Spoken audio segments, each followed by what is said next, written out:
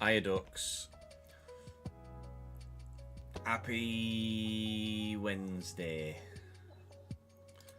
Happy Wednesday. Hiya Reese. Hiya Reese. Good. Good. Glad to hear it. Glad to hear it. Plan for the day is to finish off the bonus episode of the RTG. That is obviously going to go live tomorrow. And then we will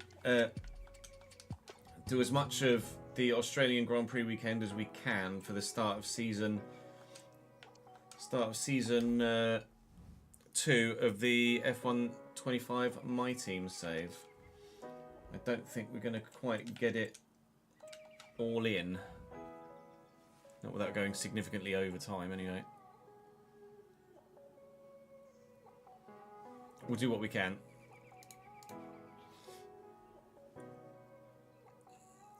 How are we, Veens? How are we, Daniel? Marcus, what's the story, my dude? Thank you for joining us on YouTube, Tyler. Appreciate it, pal.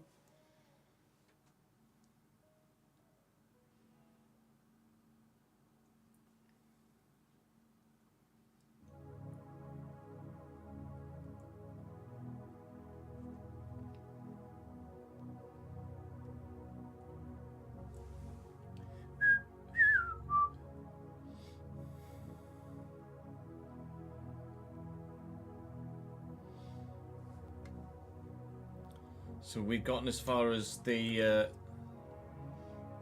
quarter-final second leg, basically. I thought it was Dibbling, second on the bloody goal scored chart. Top of the Premier League. And 2-1 down from the first leg against AC Milan. So we've got a lot to do today, so I am just going to jump straight into it if you don't mind.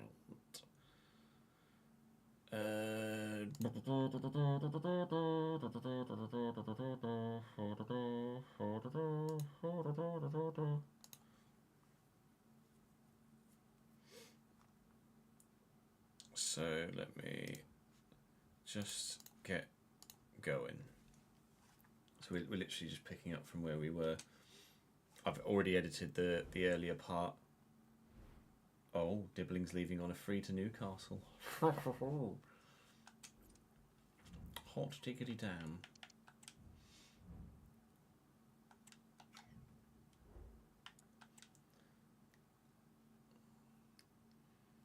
Oh, let me go spreadsheet up, actually. So we will need that a little bit later. But I think I've got some Patreon subs to gift out today as well.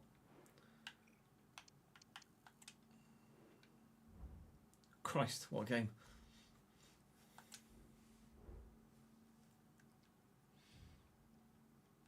What a goal.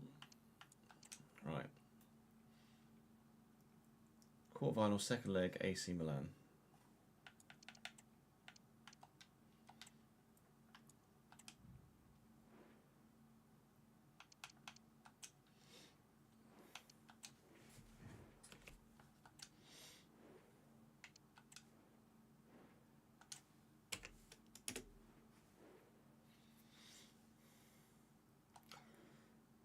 That's a shame about the lack of licensing, isn't it?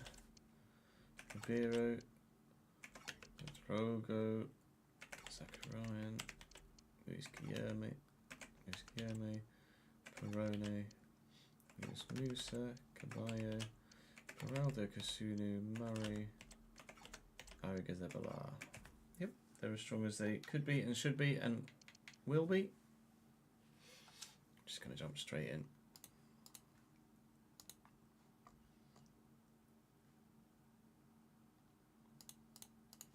Not gonna waste any time. Right.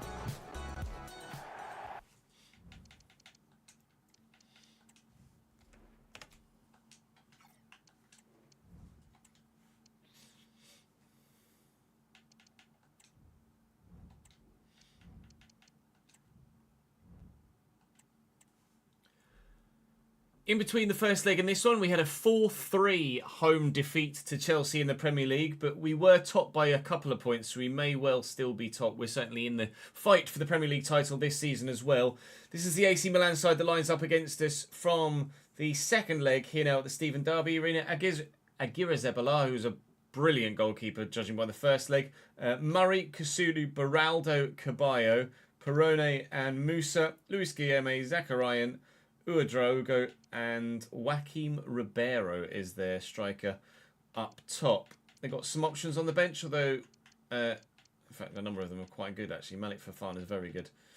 We'll wait and see. We're obviously at full strength, as you might imagine, for this one. Barcola, Sheshko, Dibbling, Neves, Engels, Chouameni, Ouattara, Murillo, Yoro, Mendes, Mamadishvili. You know, it's Dibbling and Sheshko and Neves have all grown to 89 since we started this season. So those that have the opportunity to still grow are still growing, and those that had the opportunity to decline have unfortunately done it a little bit too quick, or a little bit quicker than we anticipated they would. But thus far, Christ, it hasn't affected our season. Hopefully that will be the case come the end of May as well. Flick that away with Dibbling and chase after it. 2-1 down from the first leg, obviously. We interactive simmed the beginning of it and ended up going... That's an automatic clearance. Ended up going 2-0 down before then taking over at half-time and pulling one back. So we only have a single goal deficit to try and overturn here against AC Milan on home soil, which hopefully we will do. Eventually it gives me the man that's in front of the player, but delayed so long in actually giving me the right friggin' defender that AC Milan have gone and taken a 1-0 and then 3-1 leg lead. The changed player mechanic in this game is bafflingly poor. And by the time I got Murillo to him, there was a man free in the middle. So AC Milan score after 7 minutes. We are 1-0 and 3-1 down. And then I've just gone and given the ball away again. But thankfully, we haven't conceded again. Right, this test just got tougher, didn't it? Lovely turn by Bradley Barcola up against Murray, the Scottish regen right back. And he's not able to deal with Bradley Barcola at all. The next defender is.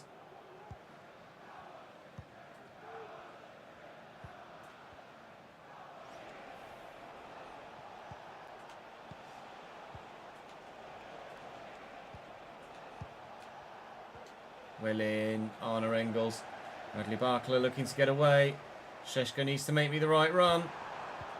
I need to play the right bloody pass. I'm rushing it a little bit now already. Musa. And Uadraogo. Luis Guilherme. Nice tackle. One back well. Sheshko found. That is a diabolical first touch though from the big man. That was embarrassing from him there. Chouameni will pick up the loose ball. Still looking to get away and does. Looking to find Dibbling. And Dibbling is found. And Dibbling is in. And Dibbling lets fly, but misses the target. Wasn't that far away. Sheshko was starting to make some sort of move in support, but it wasn't a good enough one. We need to keep creating. We've got a lot of work to do in this second leg. Fuck off.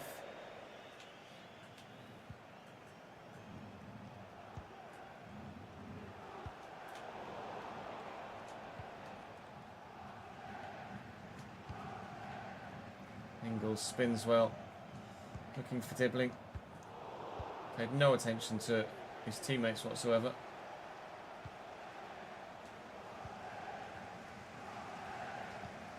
Little Dink looking for Dibbling.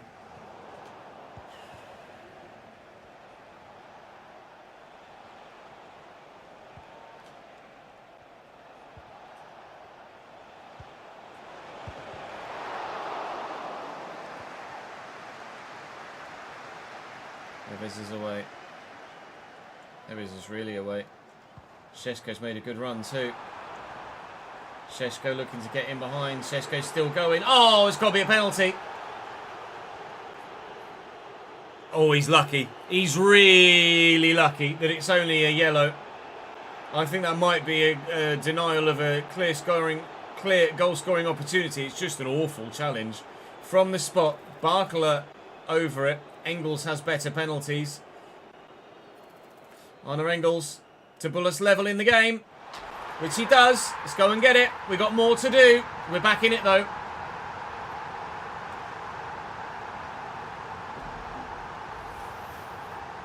There'll be a vote on what team we do next, Zane.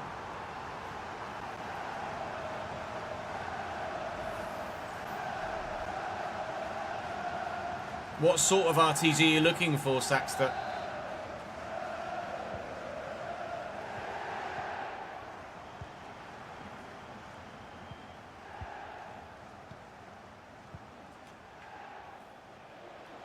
Woodrow go through the gap.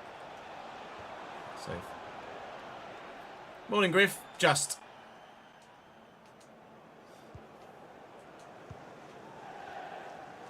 Nuno Mendes through the gap, finding Honor Engels. Suameni. That was meant for you, Bradley Barkler. Lovely turn. Second touch is too heavy. Turns away from the man well, only to then run into the next defender available to take the ball away from him. Lovely run that by the number 7. I have taken my right back all the way across the other side of the pitch here, which is probably going to be a mistake come the end of this move. João Neves in the way of that. AC Milan corner here. Trying to get ourselves through to the semi-finals of the Champions League. But we still need more goals. Lovely turn by Honor Engels. Oh, it's the same guy. He's gone. I was just about to send Šeško through. Kasunu sent. So they're down to 10 men. But he has denied me the opportunity, or has he, to score a... Oh, denied me the opportunity to score a goal to level it up on aggregate before half-time, and then the referee's done it himself. What in the world? What in the world? All right, fine. 1-1 on the night. On aggregate, we still trail by 1, but there's 45 minutes to score. No, Zane.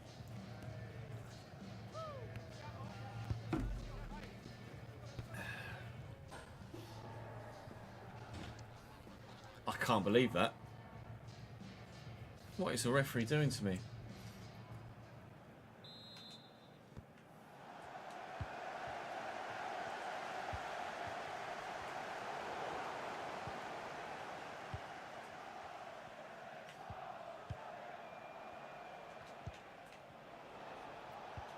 Ryan over the top. We'll get there. And then Lenny.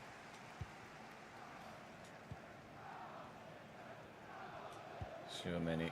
João Neves out of his feet well. Drogo trying to chase. We got nowhere near. João Neves will play in. And he'll look to get away from everyone around him. Which he's done very well. If Šeško meant me a run, that'd be lovely. Šeško's in. Benjamin Šeško! They are down a defender. And we're level on aggregate now. They're down a goal in the game. Šeško's been average in the game, minimal play time that I've used him for. But give him a good opportunity and he will take it.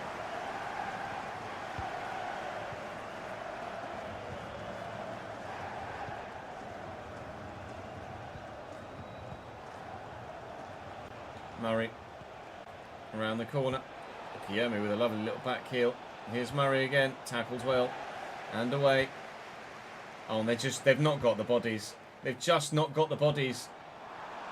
AC Milan have ruined themselves off by not adjusting for the red card. That is 3-1 on the night and 4-3 on aggregate. We're storming now on to the semi-finals of the competition.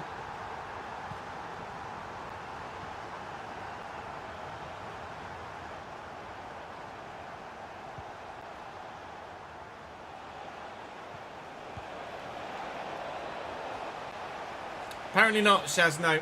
Happens time and time and time again. They just don't react to a red card.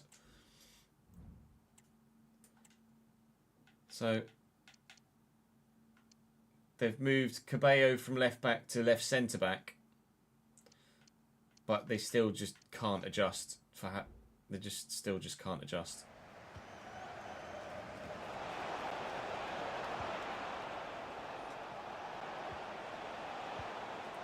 They just commit too many bodies and leave themselves super short in defence.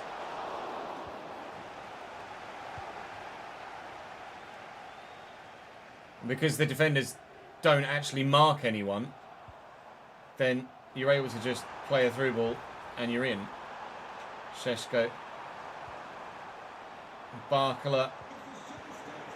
Afternoon, Mike. How are we, lad?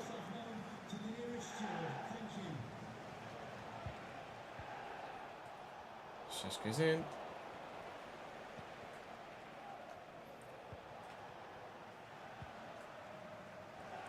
Guilherme. And a Drogo. And a good block. Schwanever's in the way again. It's going to be a free kick for them, I think. It's got opportunity. Zakarian. Or Guilherme. It's going to be Zakarian. It's into the wall. Zakarian again! They scored it! They've taken the chance. It's 4-4 on aggregate with 19 minutes to go. It isn't over.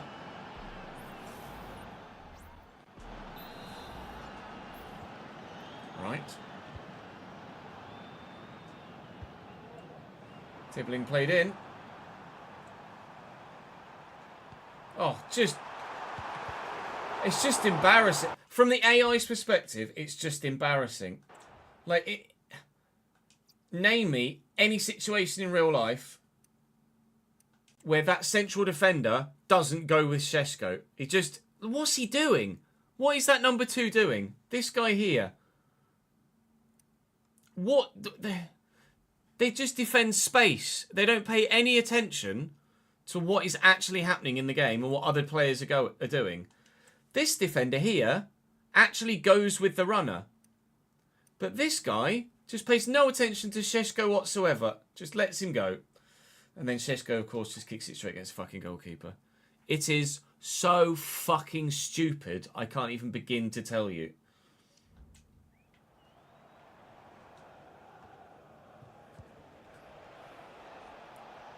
Zakarian. Against Lenny Yoro. And then he does just enough. I need to make some changes here. Yoro is knackered.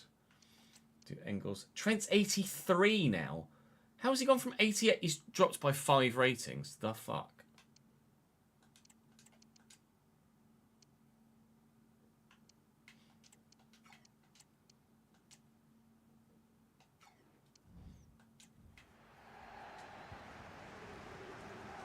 Engels. Tibbling. And Šeško. Again. Defenders absolutely nowhere. And we lead 4-2. I mean, it's just game breaking. Like, why when they get a defender sent off, do they then have no idea how to form a defensive line whatsoever? I mean, I don't mind too much because obviously I'm going to go through as a result, but I'd rather do it in a realistic manner than just have defenders pay no attention to anything that anyone in an opponent's shirt is doing. Again, they've just not tracked the run at all. Just watched him run off. There's a 5th. That's us definitely through now. 6-4 in aggregate, 5-2 on the night. AC Milan, and the gameplay in this game, absolutely stupid. Thank you. Giving it straight back to me again. Again, the number 2 doesn't track the runner. Kılıçsoy straight off the bench. And I should have played the pass.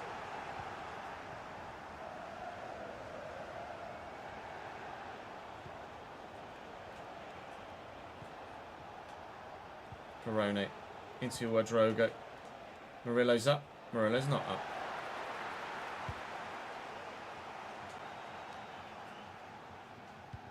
Great ball. Defenders out of position. Just not track the run again. Just watched him. He just stand and what? I'm actually annoyed that I'm winning by the margin that I am.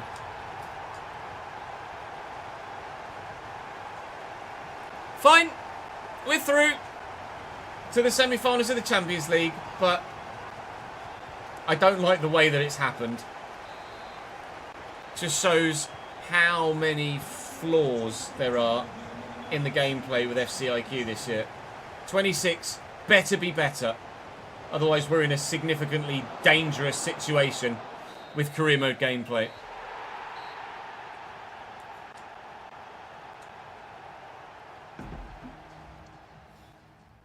This is on fucking Ultimate with sliders to make it harder, and they're just retarded. So we're through. 7-4 on aggregate over AC Milan. Arsenal are through over Leipzig. Salzburg continue on, even stronger still, by knocking Juventus out. Barcelona are through against Sevilla. So we shall wait and see who we get in the next round. But for the time being, we'll keep simming through the calendar. We have dropped off top spot in the Premier League with the defeat to Chelsea. And actually, Liverpool have got a game in hand as well. So we might not be defending our title here. But the main aim right now... Oh, and we've got Salzburg. We've got Salzburg. The main aim is to win the Champions League. We might just do that. As we say thank you to Rob for the 41st month subscribed on the Twitch channel in a row. No, Zane. Stop.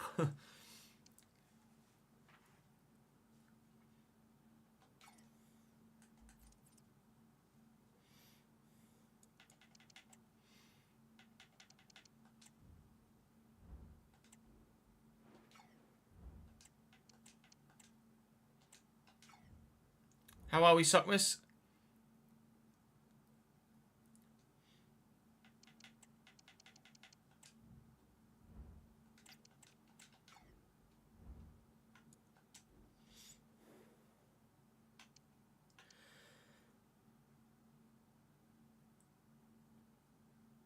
Away from home against Salzburg, leg number 1 in the Champions League semi-finals. Guzman, Zogby, Chiarodio, the guy that used to be at Ipswich in this save, Blockzeal and Ridvan at left back, Najevic, Sayers, Simon and Baidu were 1-0 up after 3 minutes 8 seconds through Benjamin Sesko. Baidu, Nene and Vidovic is the rest of Salzburg's lineup. We should wipe the floor with this team. But they're it's 1-1 after 7 minutes. Yikes.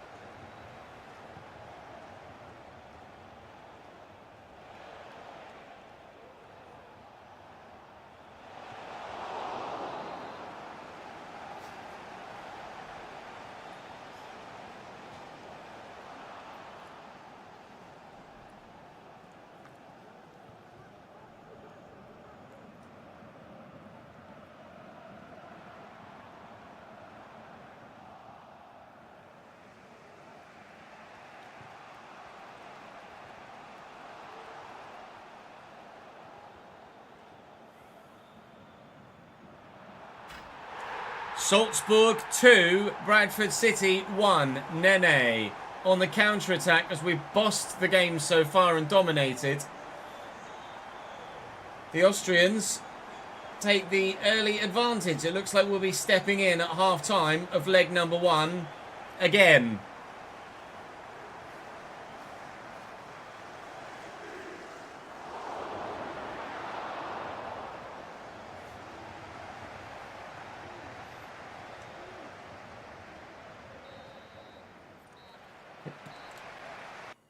We're doing.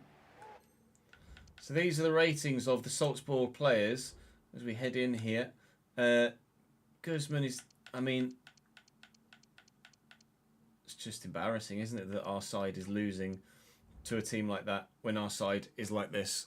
Just doesn't help at all when your players just don't fulfill their potential. So we will try and turn this around. That's a challenge and a half, which the referee has decided he doesn't like. I thought it was actually a strong challenge that was fair. He did win the ball, but he might have caught the man first. Bradley Barkla made a good run there, but I can't find him with the pass. It's fine. We've got plenty of time to try and turn this back in our favour. Let's go and do it. That's what we need, isn't it, Rob? We need separate gameplay for Career Mode and for Ultimate Team.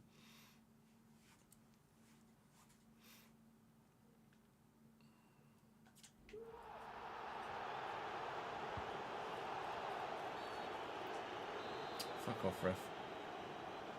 I'm going to take this short, aren't they? Yep. Oh. It's a dodgy touch. They've given it away. And dribbling should have been in. Use the left back. Good. Barkla make the run. Into the space.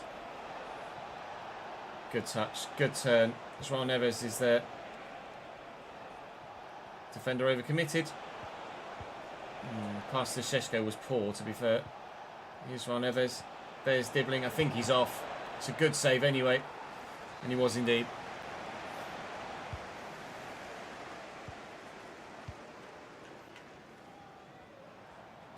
Well in, Shuameni.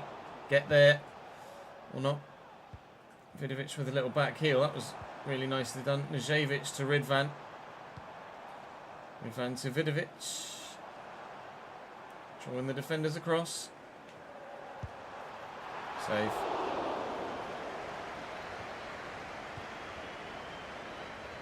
Ouattara. Barkla making the run inside, and what a ball that is. Bradley Barkla in behind, and Bradley Barkla brings us back level on the night. Still got a second leg to come. Still got 27 minutes of this game to play. We could put ourselves in a very strong position come the end of this tie if we can grab another goal or two in this second half.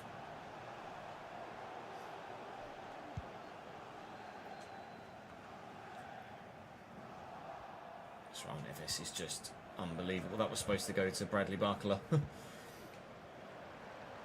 Baidu. Great ball. It's good football, but it's missed the target from Vidovic.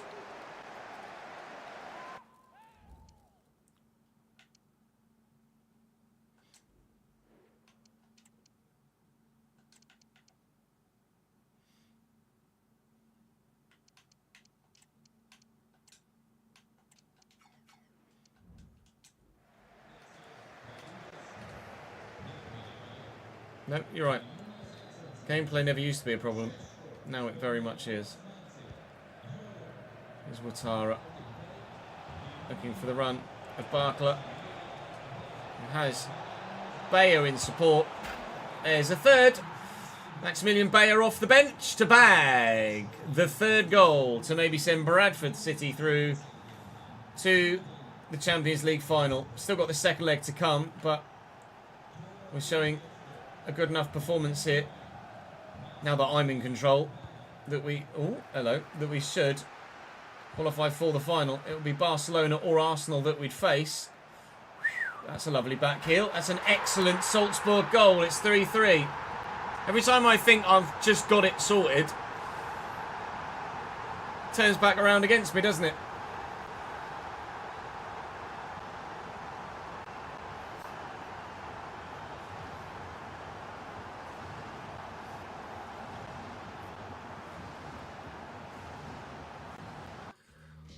That is quite the question. Thank you for the follow. Answer the question, big boy. I shall answer the question. Would you rather be hunted once every 6 months for 24 hours by a beetle the size of a horse, and you must always be moving, or have to fight a wasp the size of a capybara anytime you say the name of any bug or insect?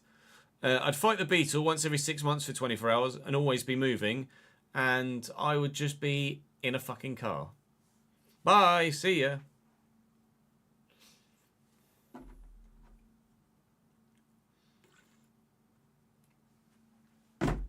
I just get on a plane and go to Australia. It's a 24-hour flight. Bye. I just go and visit my cousin in Australia. Get on a plane and job done. Why Australia? Because it's 24 hours away. So I could just waste the entire 24 hours being on the plane. Technically, I am moving.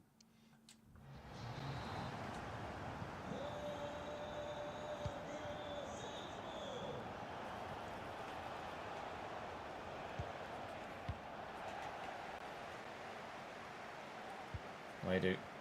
And Simon. Zogba. Intercepted well. Barkler into Joao Neves. Oh my god, he's been murdered.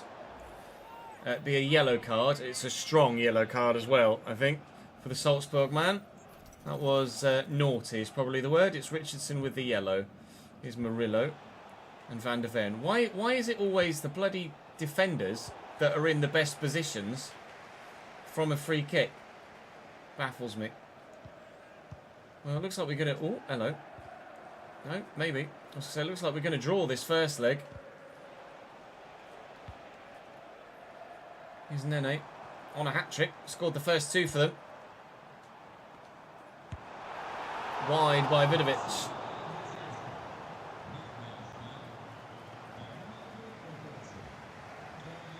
Hey, Connor.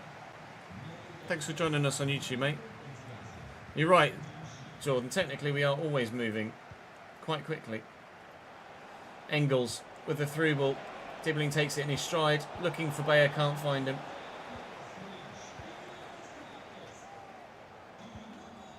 Nice tackle. Joao Neves in front of Arne Engels. Engels says Dibbling.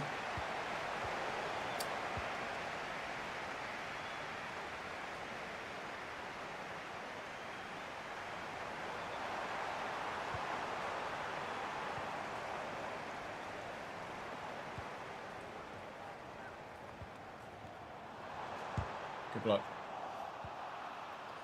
Neves.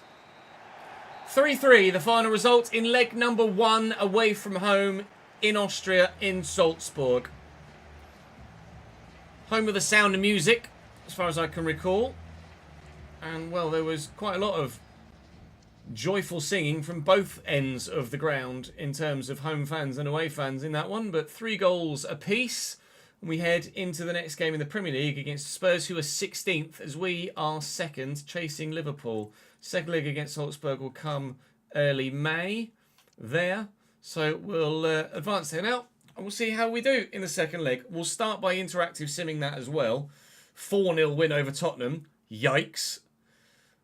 Tottenham get battered everywhere they go, even if they're at home and they haven't gone anywhere. Bradford City versus Salzburg. Second leg of the Champions League semi-final on the way.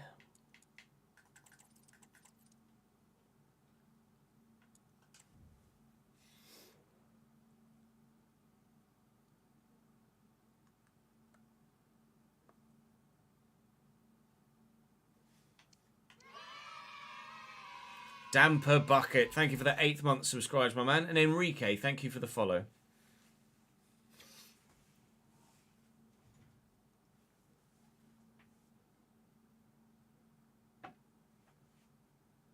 Was it 4-0 or 1-1? It said 4-0, didn't it, on the thing?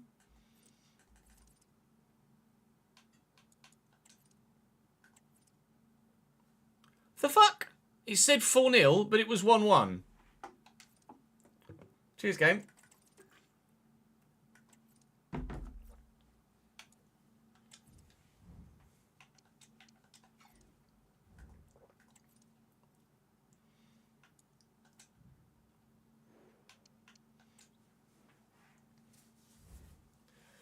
Here we go against Salzburg again, then. I believe that is exactly the same lineup from leg number 1. Now back at home, you'd like a stronger showing. But if it gets close to the hour mark and we're not in a winning position, then I will jump in again just to try and make sure. I'm going to jump in now.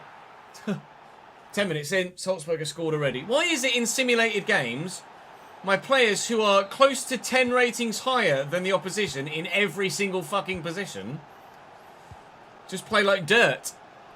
Simulated games just don't work the way that they're supposed to, do they? Anyway, let's go and get ourselves through to a Champions League final, shall we? Sheshko around the corner. No. Yes. Fuck off, is that a foul?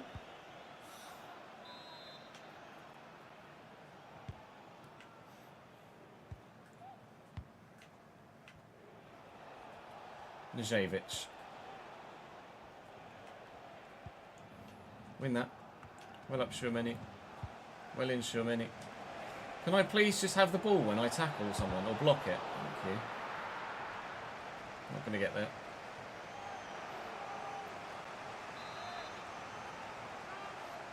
Don't, Marcus. Baidu. Zogby says. Oh my god. Oh my god. Jesus Christ. Off the post. And then I tried to run with the man that it rebounded to, and he just stood there. Excellent. Bloody Nora. Very nearly 2-0 Salzburg. Very nearly 5-3 Salzburg. Bradley Barclay's in here, though. And Šeško. Defender does enough.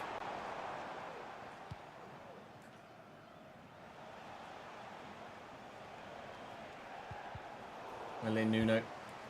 Great ball, Nuno. Look at the space for Barclay on the far side. It's where the ball was supposed to go. It's where the ball didn't go. Thank you for the interception. Dribbling away. Schumanni. Looking for Barclay. Oh, I tried a little cheeky reverse ball. Didn't work.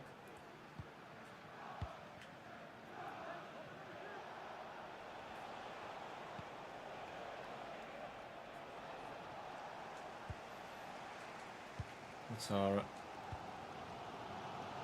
Šeško. Tinks it for Barclay. Take it in your stride, lad. Well done. Don't forget the ball, mate. Well done. Bloody Nora. Oh, bring Kilic Soy on already. Great first time pass to Nene.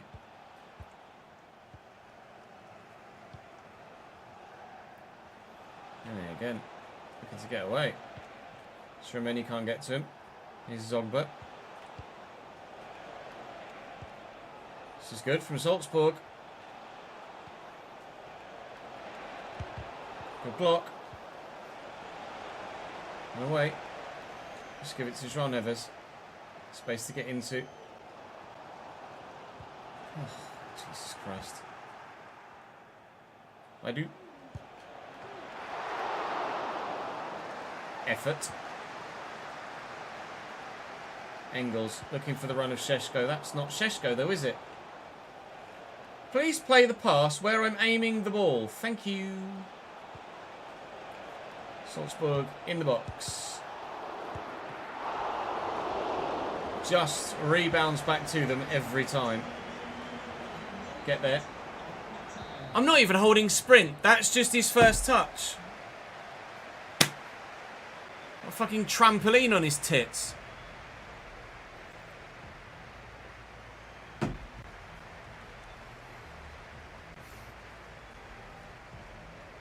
Oh, 4-0 was the first game, was it, Bearded?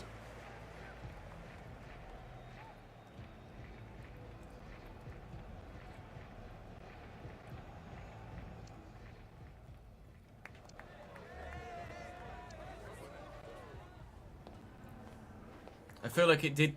In moments like that, it feels like it made Engels have the heavy touch so that they could blow for half-time. Don't know whether you've ever noticed that, but on the odd occasion,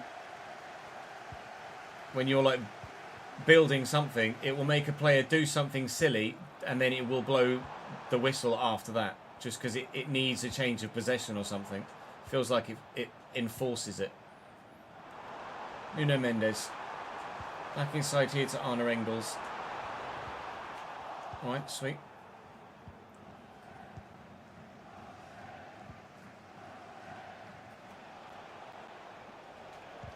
Engels intercepts that brilliantly. And then apparently the man that was stumbling also put in a fantastically well-timed tackle at the same time.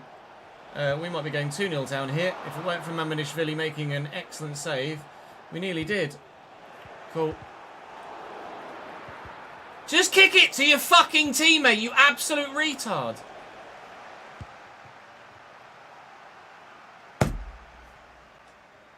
Fucking Mongols, a lot of them.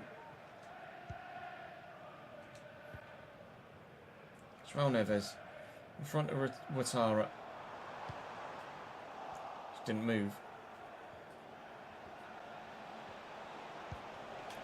Inside. Here's Nene. Philly with an important stop. Salzburg are holding their own here. They knocked out Juventus. They're only half an hour away from knocking out Bradford City too, the Premier League champions. Just please kick it to your teammate. For about 20 in-game minutes, it feels like every pass I've played has gone to an opponent player when it's so easy for my player to play the ball to the man in his own team's fucking kit. Making the game more difficult by making the players make silly mistakes is not a legitimate way of enforcing a more difficult gameplay model. Don't just make my players shit to try and artificially inflate the difficulty. It's fucking bullshit. 20 minutes to go, we still trail.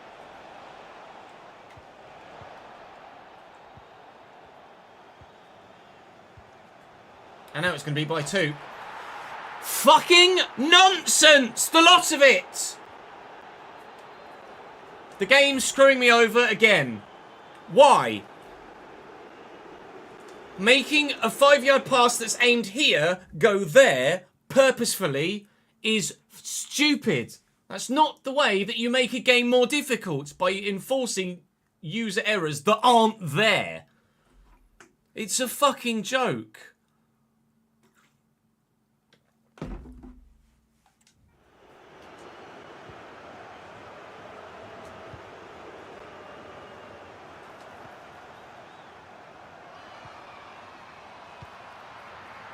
Thank you, Jamie.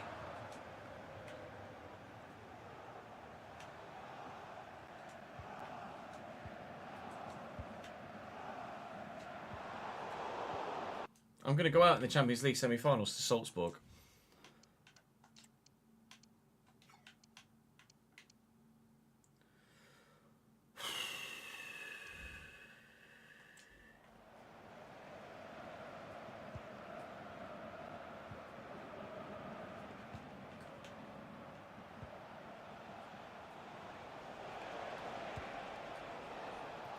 Vidovic.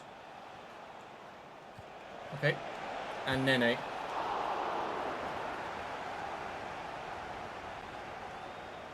Tchouameni. Out wide.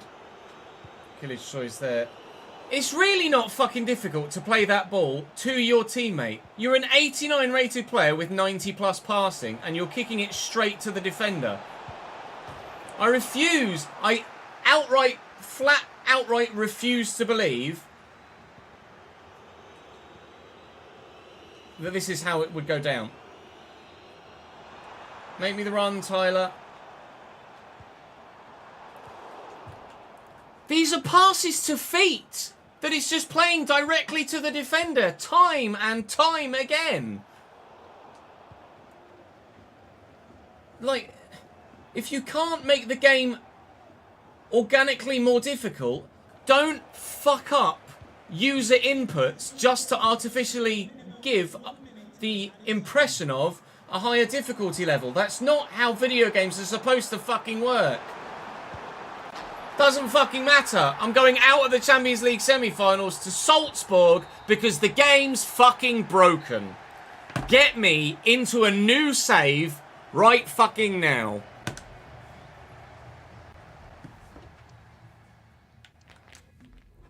That's a joke. It's a legitimate, genuine fucking joke.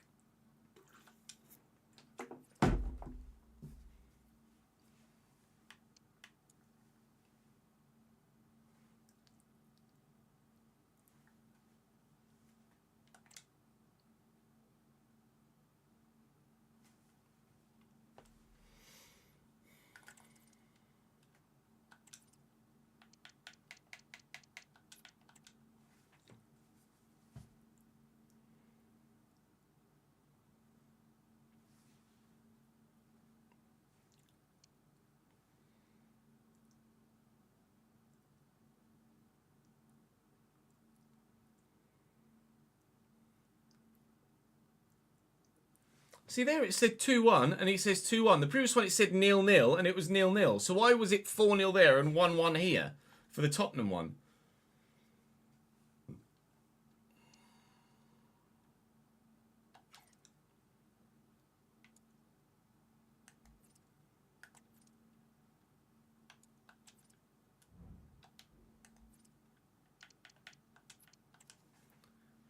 The game fucked me last season with Feyenoord, and it's fucked me again with Salzburg.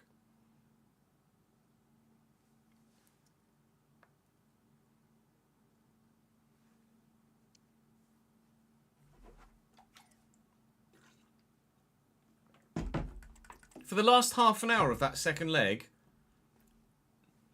half the passes I played to feet went nowhere near the man that they were aimed at, straight to an opposition player.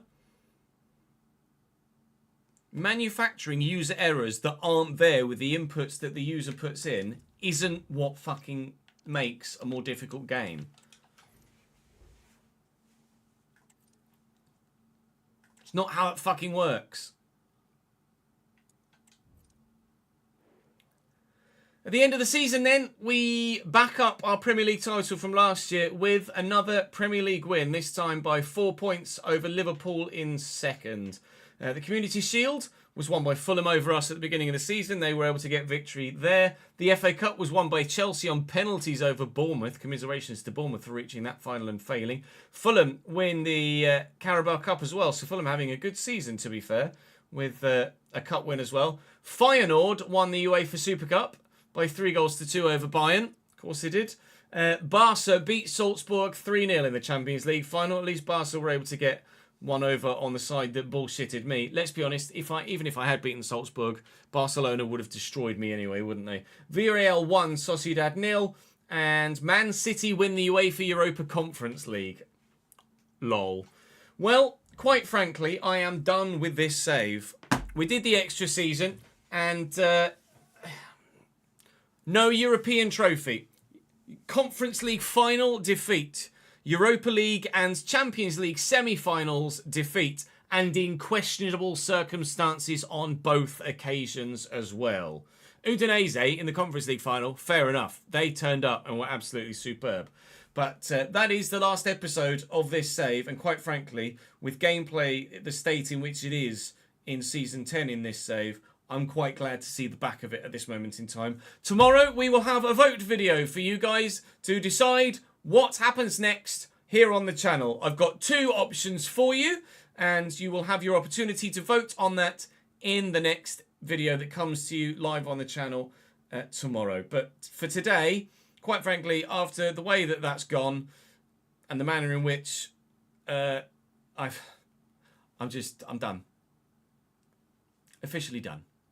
The end of the realistic RTG. Goodbye.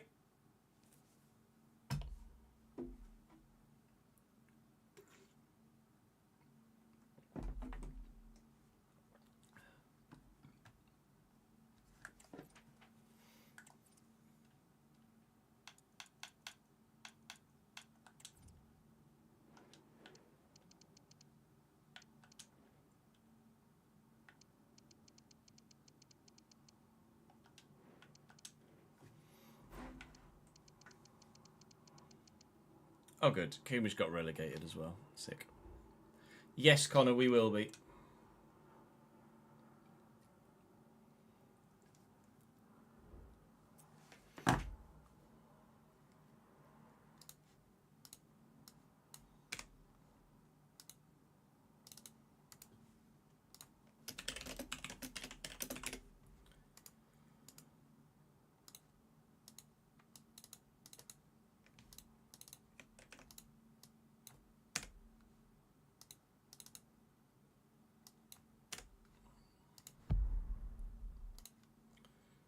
Right, I'm going to have a quick toilet break.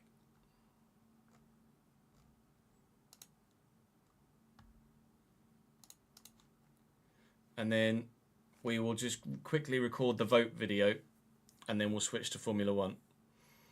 So I'll be back in a couple of minutes, chat. BRB.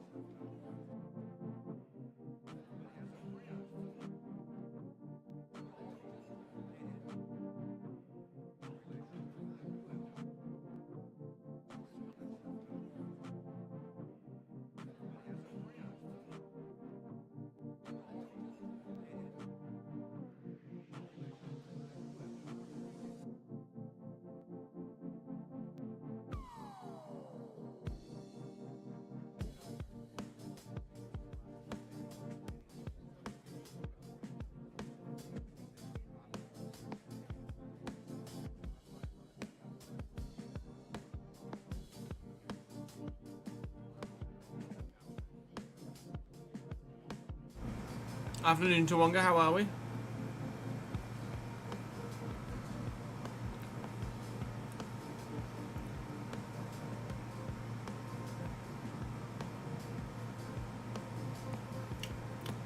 Etc. Thank you for the follow, mate.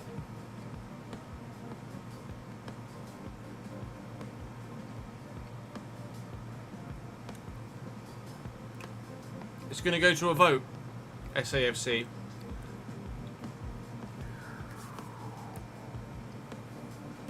But Sunderland are one of the two teams.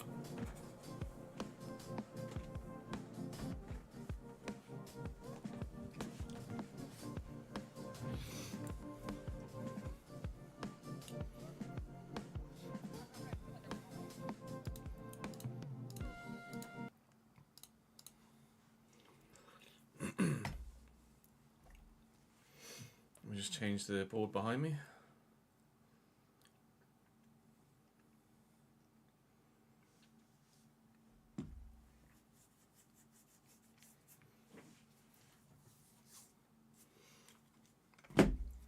F1 t-shirt on in preparation. We are no longer at Bradford City.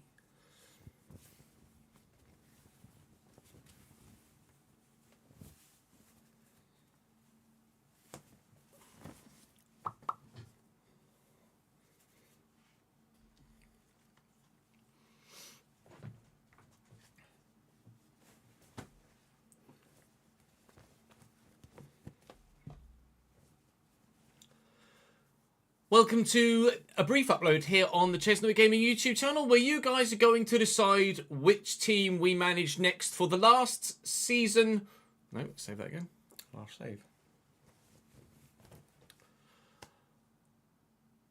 Welcome to a brief upload here on the Chestnut Gaming channel, where you guys will decide what it is that you'd like to see next. In the description down below, you'll see a straw poll where you can vote for one of two teams. Team 1. Team 2, as to which you would like to see for the final save of this FC25 season. We will be updating at the point of the start of the save all of the current confirmed transfers for the 25-26 season. We will be updating all of the transfers. We will be going through and making all of the promotions and relegations and updating the league standings for the new season as well. So when the new save comes, it will be as up to date as we could possibly be. It would almost be like using an FC26 mod for FC25, because everything to the day of being uploaded, episode 1, will be as up to date as we could possibly get it.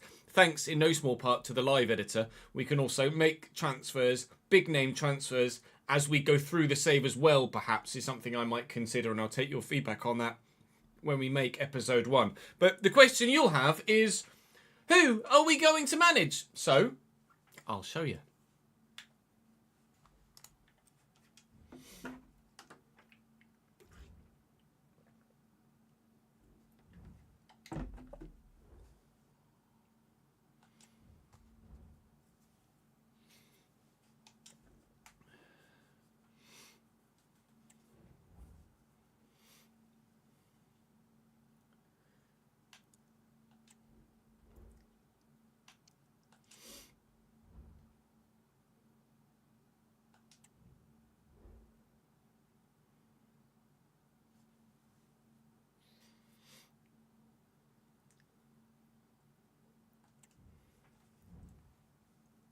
Afternoon, ads. How are we, lad? Hello, Danny.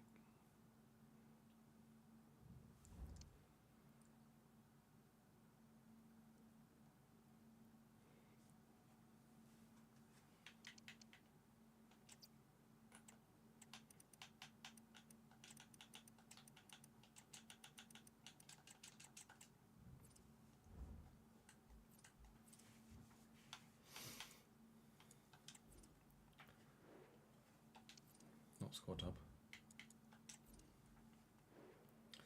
Firstly, let me say good evening. Welcome to option number 1, Aston Villa, a side that have obviously been challenging those in the top end of the table most recently. having a great Champions League campaign last season just gone, with a number of talents that have really proven themselves in the top half and further up in the Premier League, and a number of players that have potential to move on to the next level as well, whilst also blending that with those experienced players that already have the quality, like Emi Martinez and Ollie Watkins, etc. We didn't necessarily get on that well with Morgan Rogers in the realistic RTG, but it would be a chance for him to fight back at the naysayers from that previous save. Obviously, we, on this particular squad file you see here, haven't made any latest transfers, but we would be updating transfers. So, for example, Marcus Rashford will have gone back to Manchester United because it's been confirmed in real life that Aston Villa will not be triggering the £40 million buy clause for him. So we will go through and make lots of change. It will be hundreds of transfers that we make. But the first option for you will be Aston Villa. Whether we initially play with their default formation, and this is for both sides, whether we initially play with a default formation or whether we try and change things up, I haven't yet decided. But option one of two, there's only going to be two options here, will be Aston Villa, a side that I've wanted to make a save with for a while, but have never had the opportunity to. This could be the opportunity to manage Aston Villa in the Premier League. But that phrase, in the Premier League, is quite key.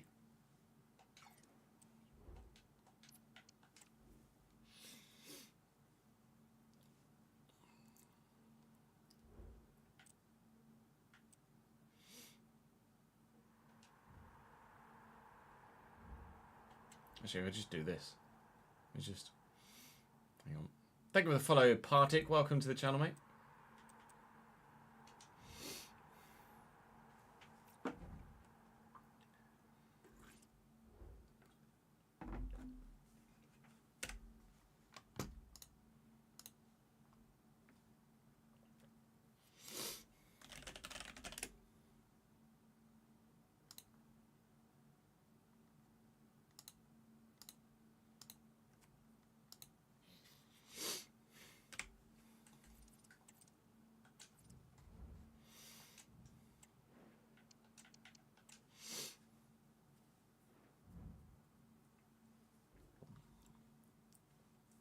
A warm welcome to you all.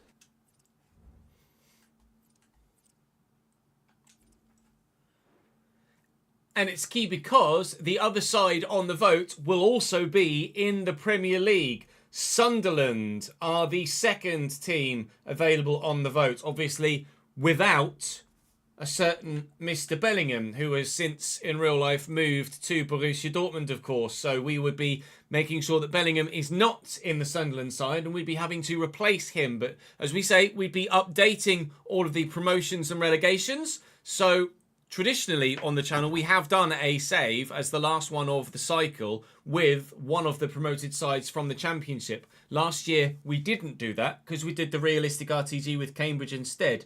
This year, potentially, unless you guys vote for Villa, we could see the return of the promoted side from the Championship to the Premier League being the final save of the FC cycle, or FIFA cycle as it were, back then.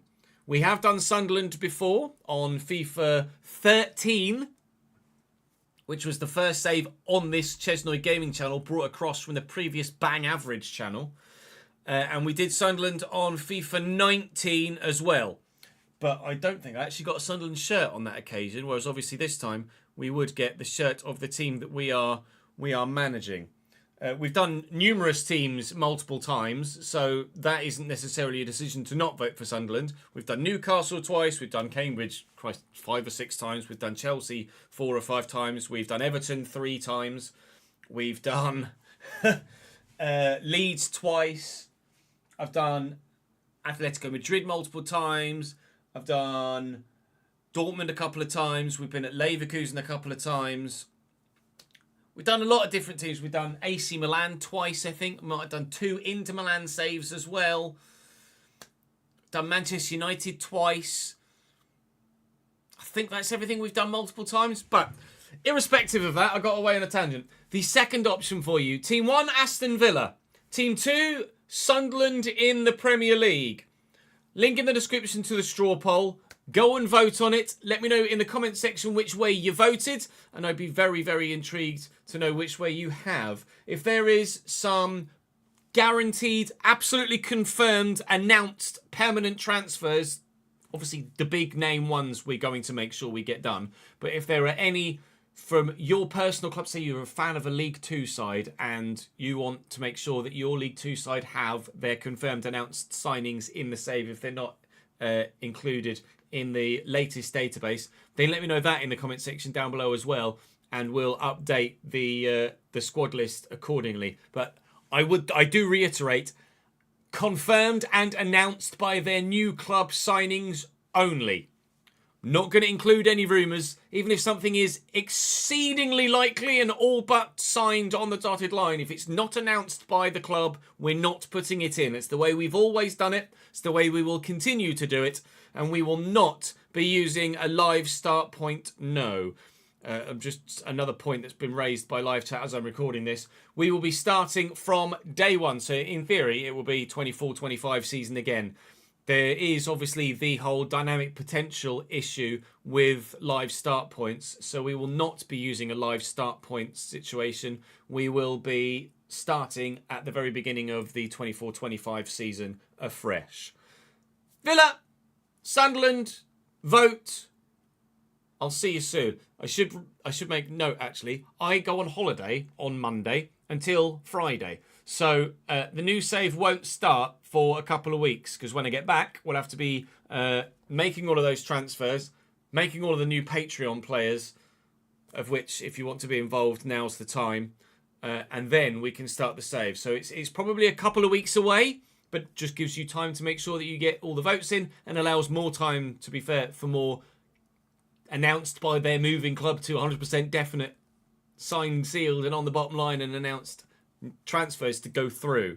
So, Villa or Sunderland? There you go.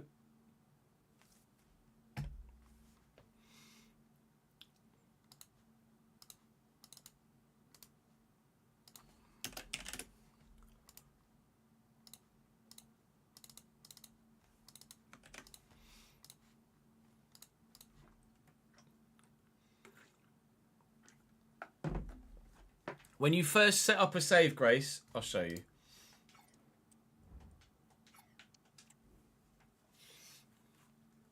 You can manually swap teams in there. Swap teams from leagues in the game. If you go fresh new season, just create the manager. Yes. Advance. Authentic club. So when you're here, picking your team, if you press Y, you see bottom left it says swap teams. So if I press Y on Cambridge, I can swap them with anyone, anywhere. So, to make it realistic in this example, Cambridge got relegated to League 2, whereas Bradford got promoted. So I would swap Cambridge with Bradford City, and Bradford City would be in League 1, and Cambridge United would be in League 2. And you go through and do that with as many sides as you want to before you then select the side that you want to manage. And that's how you change sides from division to division. We did Everton at the beginning of this season, of this cycle, Farsa. I'm not going to be doing Everton again at the beginning of the next one.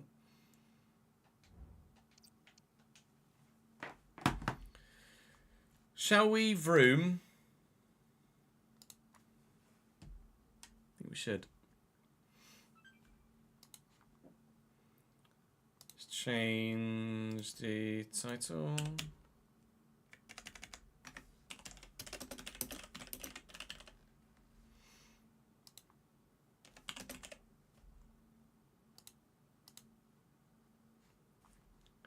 And let me edit the YouTube as well.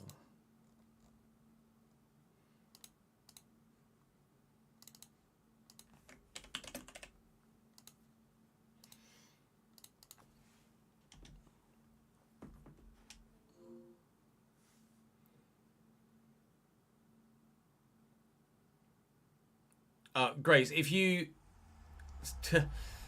got ads whilst I was doing it. You should be able to rewind on YouTube and be able to see my explanation. Apologies that you got an ad at the exact moment that I was explaining it.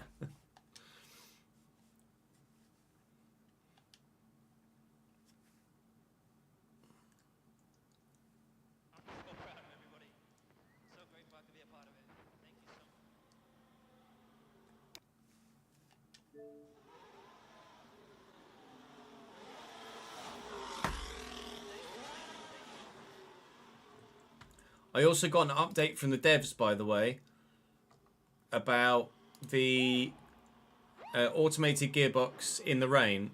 Specifically, thanks to our report, it's been improved and a change will be implemented in the next patch.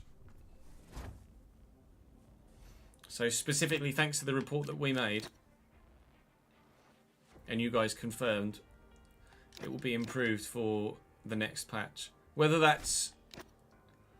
You hope it's just the same in the dry as it is in the wet, and then if you want to auto shift, or if you want to upshift, you upshift manually. But we'll wait and see what they do with it.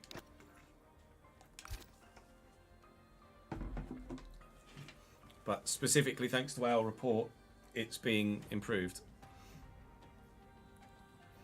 Right, let's edit this behind.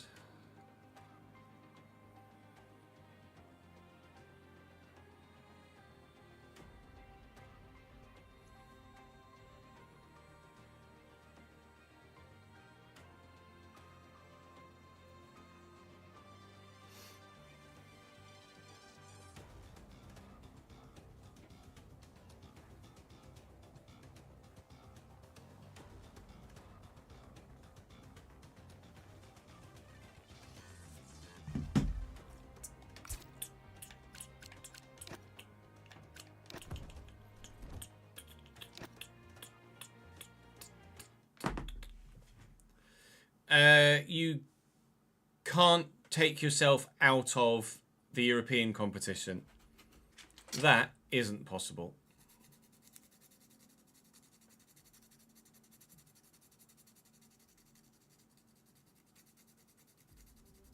Yes, Socrates, that's the plan. First thing we need to do is finish off the livery.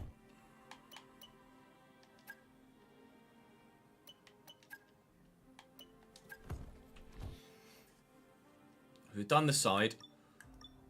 We were just figuring out what to do on the nose cone and how to go about doing it. I'm still not sure at this moment in time if it really needs anything else. I tell you what might work in there actually,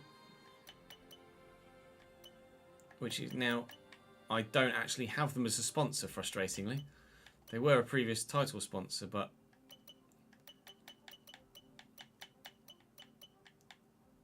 I could have put Seren in the wavy silver, wavy grey bit. You used to be able to do that, Connor. You cannot anymore, I don't believe.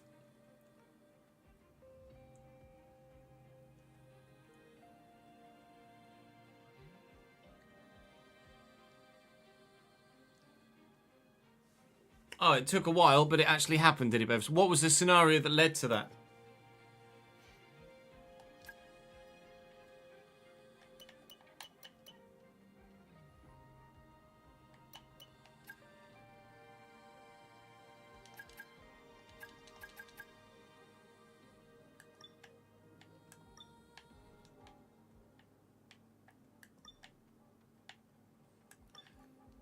You can't make some of them small enough. That's an issue as well.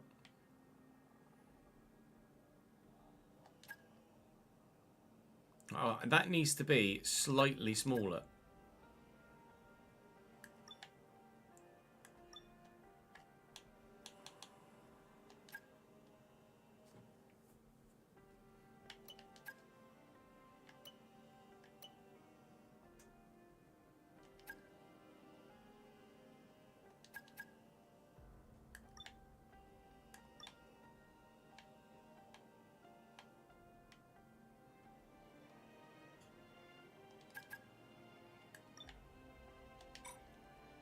You can't make them small enough. So you can't make some of them small enough.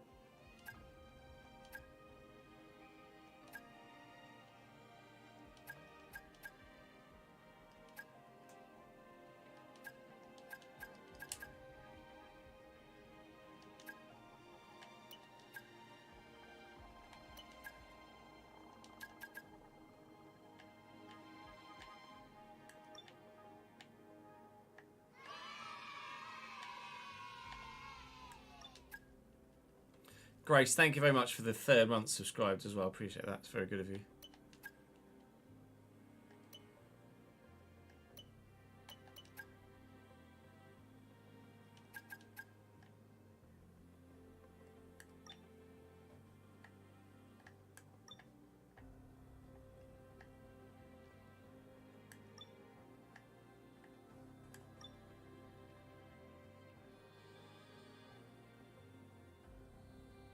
At 3 months? No.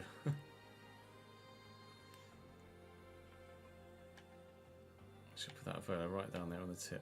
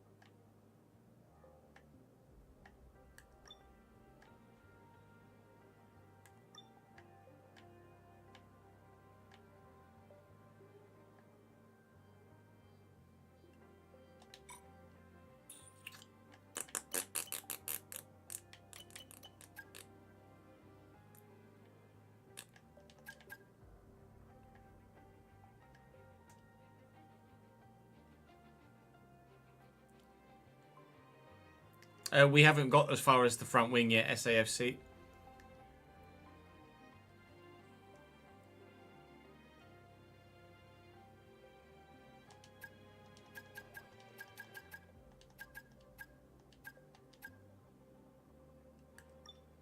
Now we're on the front wing.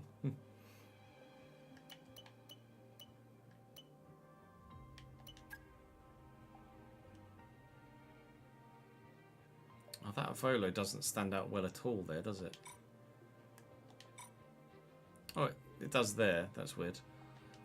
It's just greying it out for this particular bit of the thingy. Sheza has redeemed emote only mode. Okay. Fair enough. We're going into emote only mode for 5 minutes. I'm good, thank you, Buster. Hope you're well too, mate.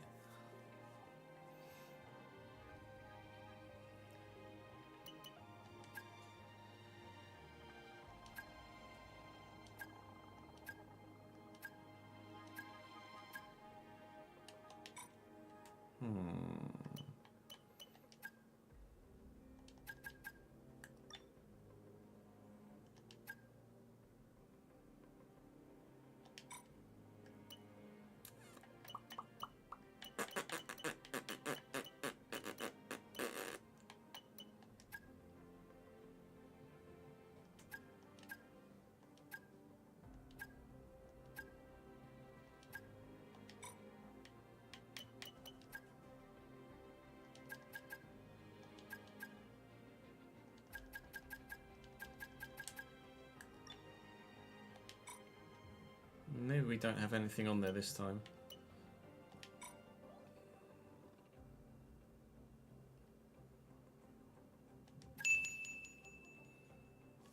Thank you for the bits, Danny. Just got P2 in Miami in your first year on player career, which should be difficulty. It's what, who are you driving as or with, Connor? What team?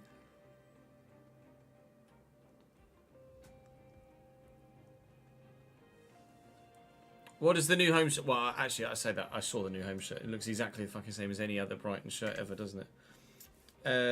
Notepad. In Australia last year, we went harder tyre set, 2 stock with 2 hards.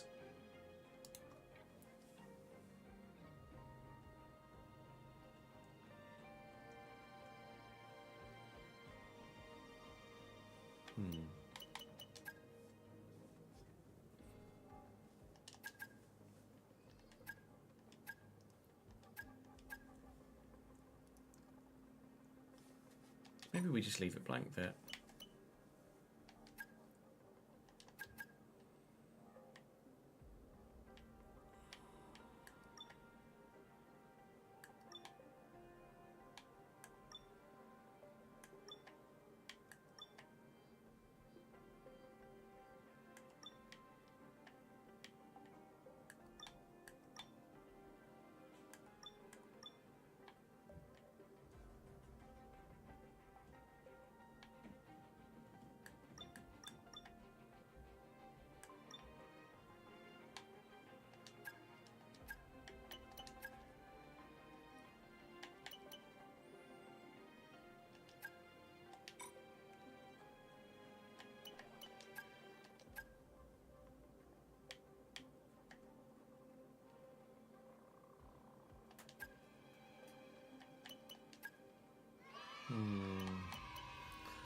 Sam, thank you very much for gifting 5 subs to the channel, mate.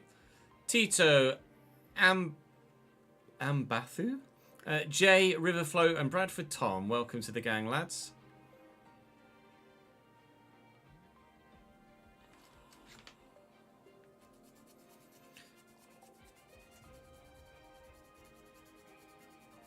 So to click on the driver who has gone, it allows you to clear that driver. I didn't have that option, I don't think. Williams, with R&D, it's about middle of the pack competitiveness wise. I mean, if it's a one-off, I'd allow a one-off, Connor. If you're doing that regularly, then yeah, probably switch.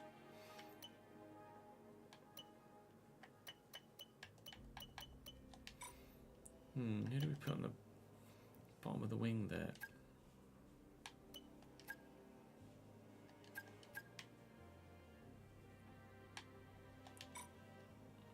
Would an A&F work there?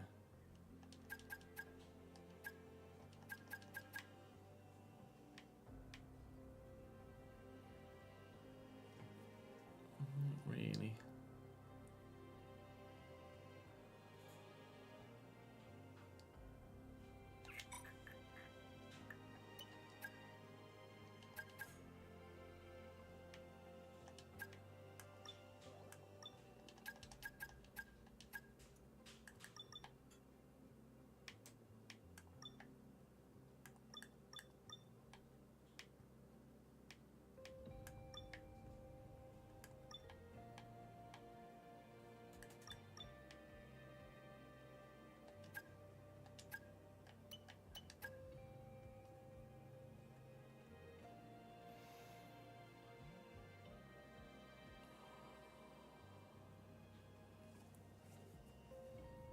You can put players into the free agent list, Daniel.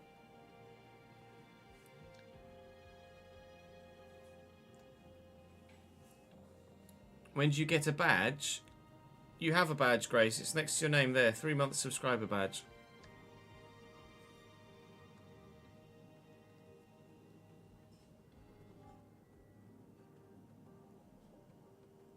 Ah, Tozzie's home.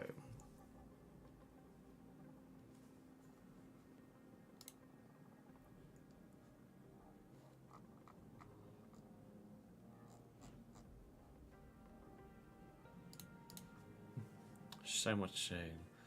I don't know whether that works or not. Because it's not...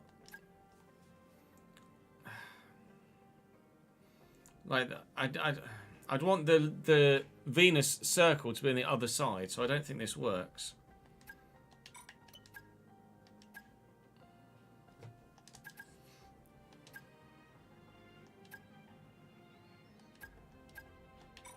So I'm actually gonna delete. I want something that's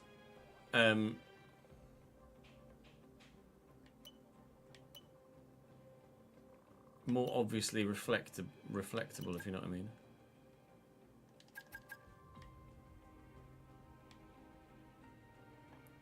See, this would look alright on one side, but not on the other again, wouldn't it, probably?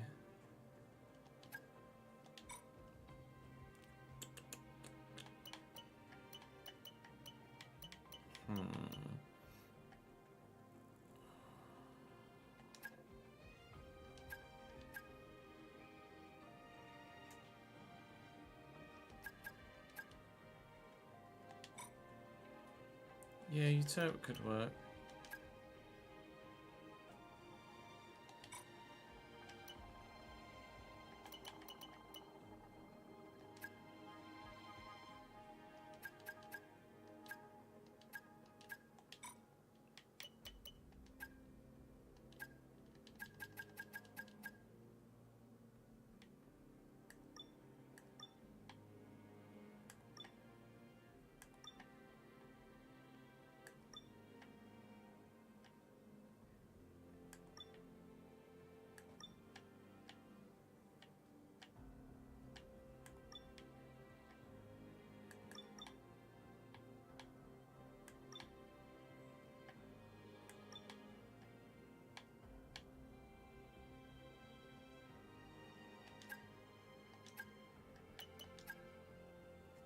How does that look? That looks okay, doesn't it?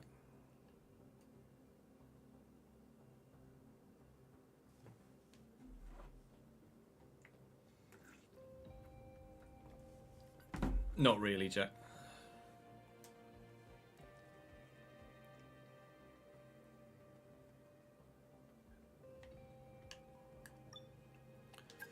On the side of the nose, we've got 2 slots for the side of the wing. Sorry.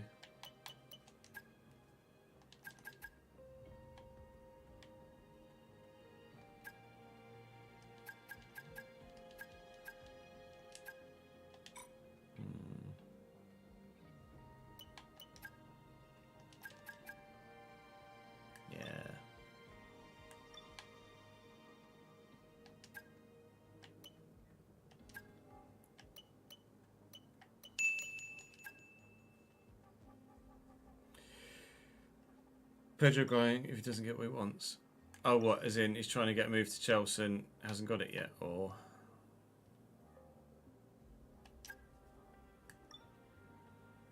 Oh, it doesn't. The ANF works that side, but it just doesn't work that side. And if I'm... So annoying how if you move it this side to try and make it work, it changes it on the other side of the car as well.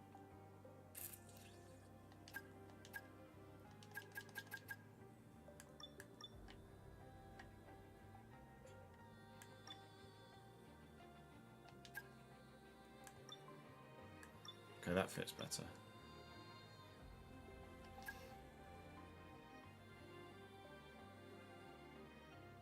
Supposedly, Jack, yeah. Oh, if he doesn't get if he doesn't get game time, I see.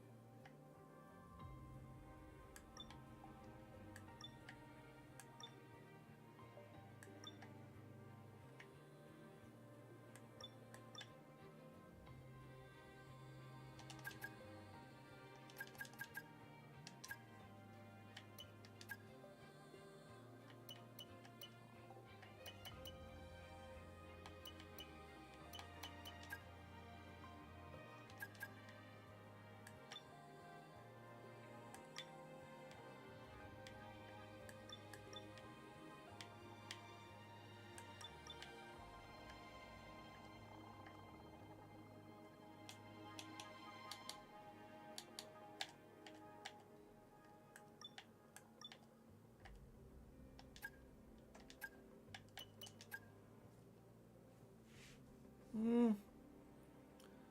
don't know if I like that or not.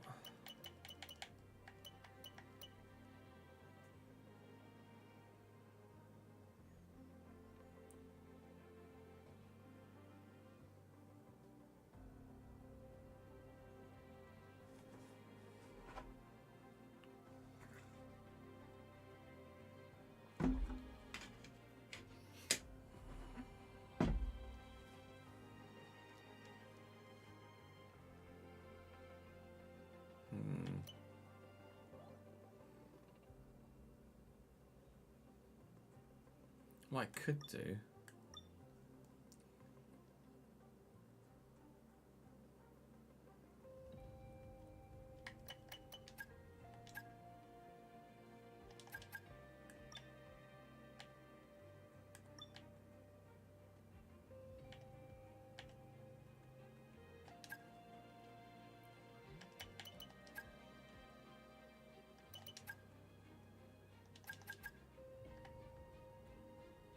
It doesn't quite work with it in black though, does it? It's annoying.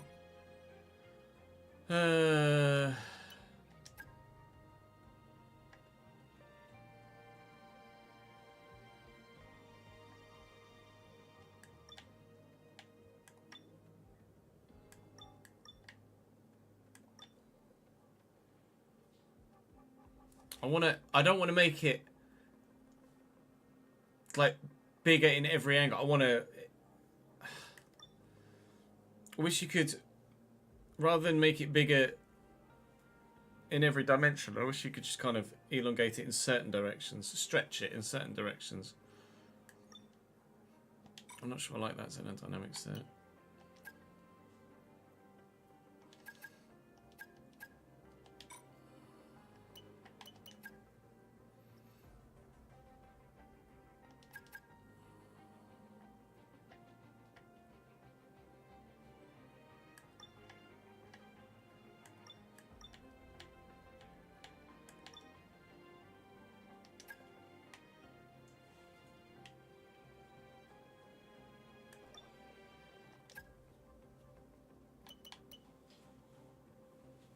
It's got to be the same, really, doesn't it?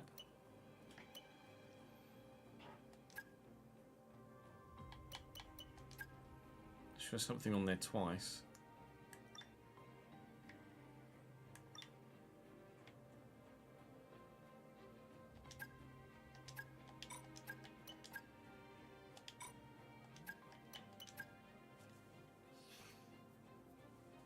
That kind of works, to be fair.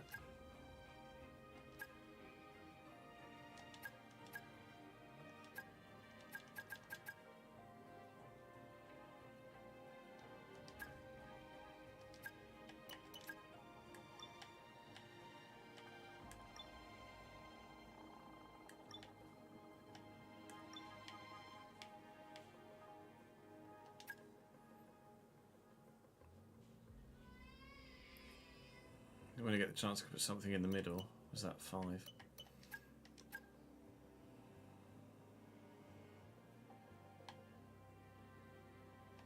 Do that for now.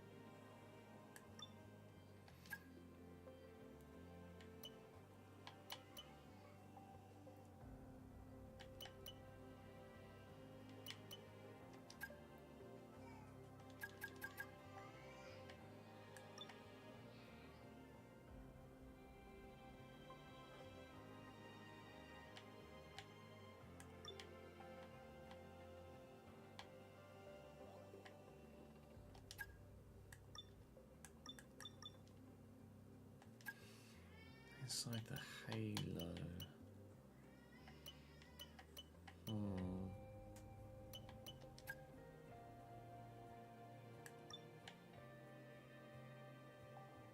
If I could make that even smaller, that would work.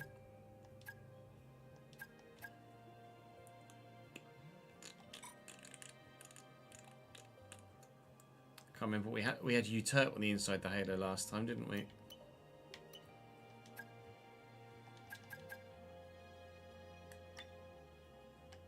Put a slingshot across it. It just doesn't quite work with it in black though, does it?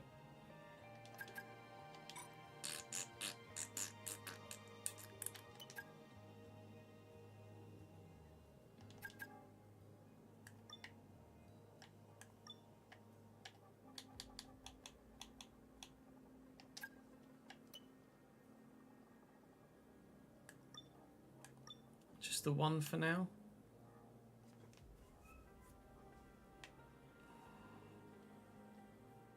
Just the one for now, I think. And then, because ultimately, in the end,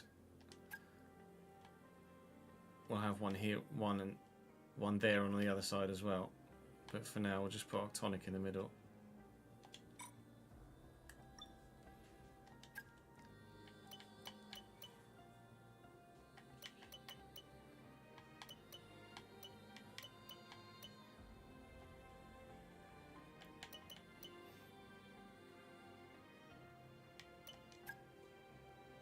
Just don't like I don't like the font style of opaque.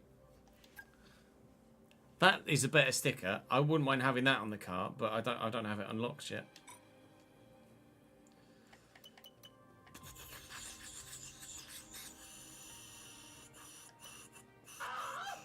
Liam, thank you very much for the raid of 16, my dude.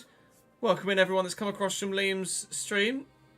You join us about to start season 2 in our F1 My Team, but we're just recreating or creating for the second time a new livery for our new season. Yeah, talks between Max and Mercedes do seem to be intensifying supposedly. Beyond Gamer, thank you for the follow, mate. What were you streaming today, Liam? Mr. Unk finished in P6. He is a winner. I'm not sure finishing in P6 and winning go hand in hand, to be honest, Reese. But thank you for the follow, mate, as well. I don't know what to put on the side of my halo.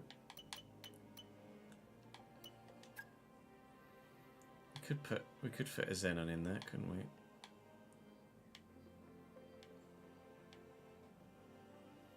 Technically put something there as well. Oh, we put a Xenon Dynamics there. I'm not going to be able to make it small enough though, am I? That's the only thing.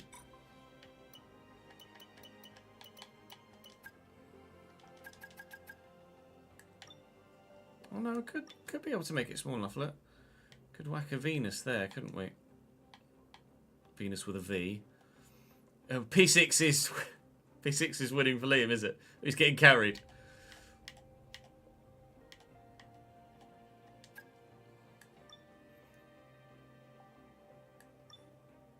Top of the halo.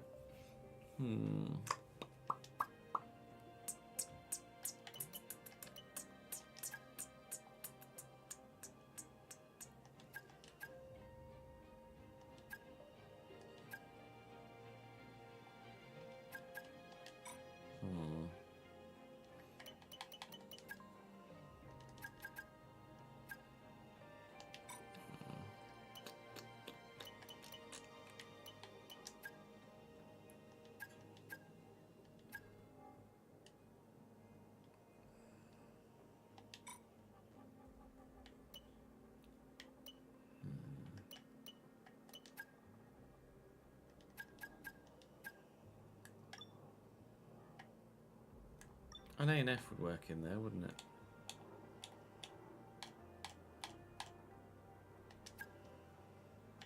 I don't know what else I'd put. I'd need another one really to put something either side of it, wouldn't I? Before we kind of had one and then like a circular one with something on the bottom. Avectus, thank you for the follow, mate. Oh, it's massively an addiction. I love that you can do it.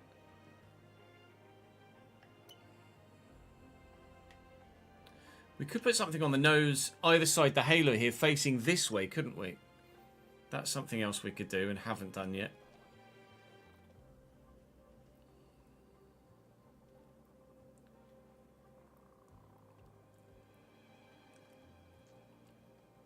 Morning, Fabio.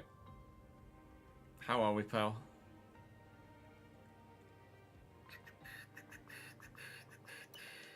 Because now I'm not going to be able to... I'd have to put two side by side, effectively. Otherwise it would look weird, I think, wouldn't it?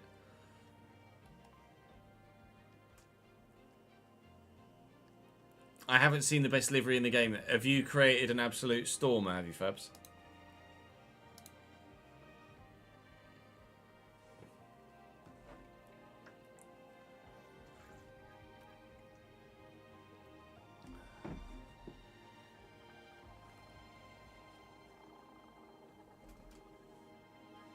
That's fair. Yeah, I could just duplicate to get more sponsorship money.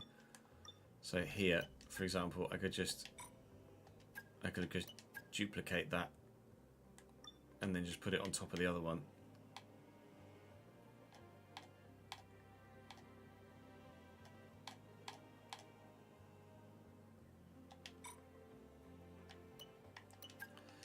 What are the 0 and then 0.003. So let me just, I could duplicate that just to get the extra money. There we go. Oh, links aren't allowed in chat, I'm afraid, Faz. Send me on Discord, pal. True, seeing Fabio in anything other than a Ferrari livery would feel weird. Yeah, I might do the same here, you know. Let's duplicate that as well. Just to get the money.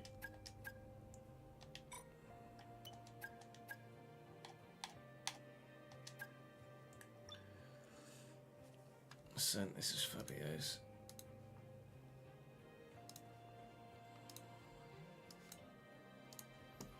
This is my new custom livery in my team. Look how excited Fabio is. My days! Just look at it! It's beautiful! It has everything. The sponsors, the color. It's like, it's not too much pink. It has a lot of carbon fiber.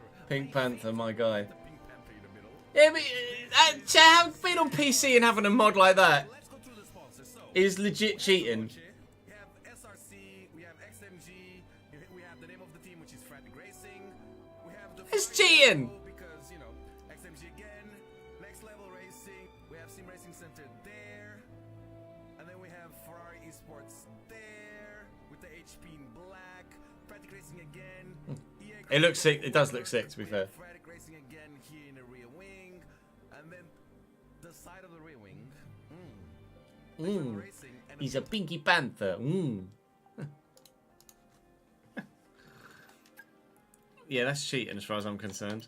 Do we put a zebra on the...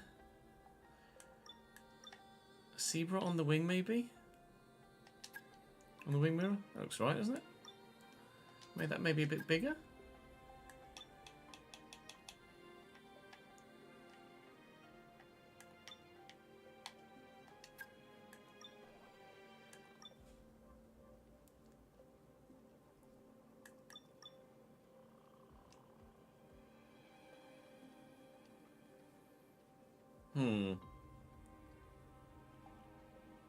I might take that monomic on the left off and use a different one. Alright, I might swap this monomic.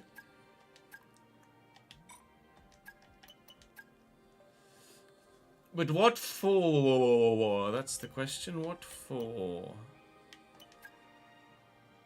Yeah, a Volo. That's a simple, easy one.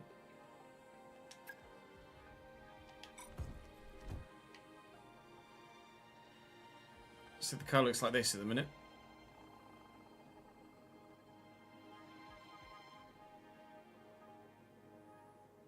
Obviously, I'm nowhere near as creative as anybody else, but I do my little bit of, I do my best. I do my little best.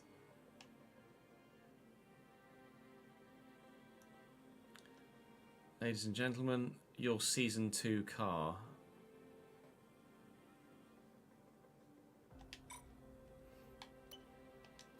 And obviously the suit to go along with it when it loads. Shiny, shiny. It's the shiny, shiny.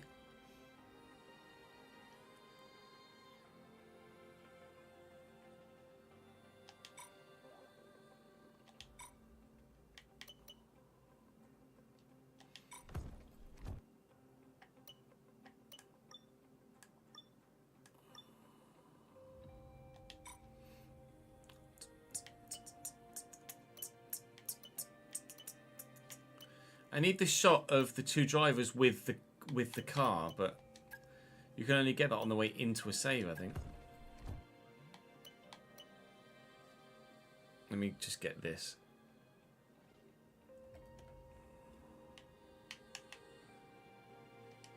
I want to be able to just maneuver this around, but I can't. That'll do.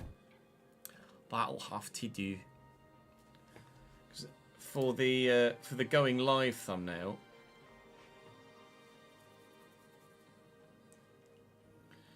currently looks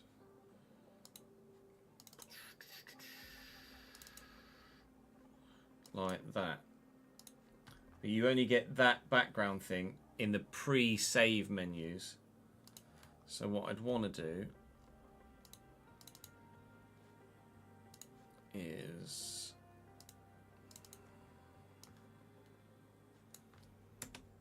somehow factor this in, but doing it whilst not having some things on the screen is actually going to be quite difficult, I think. Let's see what that looks like.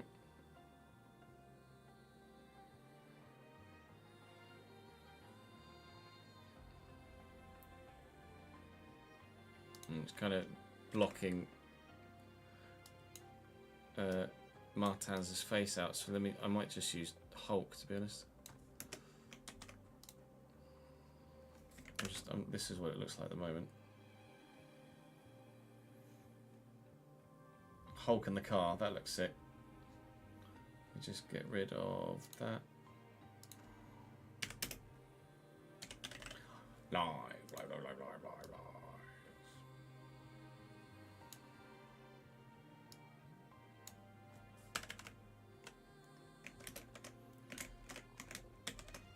There we go. That'll be the live thumbnail for this season.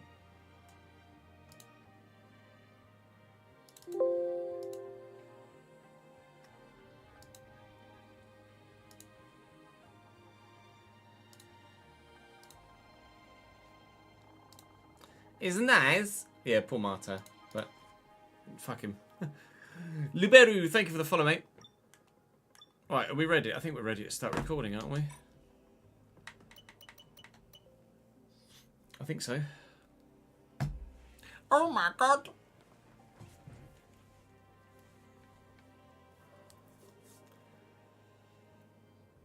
Who's ready to go round the world again? Welcome to Season 2 of the F125 My Team here on the Chesnoid Plays channel. Hopefully you very much enjoyed Season 1. We are making things more difficult this year. The team has obviously progressed, both on and off the track, and we're upping the difficulty from 102 to 104, moving forward in the short term. Of course, with it being a new season, we have new drivers, or new driver. Nico Hulkenberg has signed, and we've swapped, effectively, with Sauber, because Zane Maloney's gone the other way. We also still have Victor Marta at the team. Now, new season, new driver in new car. You guys will want to know what the new livery looks like, and I can show you it right here, right now. So, our new car looks as you see it there in the background. I'll give you a quick look of the car itself. You can see the race suits looking resplendent in their shiny gold. The decal looks like this as you see it there. I can just move around it here. So we're black and gold this season. Xenon Dynamics are our primary title sponsor. And I think this looks better than our Season 1 livery.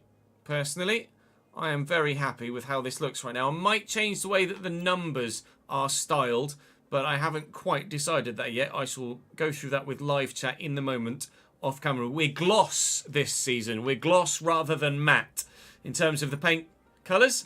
So I'm very pleased with that. We are, I'll show you in a moment, exactly where we are in the hierarchy, but you'll want to know who's where in the driver market. We have approached Carlos Sainz because Carlos Sainz is a free agent. Who else is a free agent, you ask? Well, we'll show you, shall we? You're not ready for this. It's not there, it's in results. So this season, Red Bull is still Verstappen and Tsunoda. Ferrari is Charles Leclerc and Ayrton Senna. McLaren is Oscar Piastri and Mika Hakkinen. Lando Norris is a free agent released by McLaren, would you believe it? Mercedes are still Kimi and George. Williams are Alex Albon now and Liam Lawson. Liam Lawson now at Williams. Aston Martin are still Lance Stroll and Franco Colapinto now. Franco Colapinto replaces Fernando Alonso, who's now a free agent from Aston Martin.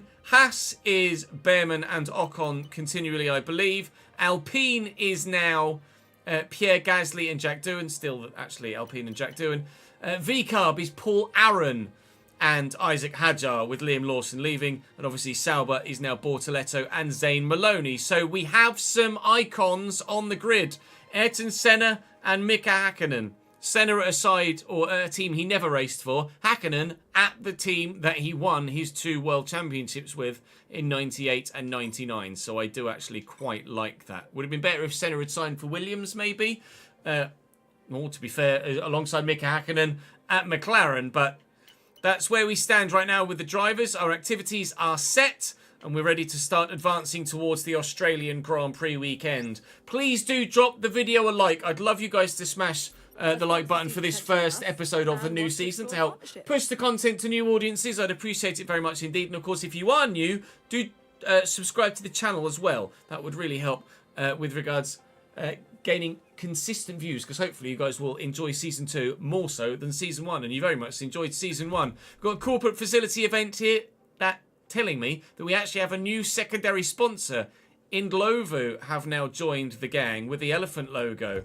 That could look pretty smart on the car in due course. Right now, we've just set our livery. I won't change it again between now and the beginning of the Australian Grand Prix, but certainly we can give it a few tweaks between the first few races.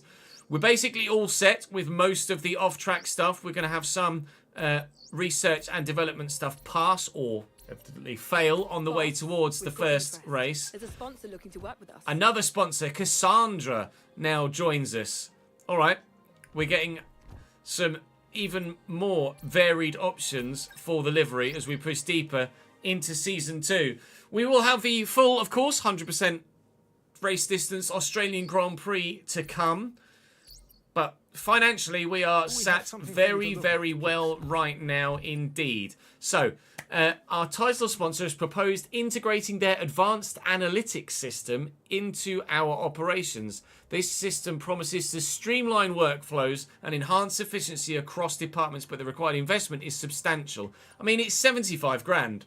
In Formula 1 terms, that is pennies.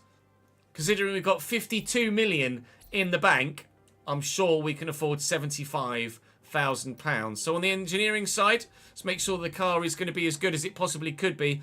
The facility improvements are passing on their way through. Is there anything on the other departments yet? No. So research-wise, weekly resource modifier active. In accordance to the new testing regulations, the amount of testing we can do is adjusted based on our championship position. So we have a 95% resource modifier because of our 6th place in the championship last year. Now, aerodynamically, we've already researched basically everything. We've already researched a significant chunk of everything everywhere at this particular moment in time. So we may well end up doing a second My Team with significantly... Oh, I don't have enough resource points. With significantly less progression. That's probably what we're going to do, I would imagine. But we would very much like to achieve things with Chesnoid Racing before we do anything else anywhere else. Developmentally, we've got a lot of things on the way. So we're going to try and make sure that that's all added to the car in time for... Well, that one's actually before Japan. That won't be done for China. And we will make sure that both cars are as competitive as can be with each other. Rather than prioritise one car, I'm going to try and make sure that I'm fairer this year. And everything that's available on one car, we will try and make sure is available on 2 cars. That's the current plan. So Hulkenberg will be the driver that I drive with for the majority of the season. But we will still give Maloney a fighting chance with the parts that are on his car. So we'll do the ERS cooling here to ensure that that's now replicated on both cars. Obviously, on the durability side, we're not really changing much at the moment. I don't mind taking grid penalties on the odd occasion that we have to. We've got supplier upgrades on the way as well, but we'll equip that to Hulk. Is there anything on Martins's car that can be switched across? There is, but believe that's already equipped on Hulkenberg's, and that's already equipped on Hulkenberg's as well. So we are now, with the changes to the regulations, not that different to how we were in Season 1. We are 7th on the list, behind Aston Martin and Williams. Ferrari have fallen off a little bit, and still Red Bull and Mercedes are the two to beat. So, as we are now at the race weekend for Australia by a couple of days, personnel liaisons has improved. That's excellent. So I'm going to go and spend some money on my departments yet further still, and then you will join me at Melbourne Park, I think, is probably how we're going to go from here. So I'm going to jump straight to the on-track action from here. So, like I say, drop the video a like if you're enjoying. Please subscribe to the channel to make sure you don't miss out on more. And I shall see you on track. I can literally just do anything. I can do everything now because I've got so much money.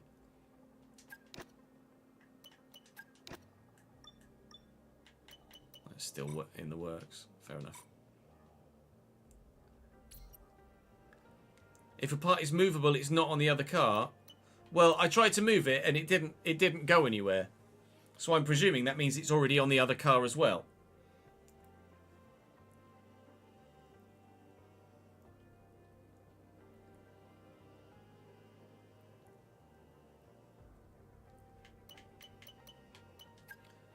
We went harder allocation for Australia last year. I'll do the same this year as well.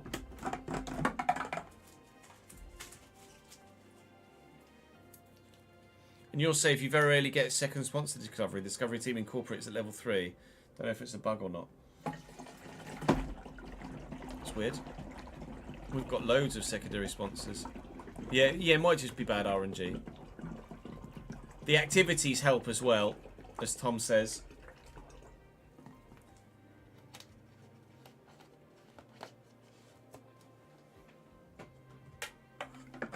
Maybe it's just random.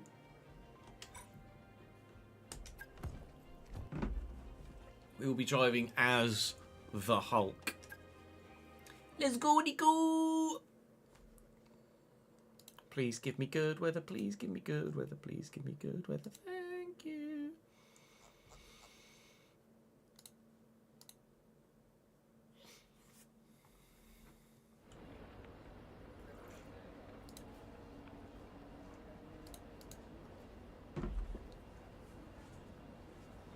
Nico, Nico, Nico, Nico. Look at the shiny gold hats to go with the very bland looking t-shirt. Oh, it's fully dry. Da, da, da, da. It's fully dry. Da, da, da, da.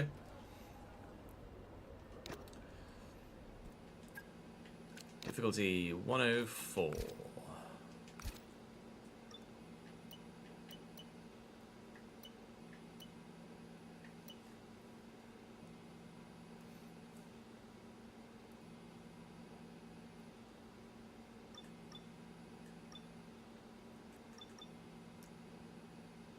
You got wet quali in a dry race.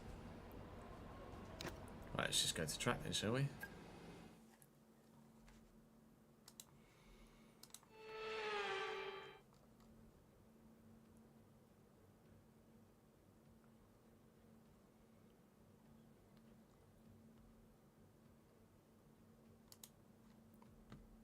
Wow, Sunderland have signed, or are close to signing, Georgi Petrovic on a 5-year deal.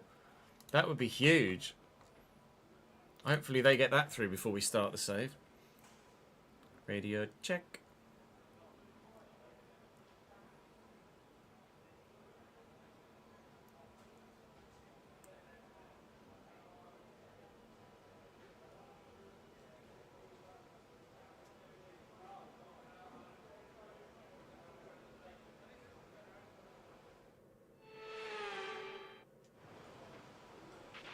Okay, radio check, radio check.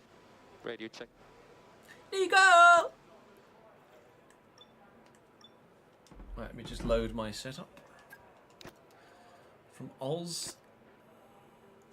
I'm just going to double check it because this one's from time trial, not from SRC. So let me just double check the setup with the SRC one.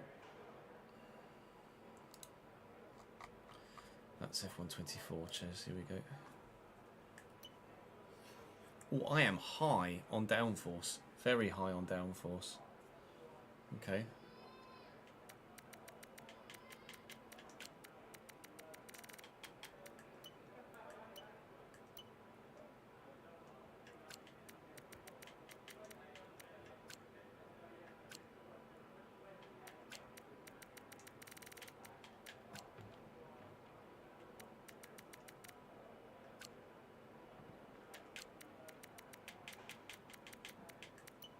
That's a significant change, actually.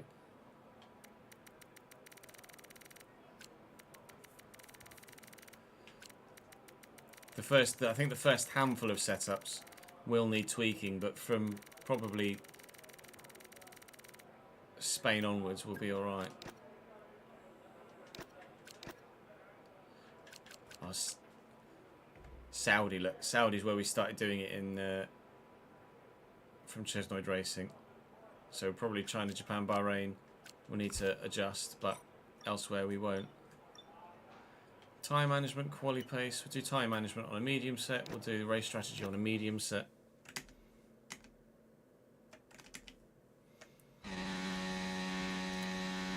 Get rid of this now, come on. Oh, of course we've got Red Bull powertrain now as well, don't we? I forgot about that.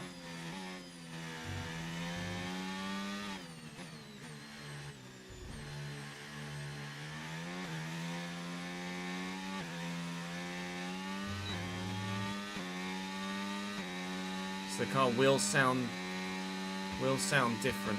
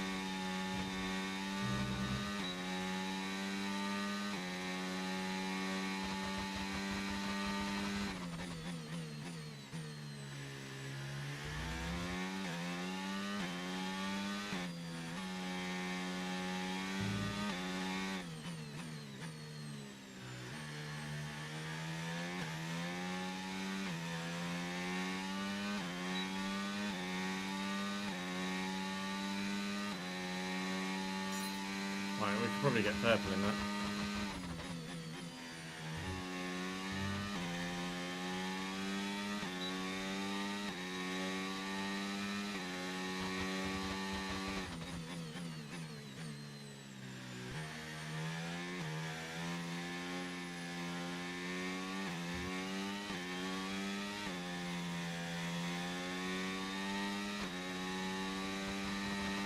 Because temperature's so important for your tyres, cool down laps are now vital after a push lap so that we don't light up the rubber too much, not to mention recharging the battery.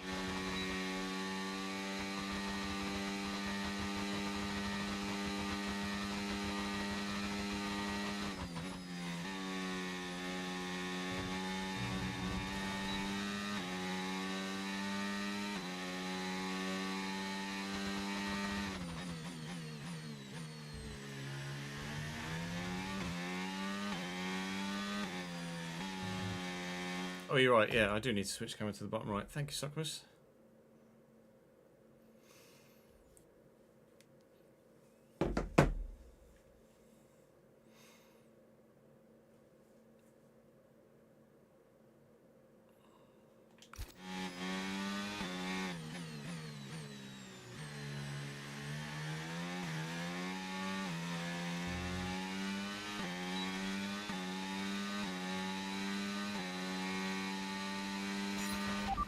Purple, yay. Okay, test complete, and that was a really good job indeed. We got a lot of valuable information out of that. Well done.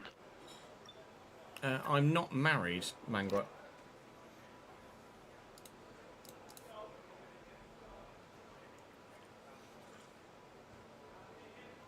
Oh, did the thing not work? It should have done. It works. Does it not work? Well, I was on this one. Does it not work on this one? Oh, that's weird. It doesn't work on this screen. That's intriguing. Good to know. Never mind.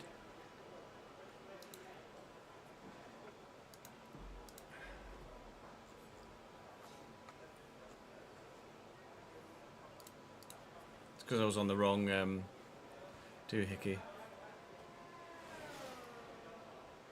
Yeah, sorry, Eds. Thank you for pointing it out to me. Sorry, I missed it.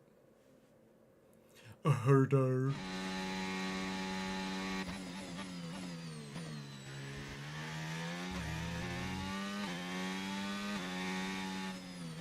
Oh. Pay attention. I am, thank you, Mango. I hope you are as well, pal.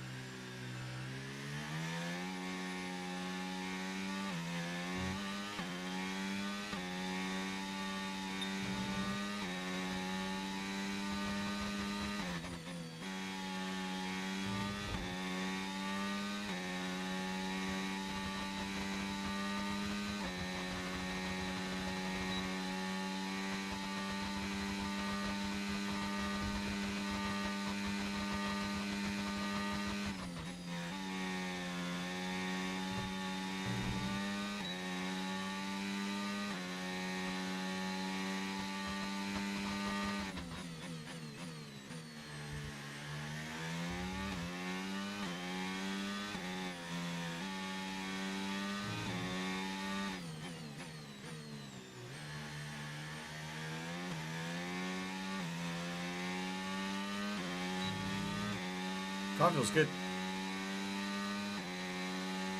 Your driver moves were Norris to Red Bull, Maloney to Sauber, Lawson to Williams, Senna to McLaren, and Josip Maria Marti to Racing Bulls. Nice.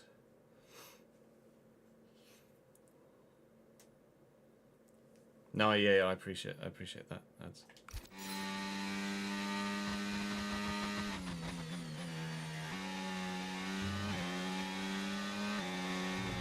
That's a Walters. Look at Sky Sports F1. I mean, I've got it on above me, but why?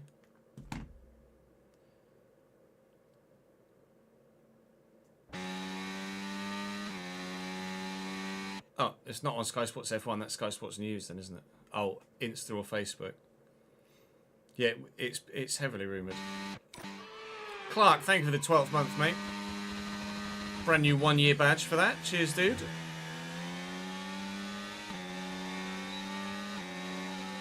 Thank you, Mr. Lawson. And your brand new Alpine. I missed my breaking point. Too busy trying to look at Liam. Actually, it's Lawson in a Williams, isn't it? Alpine was still Gasly and Doohan.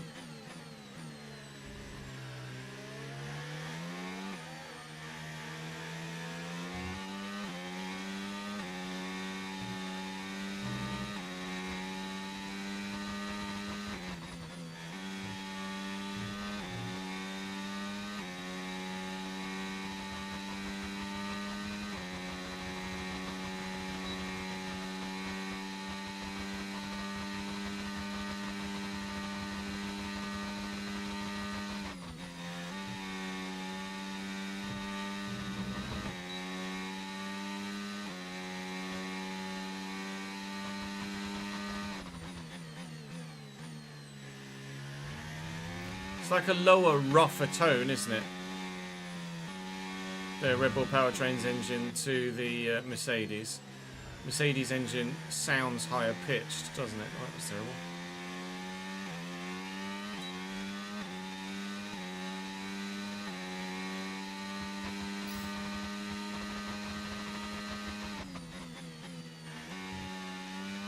Big up the new badge. Long time viewer, short time subscriber. Mate, 12 months is 12 months. Don't knock it. I appreciate it very much. Thank you, mate.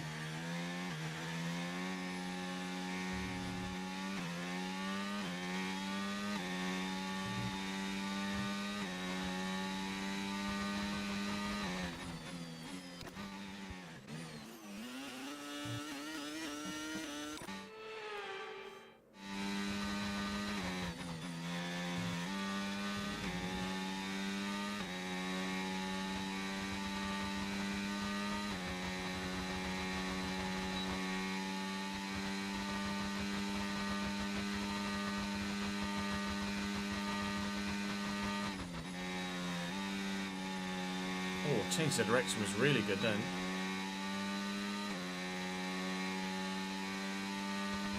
Running significantly lower downforce than my old setup here. Maloney, move out the way. If your former employer, please.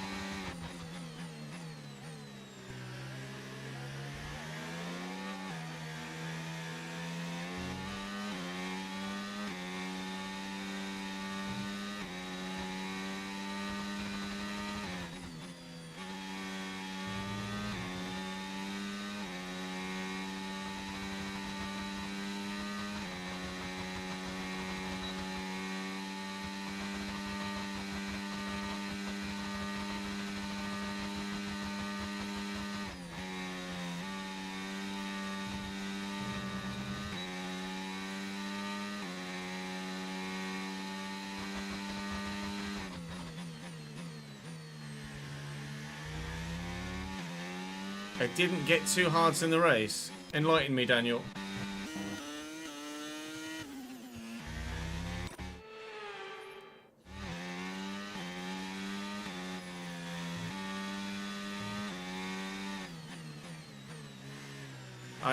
What I think you're referring to is last time I selected the harder allocation, it was during a sprint weekend. So it didn't give me the two hards that I thought it would, but it was because it was a sprint weekend, not because of an issue with the harder allocation. Sub to the YouTube in 2016, came for FIFA, stayed for the F1, my guy. Appreciate it, man. 2016, that really is a long-term sub. Thank you, mate.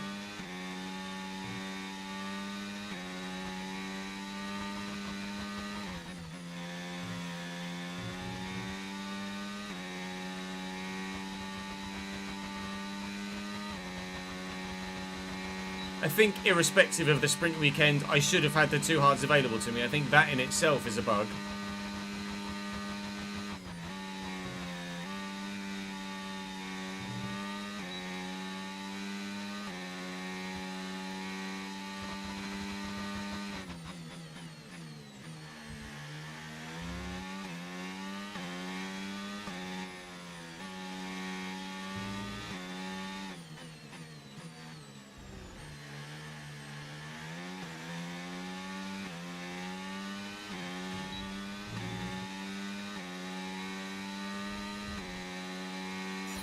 Program complete.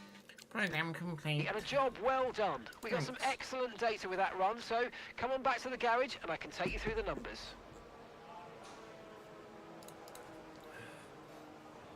Right, tyre was okay. It only dipped at the end there because I had a scruffy lap. Let's do a quali pace run. It was a sprint weekend, Daniel, I remembered.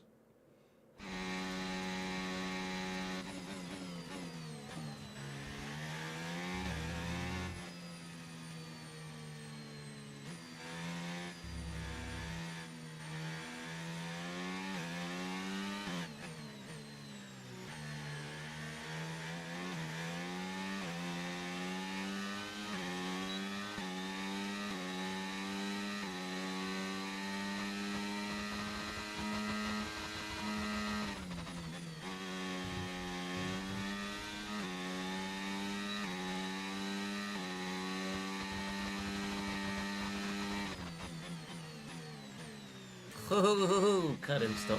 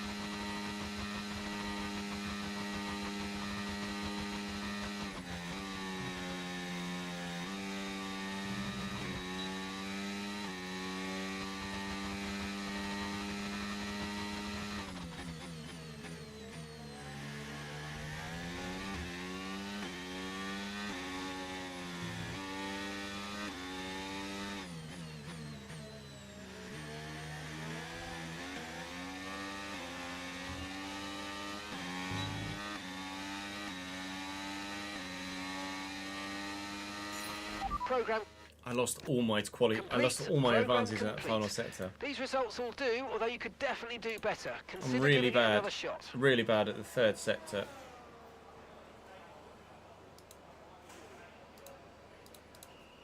But we passed. That's all that matters. What time did we do? 1:16.1. Okay. Bear that in mind. And if today's practice is anything to go by, we're in for an exceptional weekend of Formula One.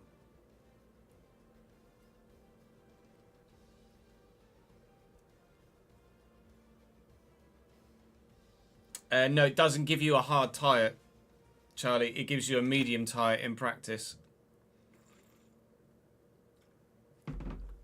If you select the hard tyre allocation, it gives you a medium tyre in practice.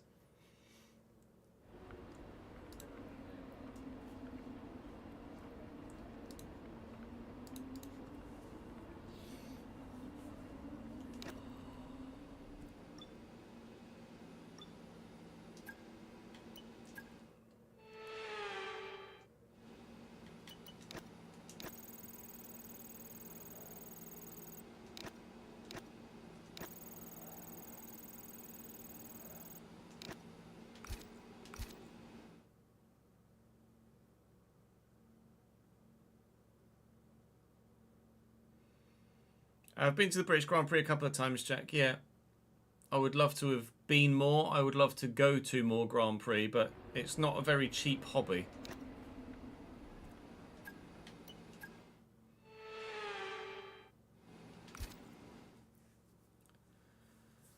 The car feels good.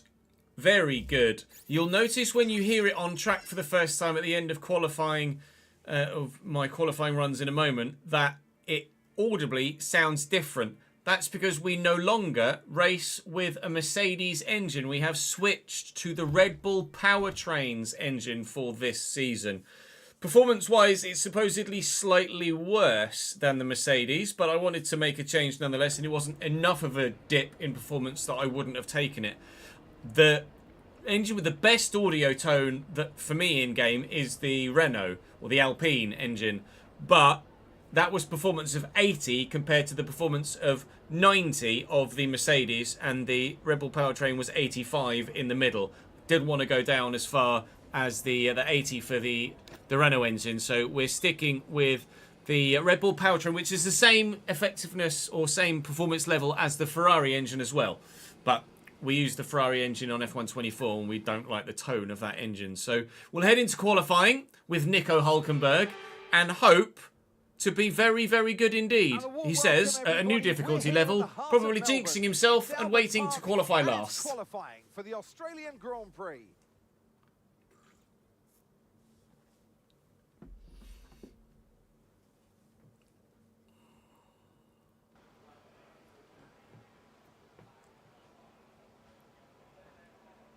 For fuck's sake, Charlie. That's a terrible joke. All right, let's have a quick radio check, please. Radio check. Radio check. Hello, Nico. Radio check. Yeah, try not to use the hards in in quali. Let's take the fuel out. We did a 16.1 in practice.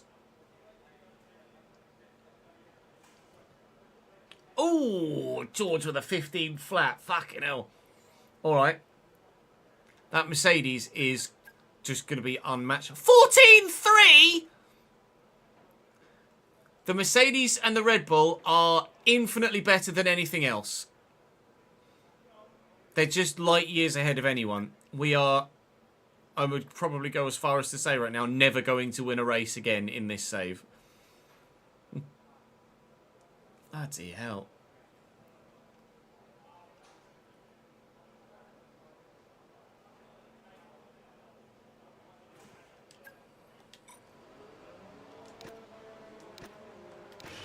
Okay, me again, mate. We've made some changes to the way that ERS works this year. It's season 2, you don't need to tell me about that now. From in the race now. Have a play around with them in your MFD during the practice sessions and think about how We're you in might qualifying. use them on race day. We're literally going into qualifying. And you're telling me about testing something in the practice sessions.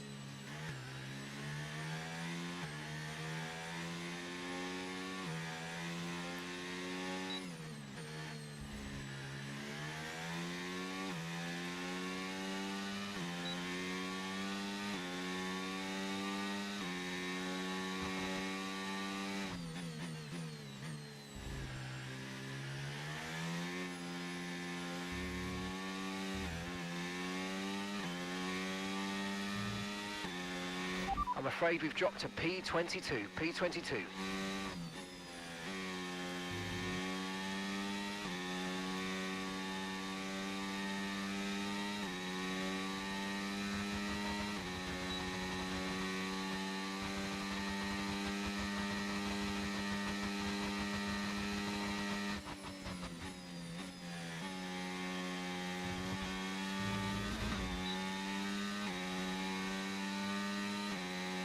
I should make a me again, mate. Shouldn't I? Meme alert.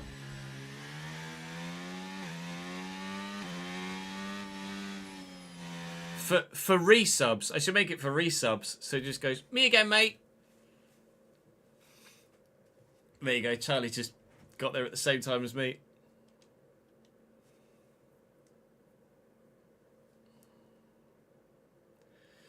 You're just getting into F1 gaming. Which YouTubers should you watch? Other than myself, the go-tos are Tiamat Marduk and Arava for career mode content. But they're the big boys. There are loads of great content creators out there. Check the Creator Series roster, and you'll find a number of really good content creators to watch. Tom97 makes great career mode content. So does Matt212.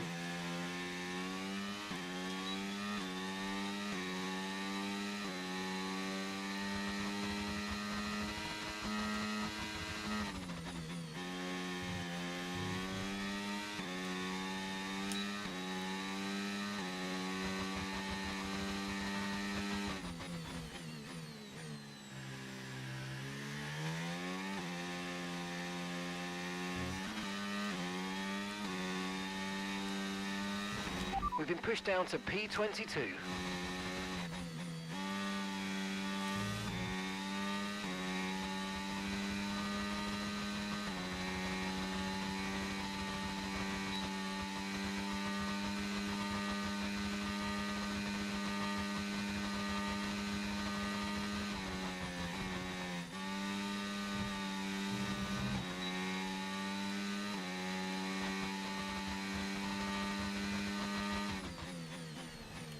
Grass. Volgende idee.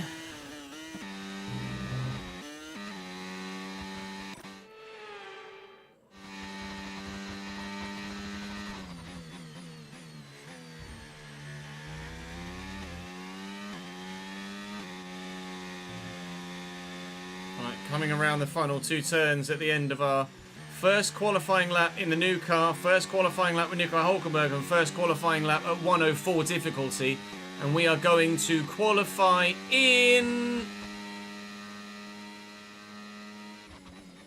P10. Okay, through to the next session then. That's good enough for me. 16 flats, which is 1/10 faster than I went in my qualifying practice run in practice. Unsurprisingly, that chunk at the top of the performance index that sees Mercedes and Red Bull that much faster than anyone else, that is showing itself on track as well. Max Verstappen with a 14.3. Wow.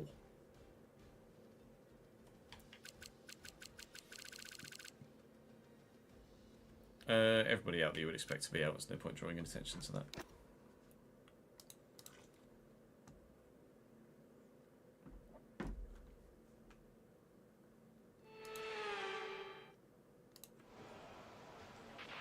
Okay, give me a quick radio check, please. Radio check.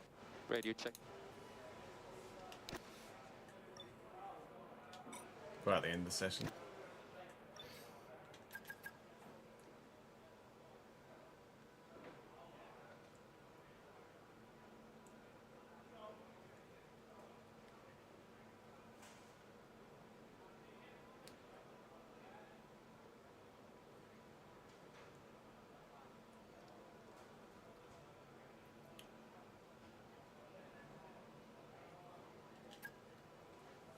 Oh. Out we go again then. All clear the garage, please. Cars ready to leave.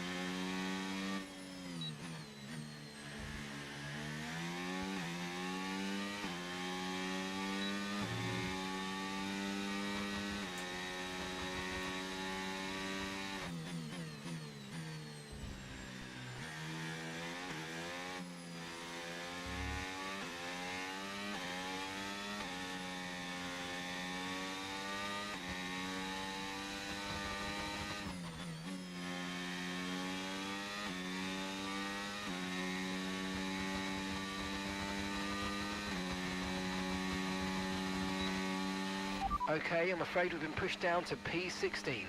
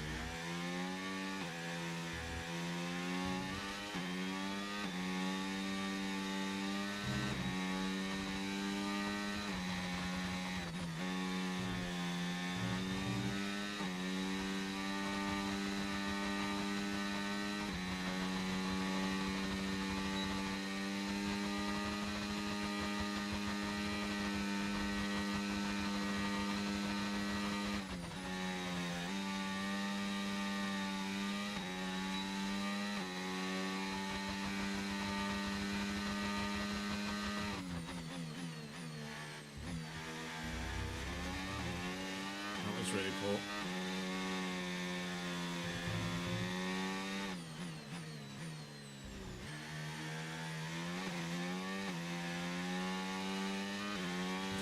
Right, trying to get into Q3 then. And the first round of the championship, can we do a 15? Yes, it's a 1:15.8, which is good enough for P8. Through to the third part of qualifying at the first attempt in Season 2. Nico Hülkenberg does the job. Only a second off Max this time and a 14.7. 3/10 slower for him. 2/10 faster for me. Both Hasses out this time, both Alpines out. Lawson in his first outing in a Williams has done pretty well there to get to P12. And Colapinto doing very well in the other Aston Martin in P11 as Lance Stroll went out in Q1. Ayrton Senna and Mika Hakkinen through to Q3 at their first attempt as well, but it's still the Red Bulls and the Mercedes to beat. You can disable it, yes, Cyber. Thank you for the follow, pal. In career mode, you can choose to either have icon drivers or not have icon drivers. And if you want some icons, but not all icons, you can select which icons you want and which icons you don't want as well. So you can, they're fully customizable, as Ad says. It's probably the term I should have used. They're indeed fully customizable.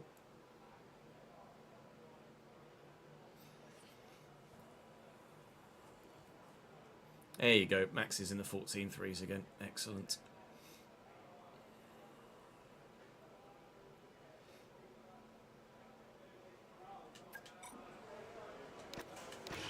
Okay, engines fired up. We're set.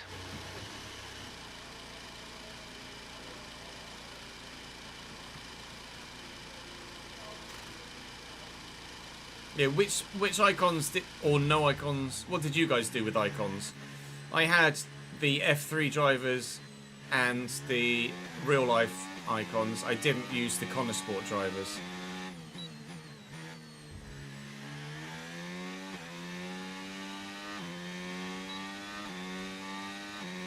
You left icons off.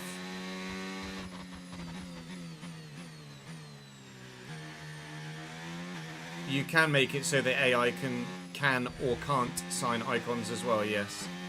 Previously, they've not been able to. This is the first year where the icons can sign for other teams.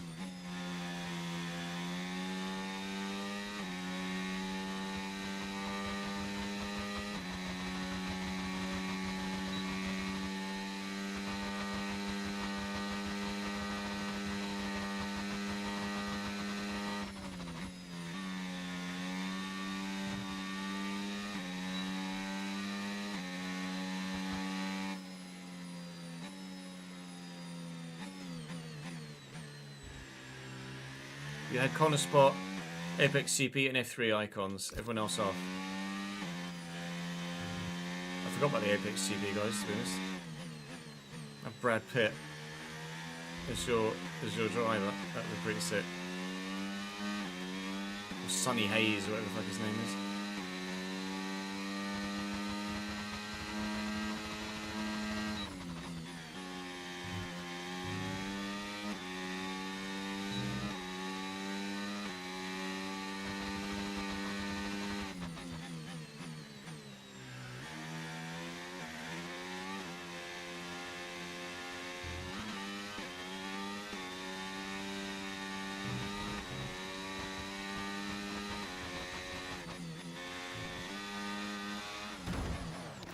Well done, dickhead.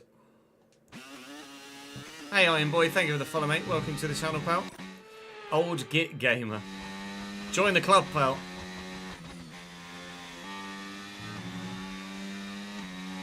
You and me both. Thanks for joining us, mate. Hopefully you enjoy your stay. Try and drive a bit better than I did when you first arrived. Didn't see that time there that was just set. I bet it was monstrous.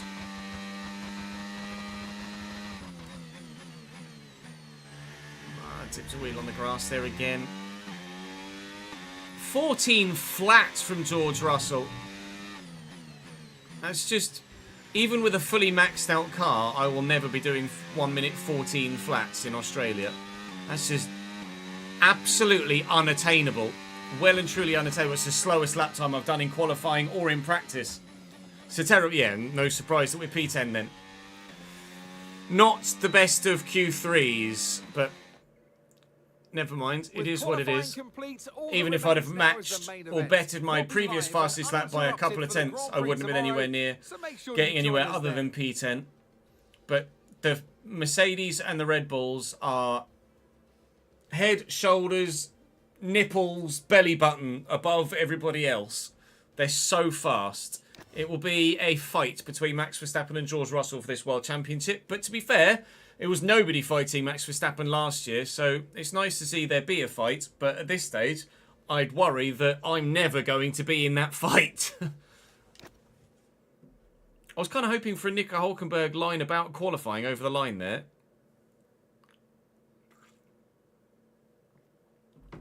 No radio calls from Nico there, which is slightly annoying.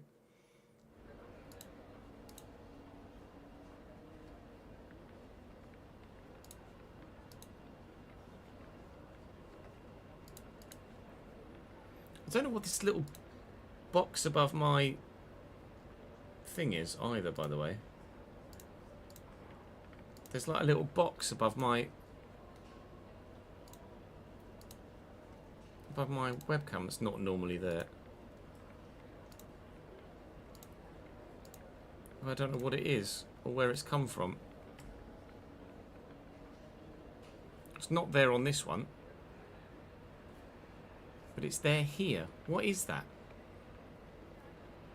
I can't seem to figure out what it is either.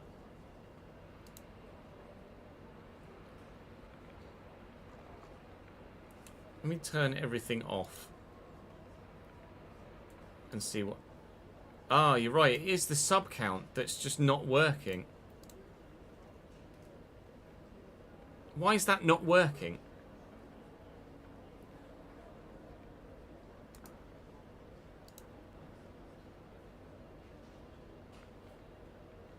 That's wide.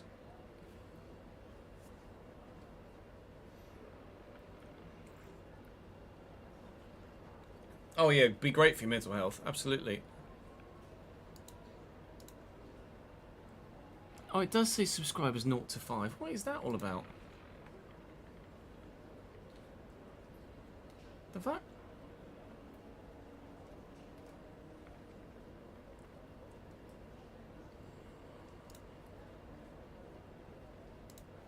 It's weird. Let me have a bot-rick. Let me have a look at bot-ricks.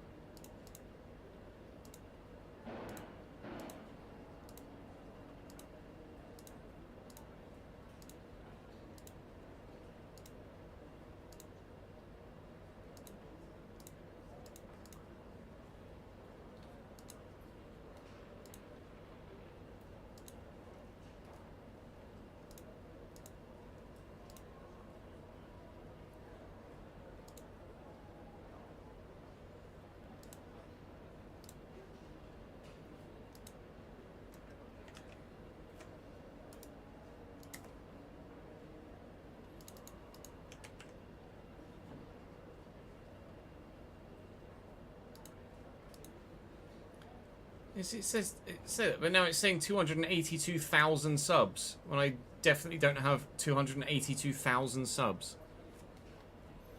Maybe I'll just turn that off for the time being because it's definitely broken. Ah, no, I know why it is. It's because I'm logged in to Botrix on my YouTube account.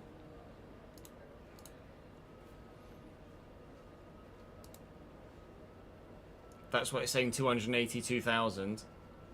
Because it's not taking my Twitch sub number, it's taking my YouTube sub number. Ah, well done, Flash. You figured that out, didn't you? Dickhead. Okay, hang on. Let's switch profile. Widgets. Gold subscribers.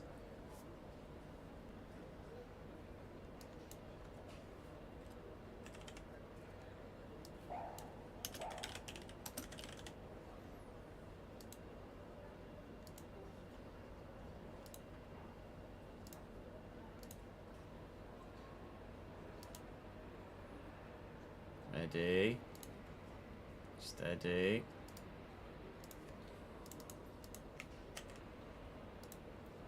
It looks like it did before. Yay! Although let's get it a better, more Cambridge United-y colour, shall we? There we go.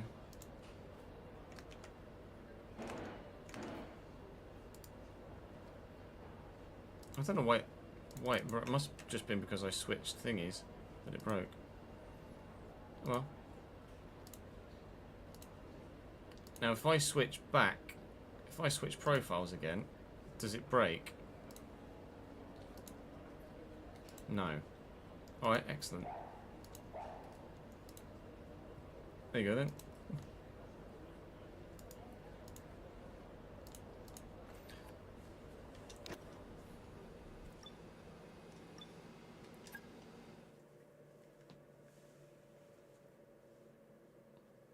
Black grey suits and chrome livery for McLaren at Silverstone. Have they just tweeted something?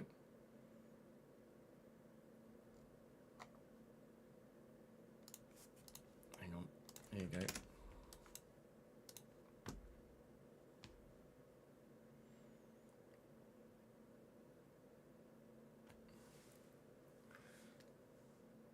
Will there be a 2025 chrome livery?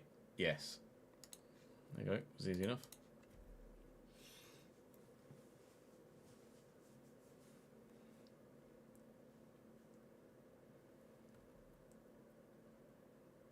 .48 here. I was competitive at a couple of games in the early 2000s and stopped playing games so your kids got you playing Fortnite. I haven't looked back and feel younger mentally than you did a decade ago. Mate, video games are the one, man. All come to an end today as we return to racing for the opening event of what promises to be an enthralling season. 25 is welcome along then to round one, just as good handling-wise as 23, but better in terms of my team features, yes. We go racing today then in the state of Victoria.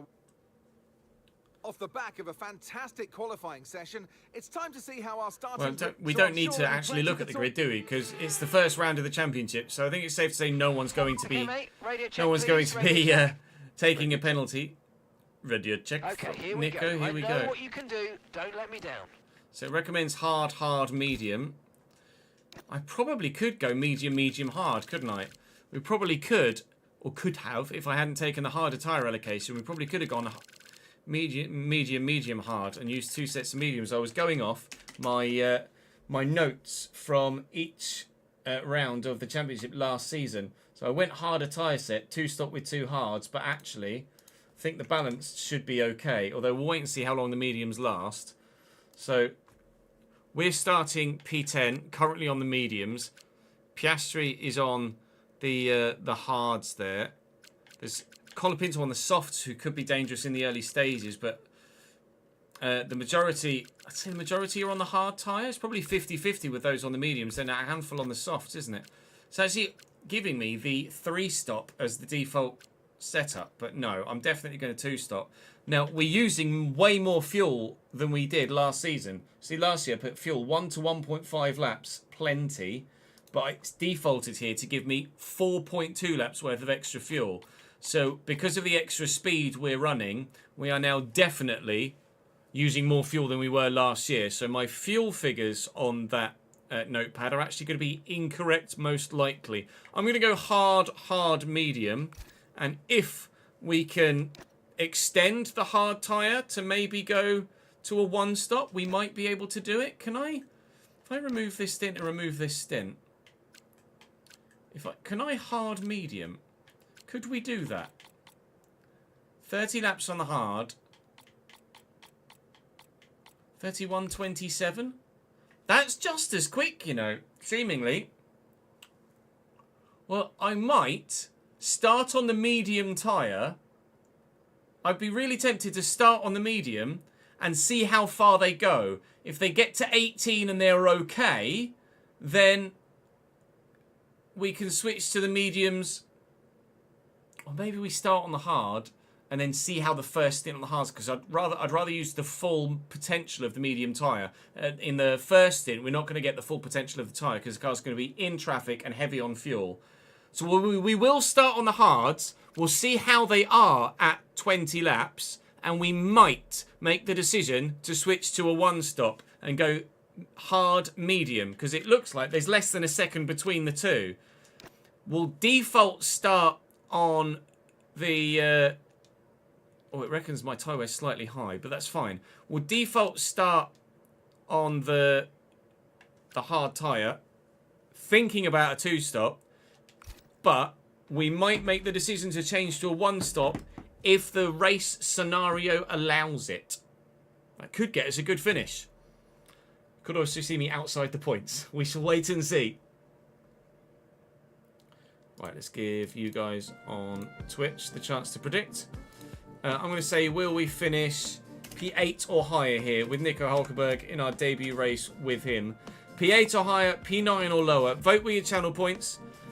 I'm going to go and have a quick toilet break, and then we will go zip, zoom in.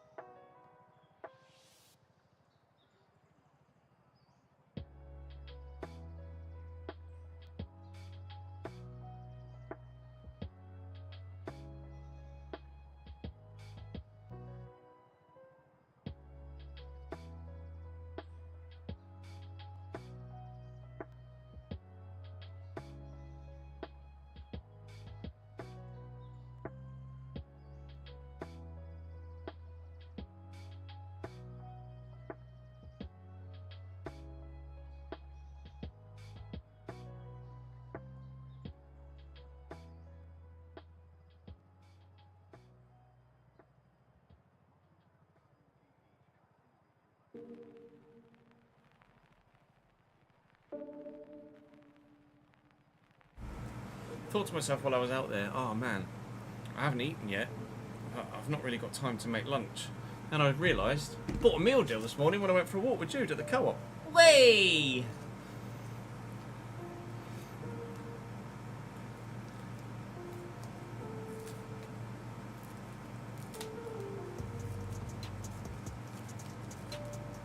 You have to take that much fuel, really?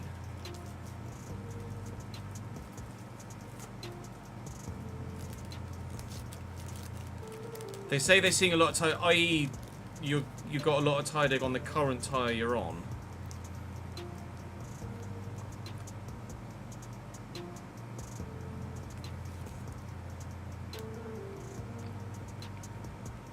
I'm a simple man, it's just a chicken mayo. The best one is the Tesco's barbecue chicken and cheese. Do a barbecue chicken one, but it's got coleslaw in it, and I'm not a fan. The Morgenstern, thank you for the follow, mate. Welcome to the channel, pal.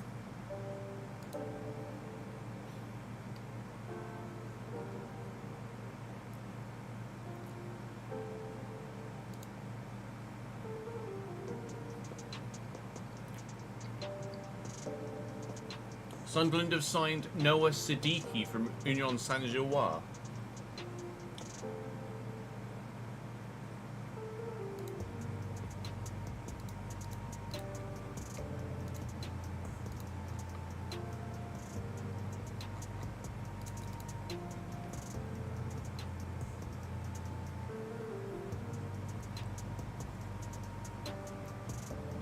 You prefer the Cole's barbecue chicken one, you like the slaw on it? Ah, mate. Coleslaw's not the one for me.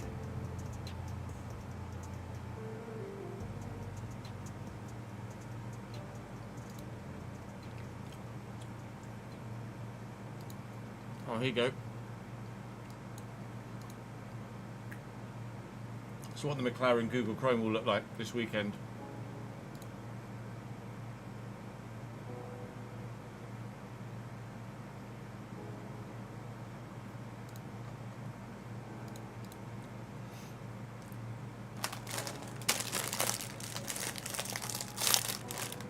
Get the club chicken sandwich more for your money.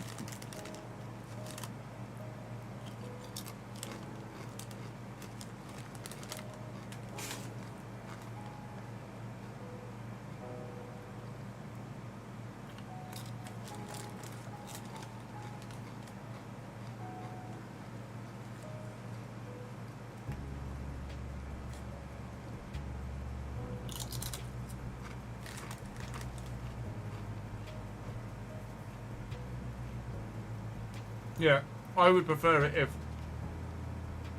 the nose was chrome as well, I think.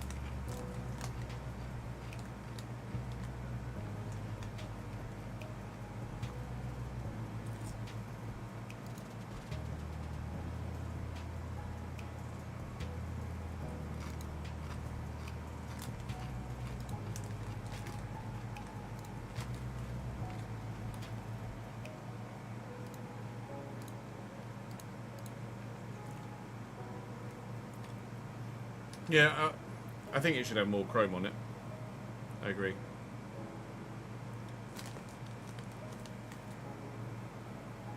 It seems to be the general response on socials as well.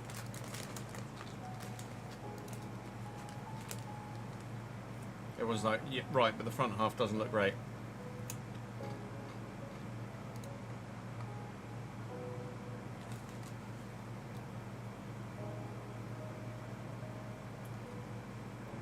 7 out of 10 could do better. I think it's probably the go-to for that.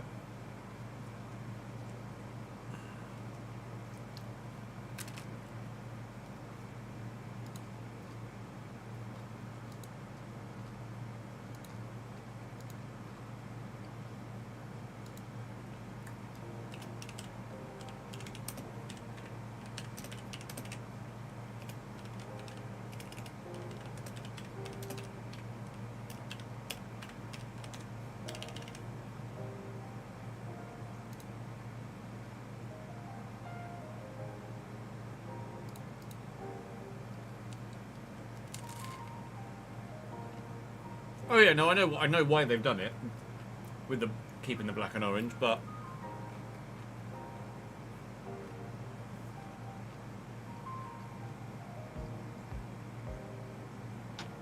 there is some chrome on the front look.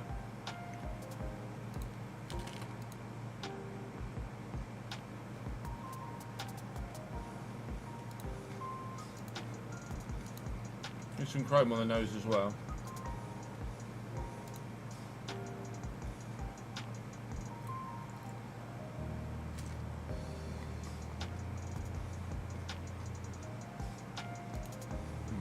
It would be a case of waiting to see what that looks like in person, I think.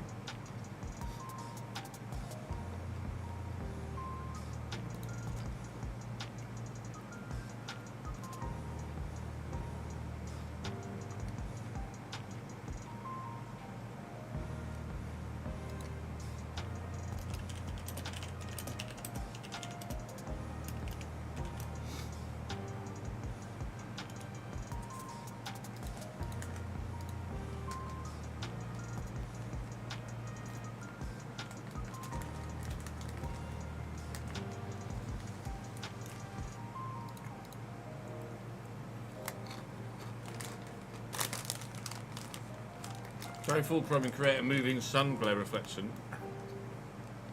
The ambition of assuming that the sun is going to be out at Silverstone. Is it supposed to rain this weekend still?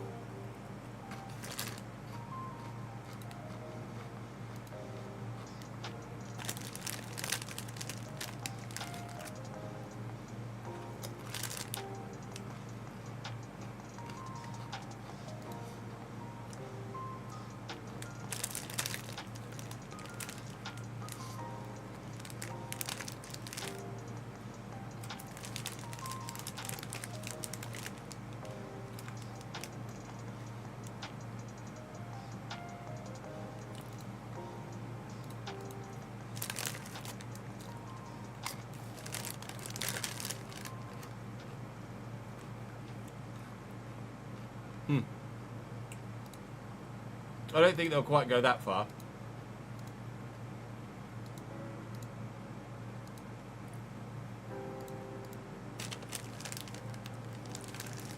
Are you going this year, Axe?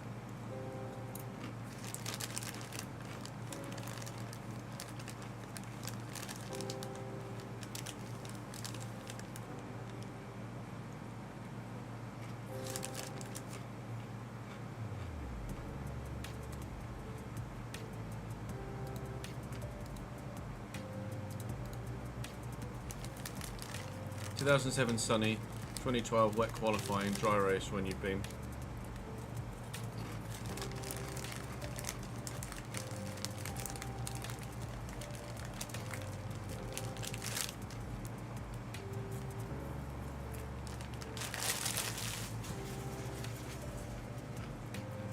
I did 16 and 17.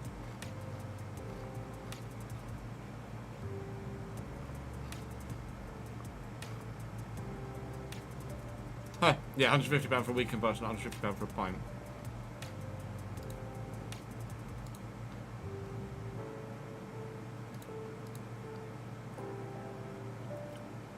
We did, I think in 2016, we originally went with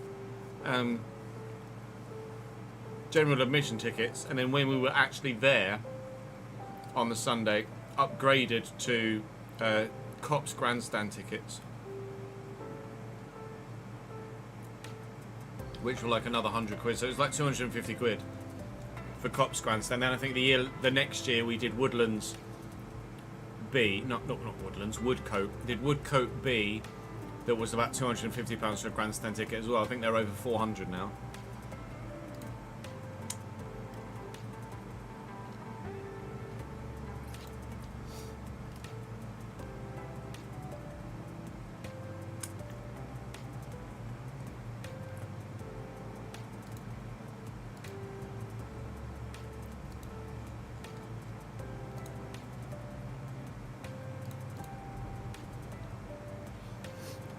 Right, let's go racing.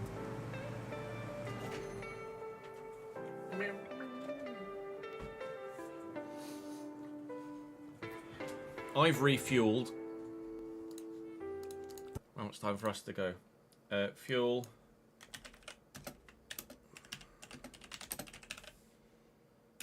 Started at 3.9 laps over.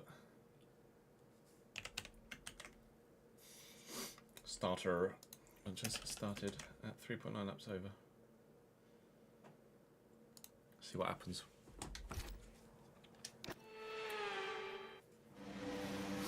Oh, it's really overcast to start.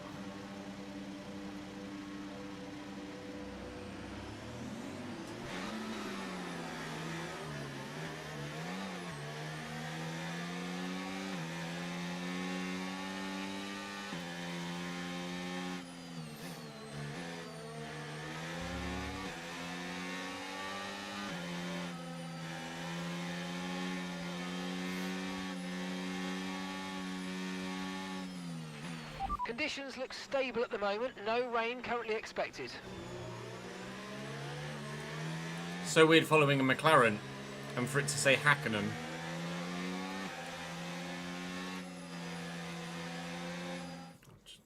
Not got chat up next to me. Let me get chat up next to me again so we can see what you guys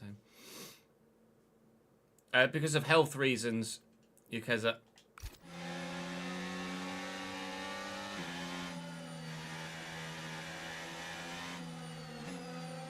I can use the wheel for iRacing, and I can use the wheel for like 5 lappers, but for 100% race distance, I don't have the physical capability for it, really. You don't need to apologise. If you don't know, you don't know.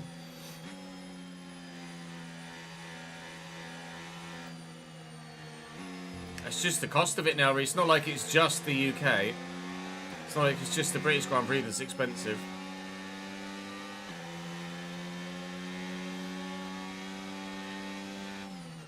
The British Grand Prix probably falls like... It's probably like not even in the top 5 most expensive, I wouldn't have thought. Miami's crazy expensive. Vegas and Monaco are the most expensive, I think. I think Vegas is more expensive than Monaco. Miami's top 5 as well.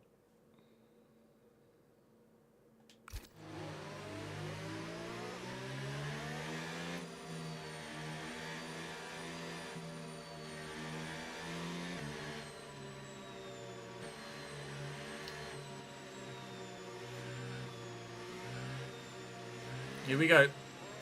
Season 2. Starting behind Mika Hakkinen in a McLaren. And we are ready to go. Overcast start, sunny conditions on the way, but will points follow? Let's find out. Nico Hulkenberg on debut for Chesnoid Racing. And we're underway. Lots of wheel spin. Hakkinen immediately comes across to block me and cover me in, and he's lost the position to Colapinto as a result. I don't want to make that 3 wide there. I'll back out of that one. We've dropped to P11 for now. Let's see what we can do and try and recover. Great start by Colapinto, but he is on those soft tyres, obviously. We did mention that might be of benefit to him in the opening couple of laps.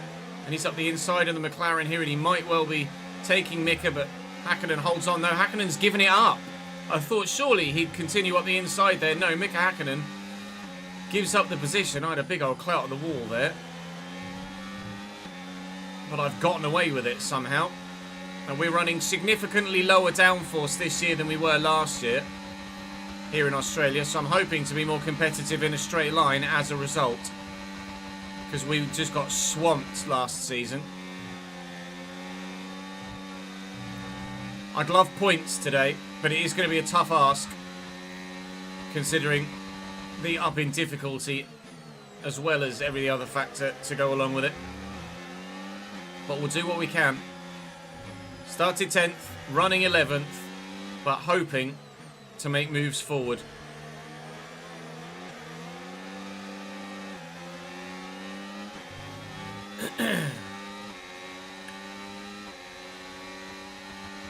We can now use DRS. DRS now available.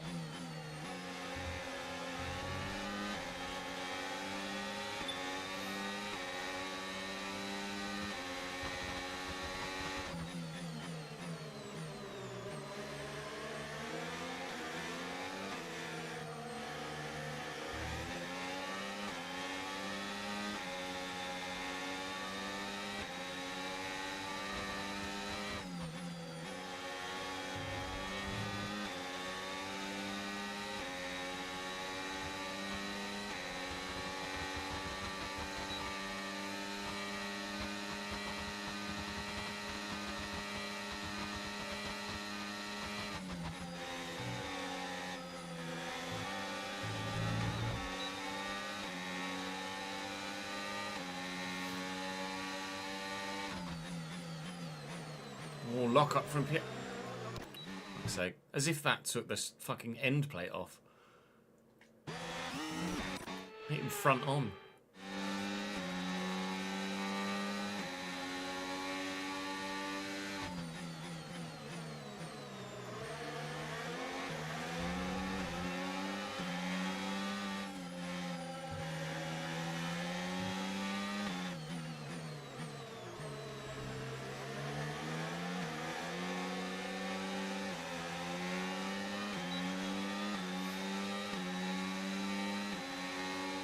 Piastri going very defensive to Colapinto, but Colapinto's through, and two McLarens. Oh, might get side by side here. Piastri loses 2 positions. They were very slow through turn 1. There's a big gap opening up between the McLarens, Colapinto, and the group in front. And now I've got Liam Lawson on Williams' debut, getting all interested in the back of me as well, but we'll hold him off. Still trying to stay in touching distance of the handful in front. Very sideways there over the curb, but managed to maintain DRS distance, thankfully. Really need to tighten up. I'm driving quite poorly right now. Thankfully, we're still competitive enough, but look at the gap ahead of Colapinto now. Absolutely huge to those in front. Tyre wear's all right. I don't know. Oh, really slow through there. Had to get back on the brakes again through a normally full throttle section. Let's let Mika Hakkinen get away. Piastri's up against Colapinto now, and I think his soft tyres are dying. Lawson's having a look at me as well. Side-by-side action for World Championship points at the minute, and those chasing. He's just driven into me there, Lawson. We are going to lose the position to the Williams as well. Whoa! We're going to lose the position to the Williams as well. A cut. Roseri, thank you for the follow, mate. That's what you get for putting your battery on when you shouldn't. Yep, I don't know, Sam. I haven't touched the brake upgrades myself either, for the same reason.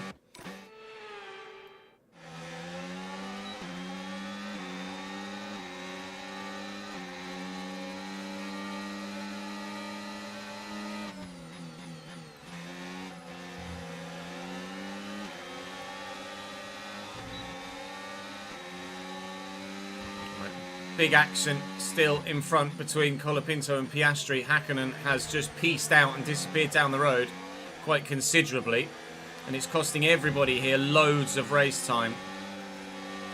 This is not ideal right now in our fight to maybe finish more than just P9 or 10. It's probably not doing our tyres any good either, sitting in this much traffic and hot air.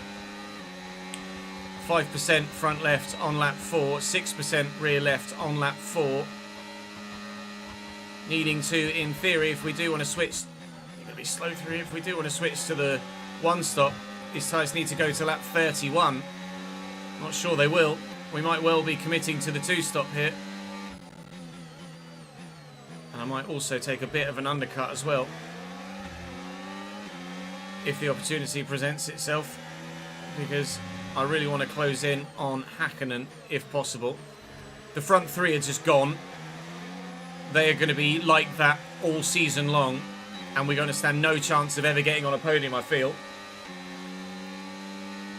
But certainly Okay, no issues we can with challenge tyre for wear more now. than... Oh, Keep big taking lock up by care of it. Colapinto. Oh, big overspin from... Big wheel spin from me, and then Gasly's driven into me.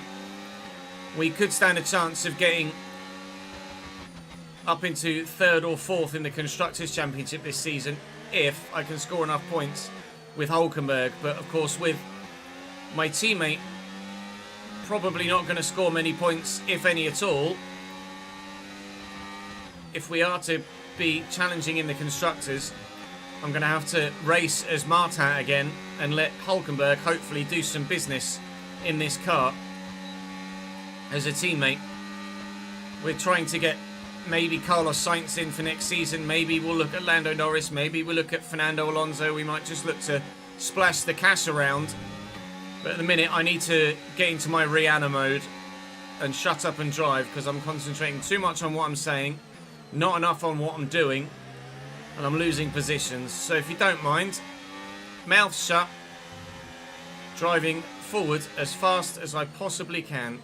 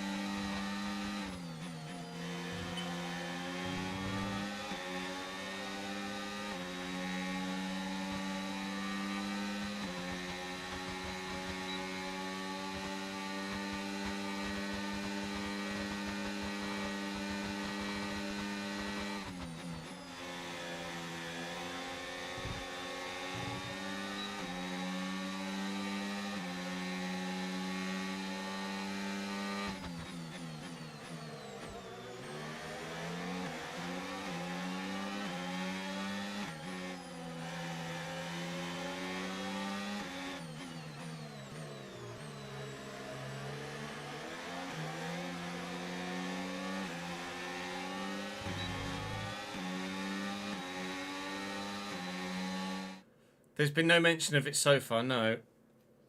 But I'm not sure whether people have looked for it properly yet, or even considered it.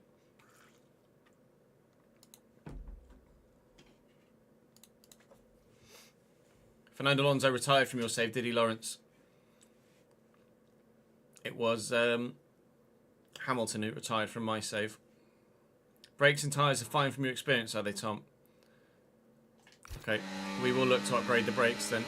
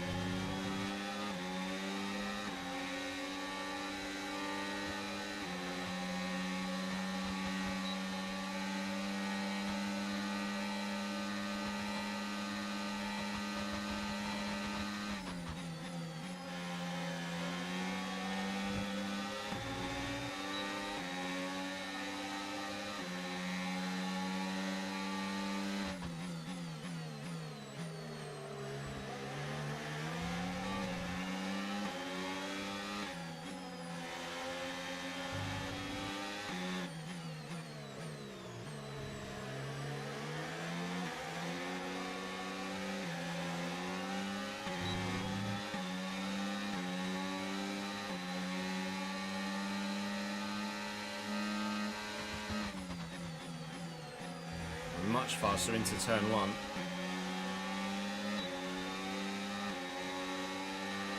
Right, we need to get past here. Use overtake, use overtake.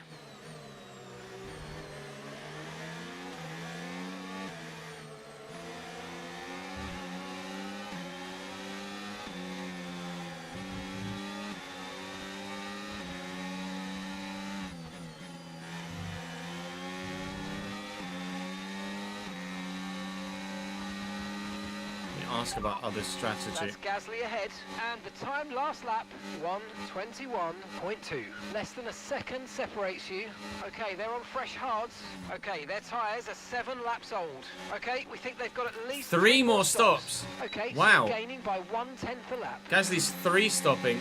He's going to go defensive here. I'm going to try and go around the outside of him. And we've done that beautifully. What an overtake on the Alpine. We'll take that all day long. Now then, let's try and get... I'm not going to have DRS down the main straight or the next straight, unfortunately. As a result of my overtake there. I've got a lot of battery to help defend against the DRS. And we know we're a little bit faster through turn 1 than Pierre. So we'll use that to our advantage as well. And you can see he's dropped back a little bit. So we're up to P12. I'll ask about Lawson now as well. Lawson ahead. Because he's on medium tyres. Oh, God. Chill. Okay, so rear end. gap to the car ahead, 1.3 seconds. They're on fresh mediums. Their tyres are 8 laps old. Okay, we think they've got 2 stops remaining. 2 stops remaining. 2 stops for some, 3 stops for others. Oh, Lawson has a damaged front wing. Right, okay. at the moment, you're losing 3/10 a lap. Come on, dig in. Damaged front wing on Liam Lawson's huge news. Piastri's starting to get away a little bit. I'd like to go with him. Lawson takes Colapinto here. Colapinto will be without DRS here as well, and he'll be vulnerable to me too. From downtown, up the inside of the Aston Martin, kept it within track limits, and we take the position. And we are within DRS range of Liam Lawson, I believe, as well, which we are confirmed. Back up to P11, we're starting to make some moves now. Getting my rhythm back as we start lap 10. Tyres look like that. 13% on the left-hand side. And it's going to be close to 40% if we do take it, if not just over 40%, if we do take it for a 1-stop. But at the minute, I think a 1-stop would be viable. I would be quite slow at the end of the race, but it is possible here to do a 1-stop, I think.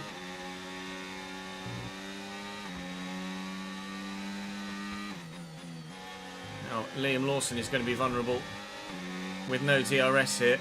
I might try and slingshot off him and then catch up with the McLaren. Around the outside of Liam Lawson here. We'll get DRS in the next section as well. Oh, the car feels like it's on rails through there. That was so fast. And now we're closing in on Oscar Piastri. But I'm not very good in this sector of the circuit, so I don't think I'll get within DRS range, unfortunately. But we'll try later in the lap. Close in on him if possible. I'll try and ask her what Piastri's strategy is as well. A lot of wheel spin there, but pulling away from Lawson on his mediums that are wearing. McLaren driver ahead, and the time last lap, 1:21.3. Piastri's ahead of you. Okay, keep an eye on that gap ahead, please. 1.7 seconds. Okay, they're on fresh hards. Okay, we think they've got 2 stops. 2 stops for Piastri as well. I wonder whether going to mediums next and then undercutting to go to the hards at the end might be more beneficial than going mediums at the end. Not sure yet. We're out of DRS range of Lawson behind. We're not within DRS range of Piastri in front, but we're not far away. Keep this up. Hakkinen is gone on those mediums. He's nearly caught up with the Williams and the Ferrari in front of him. The front 3 are still very much out of here. It's George Russell from the 2 Red Bull at the moment. Then comes Kimi Antonelli, the 2 Ferrari, a Williams, and Mika Hakkinen. And that gaggle, at least Mika, at least, is hopefully catchable with strategy if we do it well. I might, if no one else really is contemplating a one-stop, I might benefit more from matching their strategy but undercutting them on 2 occasions. Maybe. Oh, I'm not sure, you know. I don't know what's the best strategy at the minute. For now, everything's looking good. Live chat will probably have the opportunity to help me decide in the moment. I am torn between a one-stop and a two-stop right now.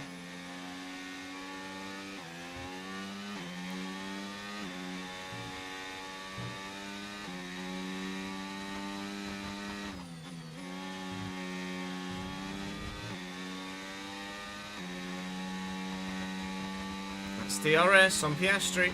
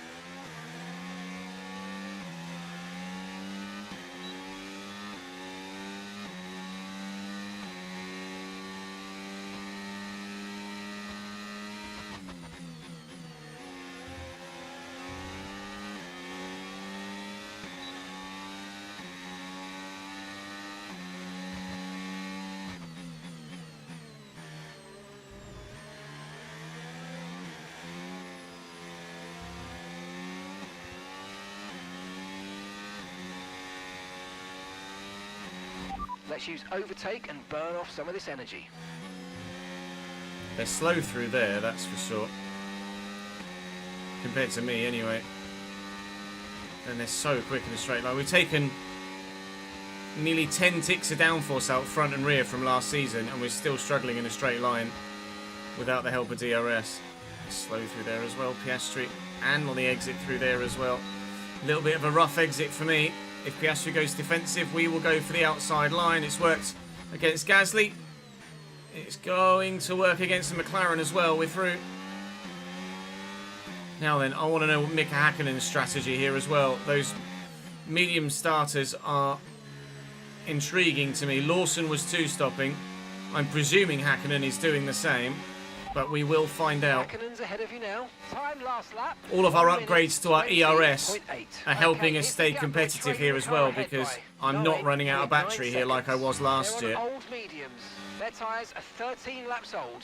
Okay, Two we think stops. they've got 2 stops remaining. Two stops on the Two medium remaining. runners. I think if they've gone balanced allocation though, absolutely the medium is going to be faster than the hard medium. Medium's just goes without saying is faster than hard. I think I will for next season make a note to use the balanced allocation rather than the harder. Already made the change to the notes for the fuel consumption, which is certainly sizable.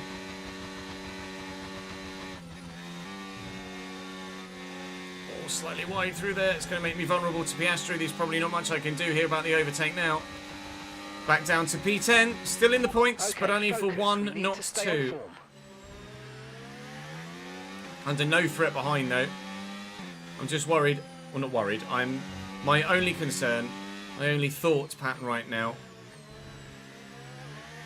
is going forwards, not backwards.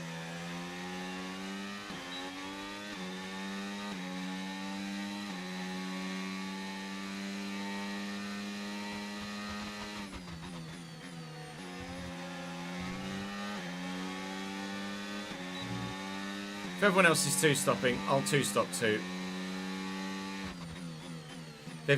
They've got enough of a gap on me in front that with a one-stop, they catch me. Oh. Okay. Yeah, struggle for words. So sorry about that. I'm sorry too, Nico, don't worry. And, rewind. The Best Bad Cop and Bailey. Thank you for the follows, guys.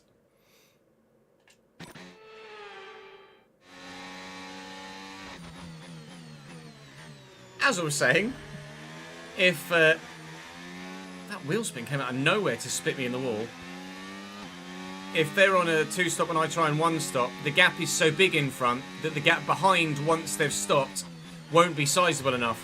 And they'll just catch me, pass me, and then we'll both still have 1 stop left, but they'll just be faster than me to the end the entire time. So matching their 2-stop, but doing it slightly earlier is probably the way forward.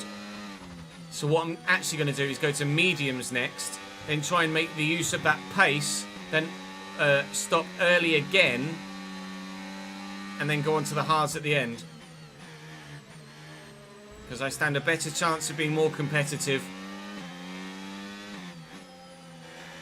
with an elongated stint on hards than I do an elongated stint on mediums. So it wants me to do 18 on mediums, 20 on hards and 20 on hards. What I'm going to do, I'm going to look to do 18 on hards, then 18 on mediums, and then 22 on the next set of hard tyres, which is absolutely doable judging by the way we've got at the minute. Definitely doable. And hopefully those 2 undercuts will help me gain time to the group that Hakkinen is now latching onto the back of.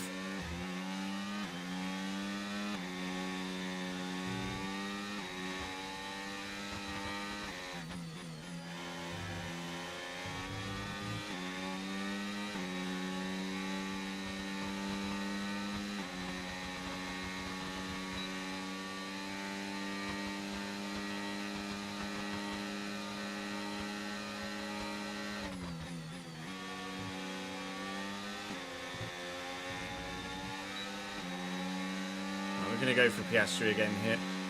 Same move as Oscar. You need to leave me room, mate. This isn't Canada.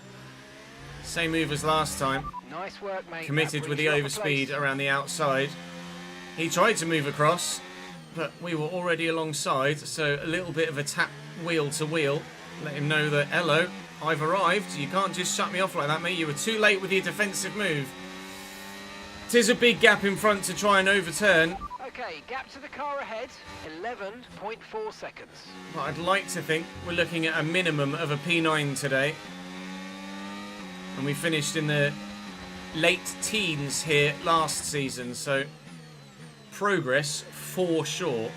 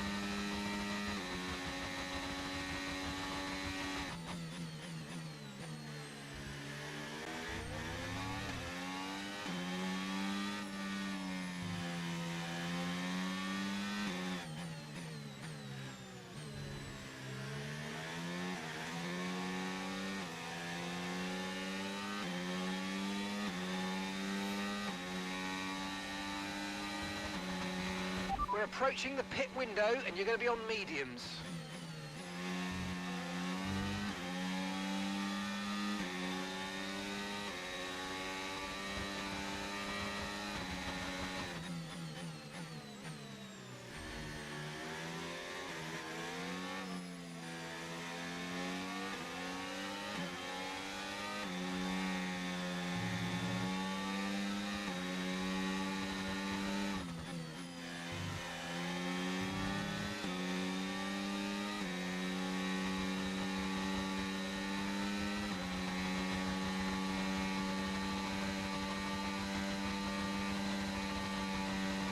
Go away, Oscar.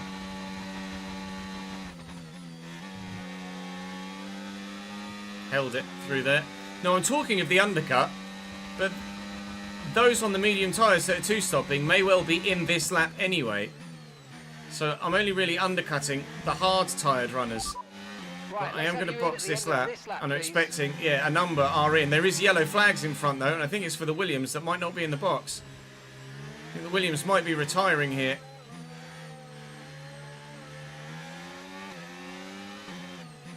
And pit limiter on. I'm sure that Williams is retiring. He is. Is he? I don't see a puncture. I don't see a puncture anywhere, so this must just be mechanical retirement where surely at some point he's just going to pull off to the side of the track. But he's choosing a very strange way to go about it. This might cause some sort of VSC or safety car when Albon pulls over. We're in the box, however, so we are getting a little bit of an undercut on those medium runners. We had an issue attaching the front right wheel. I know Good. it's not ideal, but let's try and put that behind us and get back into this race. Albon's out. I've You only have upgraded to my stop pit crew, once now. One stop left. but evidently not well enough to avoid still having some poor pit stops. Now, Okay, clear. was absolutely crucial that we came out in front of this group that we are now in front of, so that we can maximise the pace in this medium tyre. You also notice that that's Colapinto behind, who has also stopped. So he stopped on lap 11, lap 12 for his medium tyres. So he's definitely three-stopping. He's now got some pace and has made a few more positions after his pit stop. But we're going to try and make some positions after mine as well. Yuki Tsunoda's gone medium hard. He did stop on 18. Lawson and Hakkinen and the couple at the front are still going a little further on their medium tyres, but it's probably only by about a lap or so, I would imagine. I don't think they'll go any further than lap 19 or 20 at a push. We're looking to make the most of this fresh set of medium tyres whilst we can, and then hopefully when we undercut again to go from this set of medium tyres to the hard set at the end on lap 36 or so, we can undercut again. Hakkinen is in.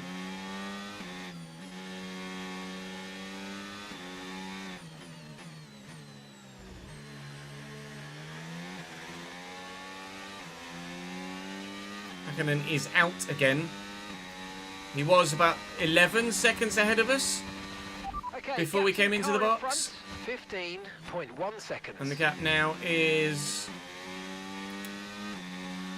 10 and a half. So we've gained a second. Victor is in the pits now. Obviously we had a slow pit stop because the team messed up the right front. So we could have been a second to a second and a half closer, but yeah, it's not quite gone according to plan because of the slower pit stop. It kind of effectively killed my undercut there. Hopefully, the second pit stop will go better than the first. The car ahead's come in to fit the mediums. Car ahead now running medium tyres. Afternoon, Ryan. How are we? Oh, yeah, you did say I need to update the commands, didn't you? So let me do that.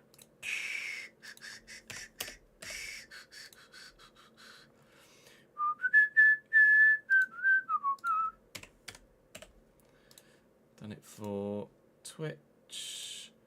Let's do it for YouTube too. Exclamation mark difficulty.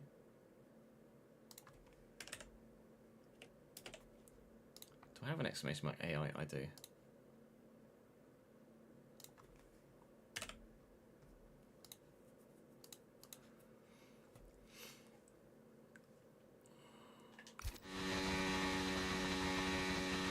Tyre condition still looking good.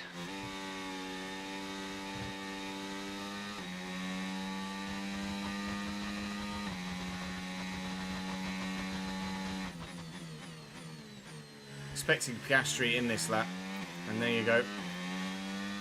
Right on cue. Hakkinen is growing the gap. So Hakkinen in that McLaren on one lap fresher tyres is significantly faster than me. Significantly faster than me. I cannot match Häkkinen's pace right now or even come close to it. But the undercut on Piastri has earned us a lot of time. I think he's had a slow stop there. Piastri's had a particularly slow stop there. We'll have a look. Oh, he had to change his front wing. Piastri with damage. Had to change his front wing. Hard to hard. He's gone with a 10.2 second stop. That's Piastri's race in the mud, because now he's going to come out in loads of traffic and have to fight his way through it. Well, that's us definitely finishing in front of Oscar Piastri, barring any safety car intervention. Or a red flag, obviously.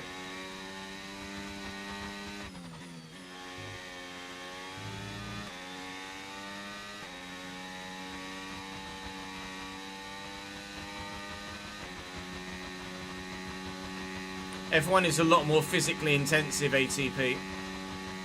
I can't do it physically with the ME, unfortunately.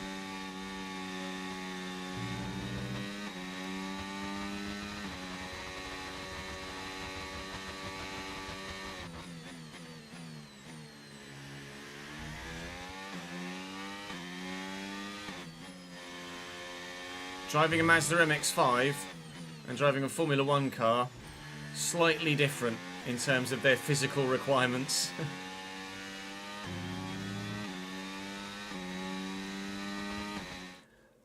I hope so, Mango. I think even more so when we get to launch and I'm streaming on the main channel. Hopefully that will really help the YouTube channel kick on. Pevan, Oki, and Finn GT. Thank you for the follows, guys.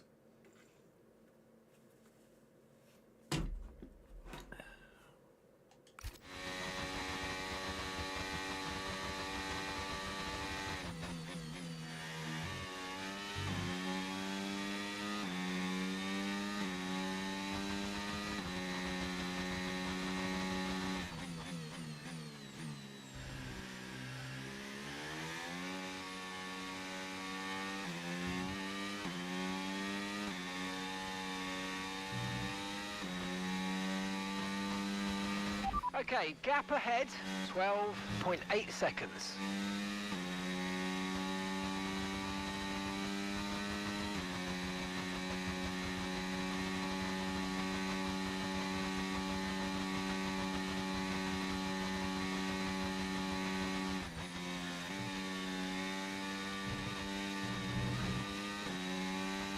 Little corner cutty there.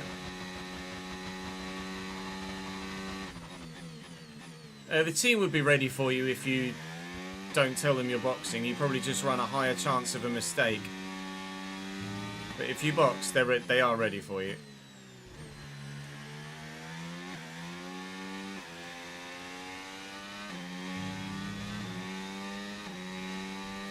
The Chestnut Live channel still exists, Reese, but it just wasn't. It didn't grow the way that I hoped it would grow, and as a result, wasn't earning the money I hoped it would earn. So we switched to just streaming on the main channel now. Previously, a few years ago, when you stream, if I was to stream on my main channel, it would have affected the algorithm for my regular edited videos. Whereas now, there's more of a split between live content and video content on YouTube. So the streaming on YouTube doesn't affect the video content. You don't use the box this lap option and don't get more pit stop errors. If anything, you get less than me, okay? In which case, I will not use it and I'll just box in future.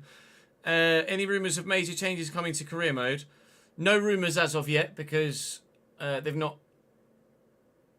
told anyone other than a very small handful of us what's coming. And those small handful of us that have been told what's coming aren't going to leak it. As soon as media get involved, expect leaks. But you're not going to get any leaks from me, I'm afraid.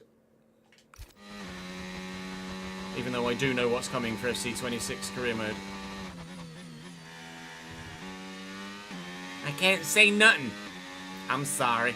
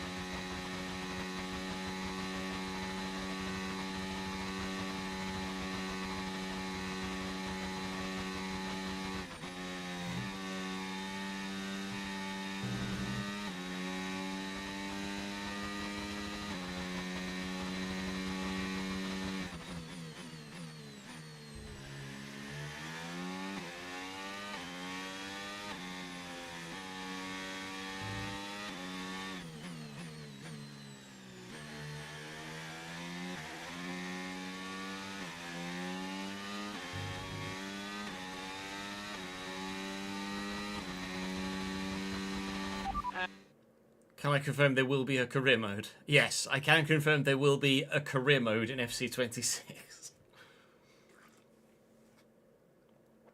Literally, the only leaks I do at the minute are in the toilet, you're right. But yeah, basically, don't believe anything you read on social media about FC26 career mode, because I guarantee you none of it's true. And even if something is true, it's because they've accidentally guessed something, not because they actually knew what was coming.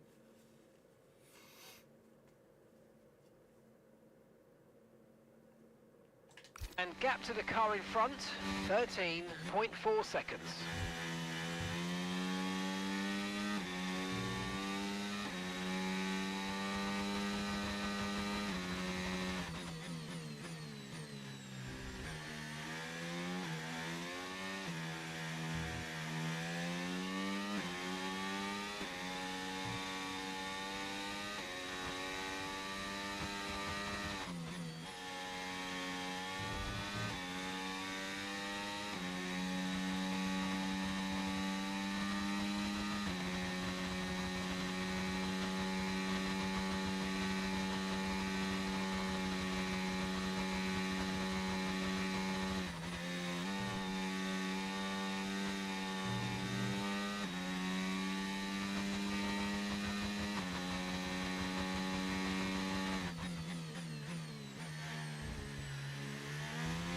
We'll definitely play GTA 6 next year, yeah. It's a shame it's going to come out at the same time as F1. But I would like to stream a lot of GTA 6 next summer, yes. Senna in a Feifei, yes. This is indeed going to be a lonely stint, yes. Faster than those behind. Actually, to be fair, we are gaining on Senna. I think Senna is one-stopping. No, he has boxed. We are gaining on Senna. He was battling with Leclerc, but Leclerc is pulling from him now. We're gaining on Senna as Hakkinen pulls away from us. Antonelli is one-stopping. Max Verstappen is one-stopping too.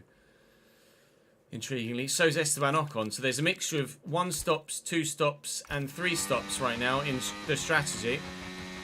We will find out in due course who's made the right decision. We're definitely gaining on Senna.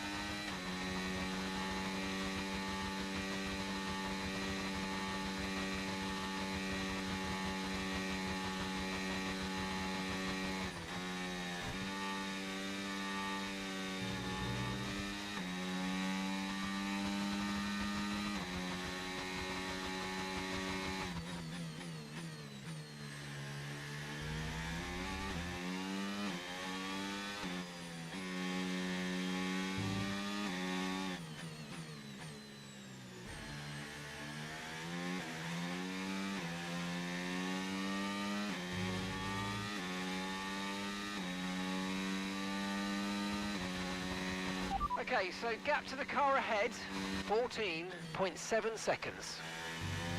Hakkinen's like a second a lap faster than me. It's mad. He's so fast, Mick Hakkinen. Senna maybe has damage, which is why he's losing pace. Because I don't see why Ayrton Senna would be nowhere near as quick as Charles Leclerc in the same car. Tyre condition still looking good. Also, don't see why Hakkinen in the McLaren would be faster than Senna in the Ferrari when the Ferrari is on paper the better car. So I'm making an educated guess here that Ayrton Senna is running with damage. 1:20.8. Okay, keep an eye on that gap ahead, please. 15.4 seconds. They're on fresh mediums. Their tyres are 6 laps old. We think they've got 1 more stop. They seem to have an issue. There you go. This is great. We're gaining That's by why. around 9/10 a lap. Keep it up. Senna does have an issue. If it's just quote-unquote an issue, then that says to me that it's not DRS related, because he's driving around and not using DRS anyway, unless his DRS is stuck open. If his DRS is stuck open, I imagine he'd be losing more time a lap than he is. So I think he's probably stuck in lean engine mode. Senna is probably stuck in the lean engine mode, which is why he's slightly slower. But he does have a reliability issue in that Ferrari, which is why we're closing. We are not yet at half race distance. So I'd say that unless they're able to fix that issue with the Ferrari, we will finish ahead of Ayrton Senna. So we're aiming for a P7 here then in Australia. Senna's issue does seem to be just getting worse and worse as well as the gap is dropping by more and more each lap. Aiming for a 7th place on Nico Hulkenberg's debut here at Melbourne Park. I believe my teammate Victor Martin is currently running dead last. No, he's not. Go on, lad. He's up in 18th. Up the Victor.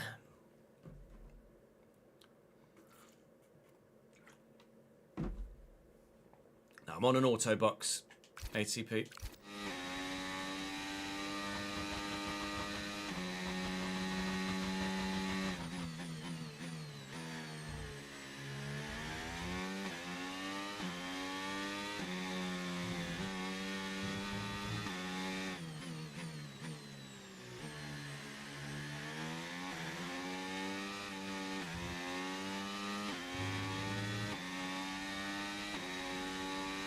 Huh.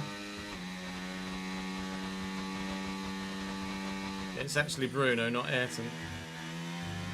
No offense to Bruno Senna, who was a decently quick racing driver. It's Ayrton, but he's just got an issue with the car. It's just classic Ferrari. Oh, hire a really quick racing driver, give them a shit car.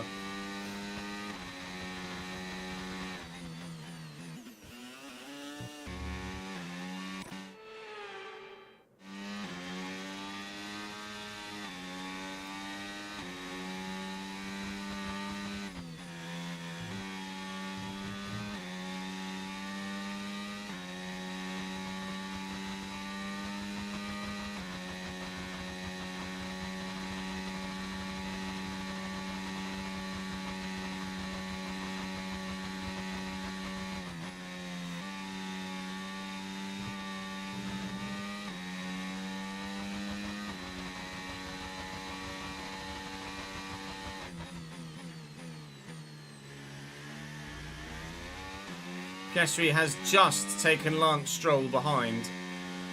And you can quite clearly see the amount of time that Oscar Piastri has lost on us because of his slow pit stop. And then, as a result, because of getting stuck in traffic, 14 seconds the gap back to the second McLaren.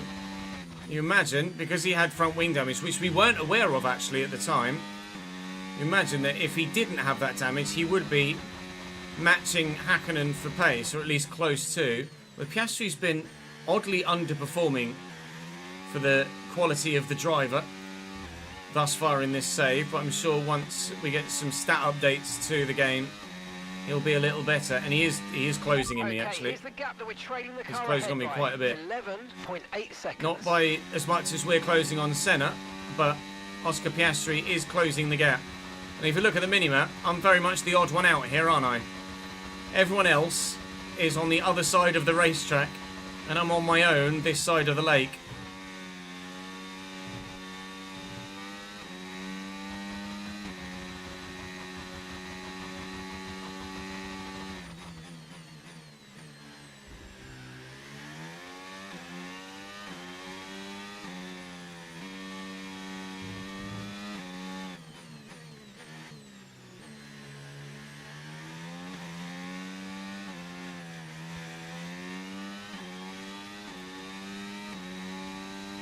It's not quite Qatar level loneliness, but it's not far off.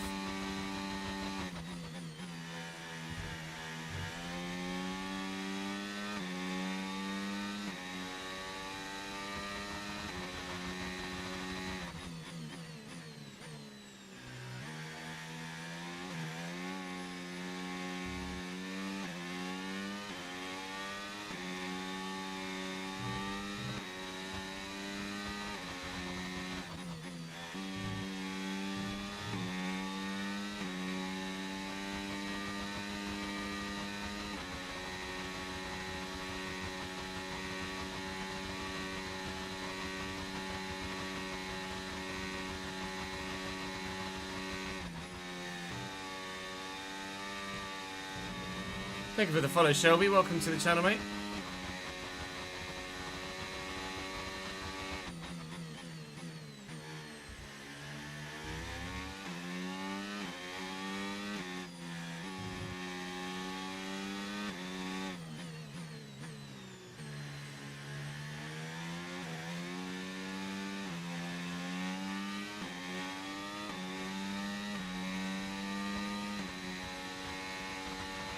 Okay, gap to the car ahead, 8.9 seconds.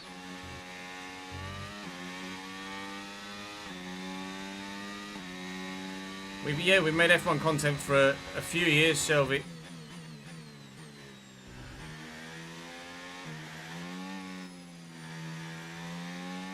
I streamed it without making I streamed it without making YouTube content for a few years, and then since 2020 maybe, F1 20, maybe F1 19, we've been making YouTube content out of the Twitch stuff. I think F1 20 or 21 I think was when we started actually making YouTube content for it.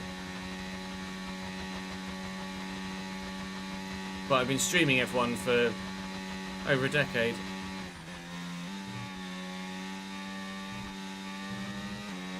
Yeah, all good, thank you, mate. Hope you're well too. Thank you for the support on the content in previous years. Hopefully we can entice you back.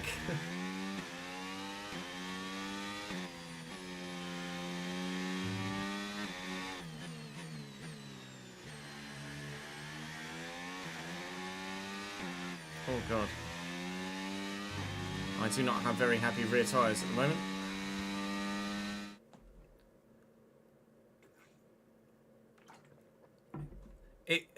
Whether something is or isn't worth a look, Curtis, depends on view levels, doesn't it, basically?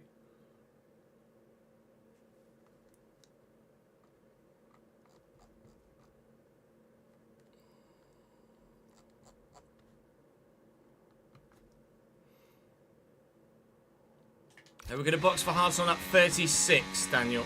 Is the plan.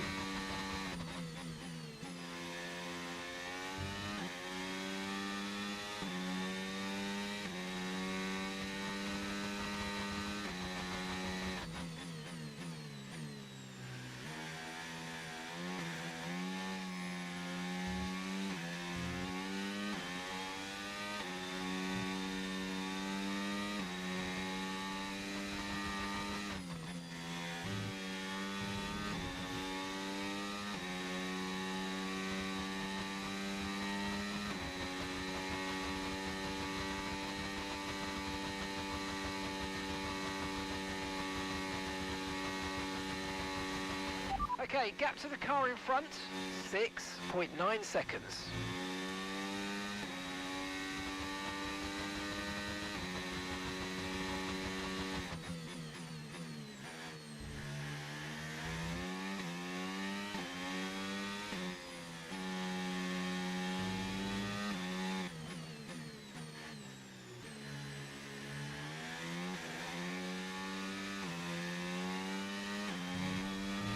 No tyre concerns at the moment, just focus on the driving.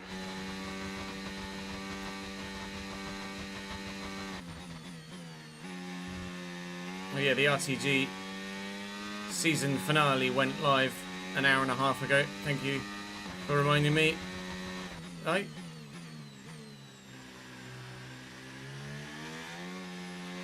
Okay, so we're leading our teammate. Hopefully you enjoyed the video. 9 seconds.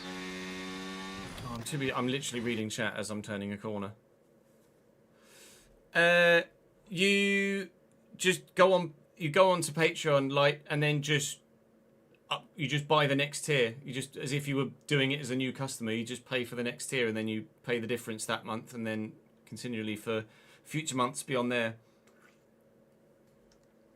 I'm a Cambridge fan, Mangwa, but Chelsea would be my Premier League team. Yeah.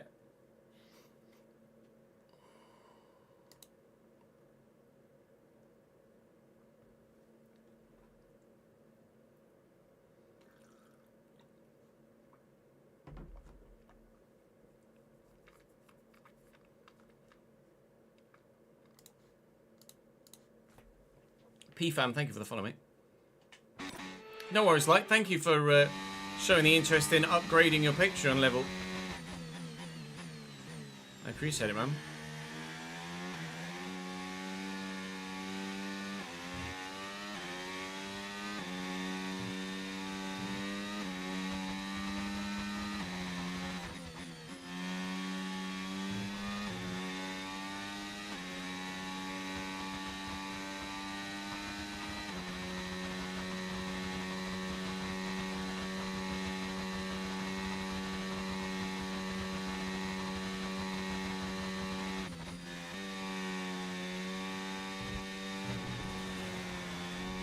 Fine. Hey PFAM, thanks for joining the stream, mate.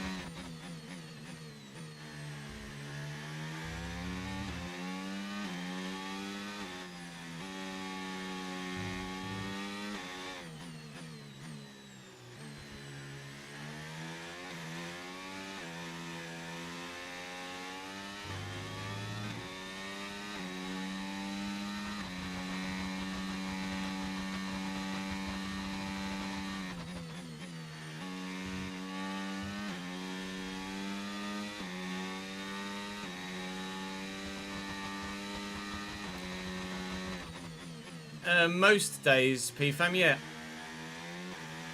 If you do exclamation mark schedule, you can see when I'm live and what I'm streaming in any given week. We're live every day up until Sunday other than Saturday this week. I am then on holiday for 5 days, so there won't be any streams beyond Sunday for another week or so, but we do stream minimum 4 times a week, if not 5 or 6. 6.7 seconds. Normally 5 or 6 times a week, yes.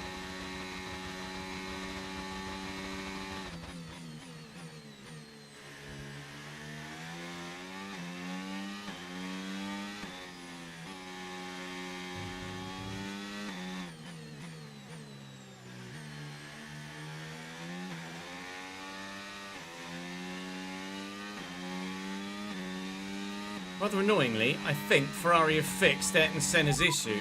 The gap to the car ahead is increasing by a few tenths per lap. Yeah, there you head go. down.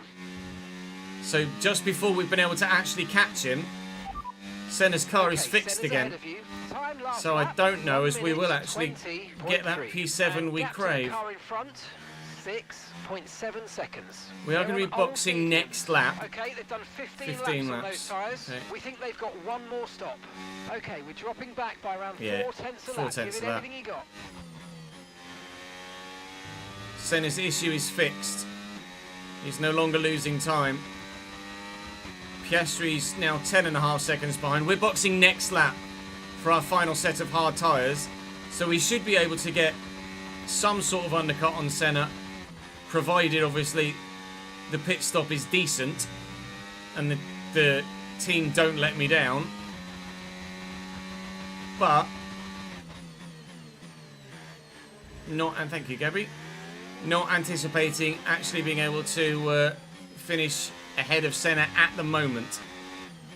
Our battle may well be with Piastri behind when he puts medium tyres on at the end of his stint and is faster at the end. That said, we are going to get obviously a bit of an undercut on Piastri as well, because he's going to do 20 laps and then 20 laps. I don't anticipate Senna or Piastri boxing before lap 38, 9 or 40.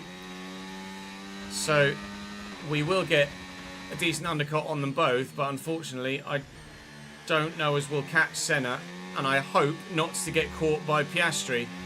So it may well be another lonely-ish third stint, because this second stint has basically been me on my own the majority of the time. I don't mind driving lonely. I enjoy just driving the game on 25. 24 was a bit of a grind in lonely stints, but 25, the gameplay's so much better than 24 that actually still just fun driving around the circuit for a few laps, even not seeing anyone, just you and the time clock. We'll be boxing this lap though to go to the hard tyre. We should come out in front of Lawson, I think, will come out in 9th place. Don't think it's actually that long of a stop here. So in we come for a set of hard tyres to go to the end on them. That's the plan. Let's see if the plan works. Please don't mess this stop up again. Thank you. Right, let's go. Come on. Perfect job on the turn in there, mate. Looks like a nice stop time. We're happy with that one. Okay, stay clear of the white line on the exit. We'll receive a penalty for dangerous driving if you cross onto the track.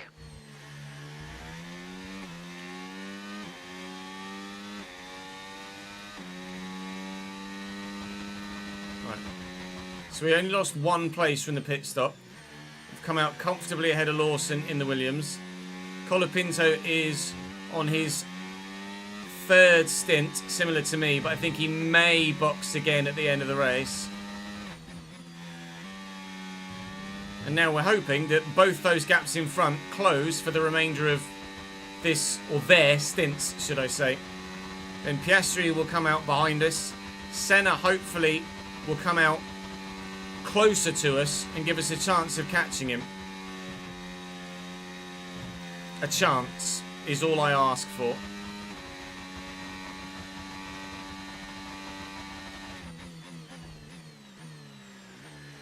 Yeah, don't do that. Afternoon, Joe. How are we, lad? Thank you, Light. It's very good of you, mate. I appreciate that very much indeed. Thank you, Jack.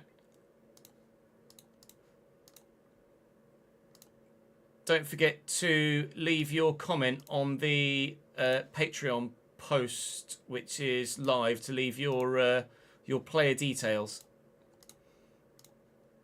I'll need your player details on that post. Can you also send me a message on Patreon as well, confirming your Twitch username, please, if you have a Twitch, because at that tier you are eligible for a gifted subscription as well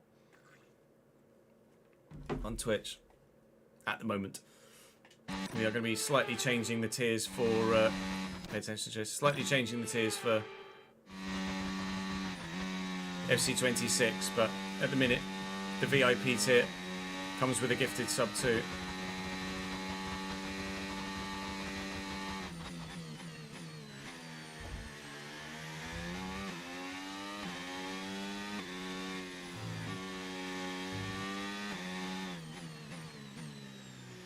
But I really appreciate you stepping up the Patreon support, mate. Thank you very much indeed. Means a lot, dude. We've got a lot of It's the Patreon that keeps me going. Use your overtake button. Very much so.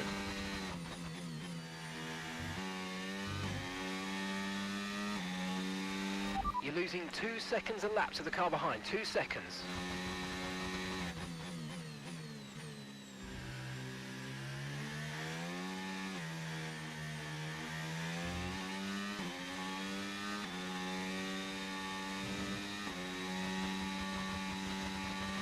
Okay, so gap to the car ahead, 8.0 seconds.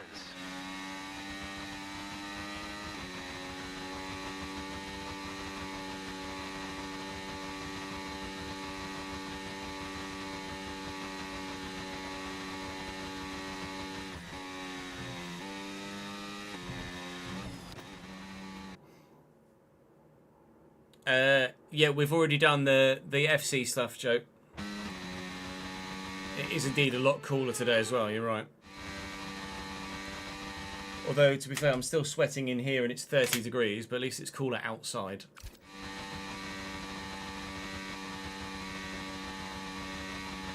No need to worry about the tyre condition for now. Everything's looking good. You say that as I get loads of understeer.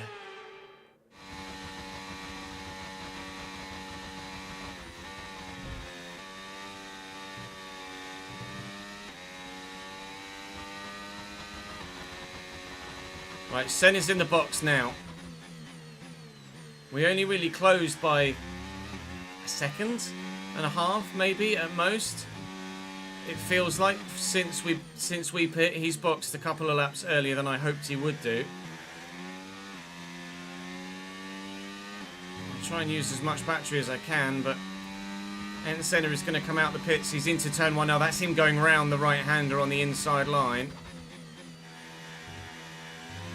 We've gained, but we've not gained much. 3.3 seconds now, and it was 7 or so. So we did, to be fair, we have halved the gap.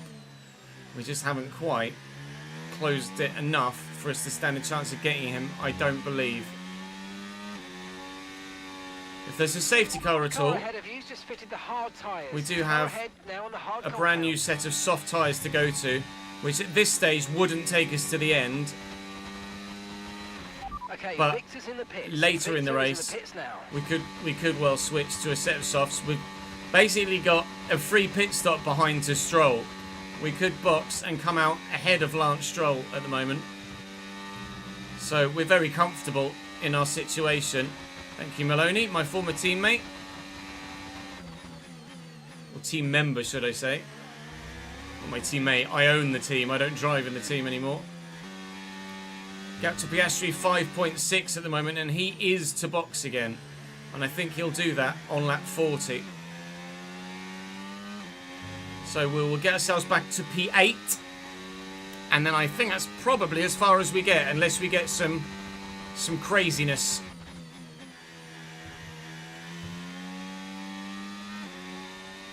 Which we could do. Is Max coming behind me as well, is he?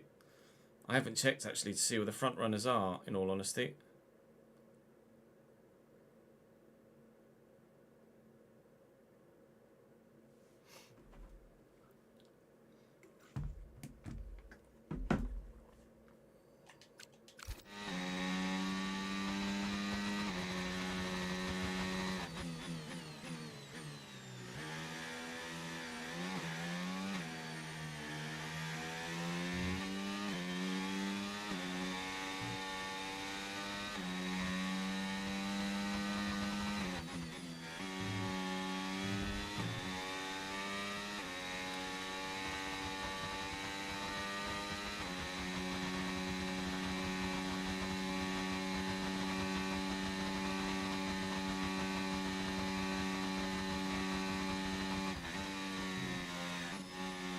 A bit too much speed in there.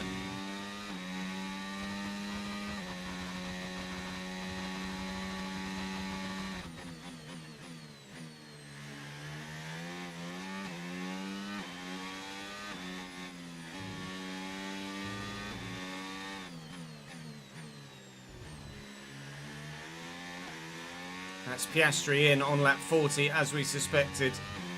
So we're going to take P8 again. If you look at the minimap behind me, there's a Sauber that we've lapped, and then there's a Red Bull behind it that is about to send that Sauber 2 laps down. We are not far away from getting lapped by Max Verstappen here. That's how quick that Red Bull is right now. Max Verstappen is surely favourite for a 6th World Championship in a row. He's just won his 5th last season, season 1 in this save. And I think he might be keep an eye on that odds-on favourite to win a 6th. 6 seconds. We'll wait and see. Hopefully George Russell can give him a fight for his money. At the minute, I'm praying that Ferrari gives up on Ayrton Senna again. Otherwise, we're going to have... Admittedly, we're only going to lap 57, or we will only go to lap 57 when Max Verstappen gets me, which won't be long. We've got 17 laps, including the one that we're on, left to do, and they might all be driven on my own. Such is the nature of some tracks, when your pace just is good enough to be faster than the midfield, but not good enough to be part of the front few. But finishing ahead of one McLaren shows that at one of my weaker circuits, we do have some pace in the car this year, and with Nico Hülkenberg, we certainly could challenge for some really solid results this season. So even though there might not have been that much on-track entertainment in this Grand Prix, actually it's still been a very positive weekend.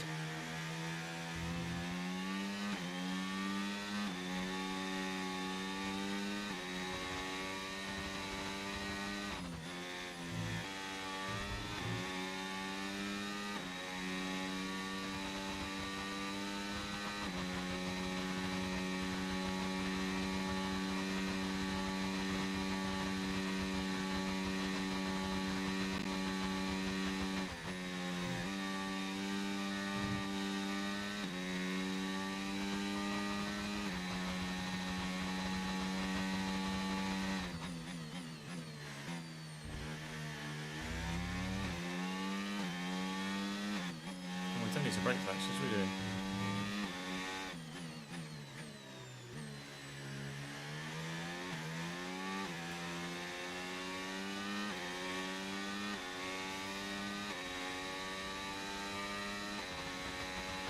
Okay, here's the gap that we're trailing the car ahead by.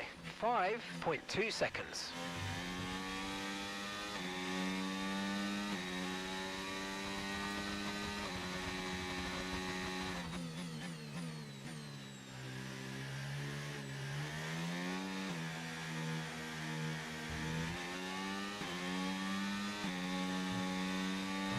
Blue flag.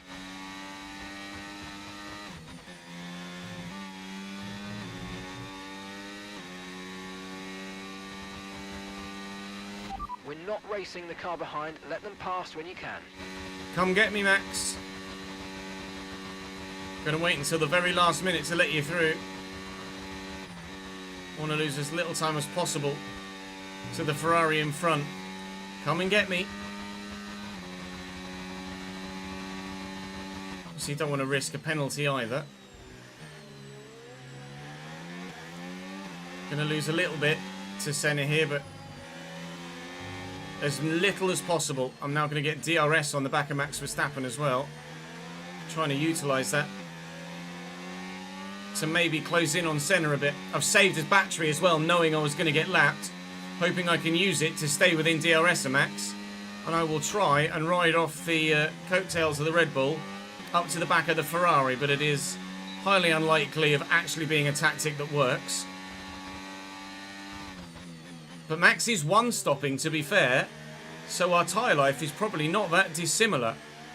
Meaning, it should just be our inherent lack of ability difference to Max that sees the lap times in his favour. I boxed lap 36. He boxed lap 27.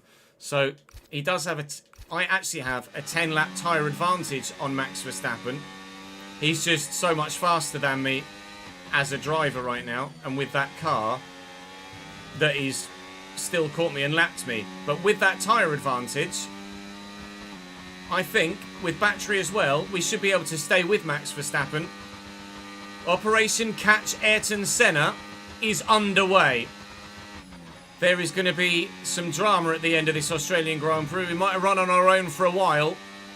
That could be about to change.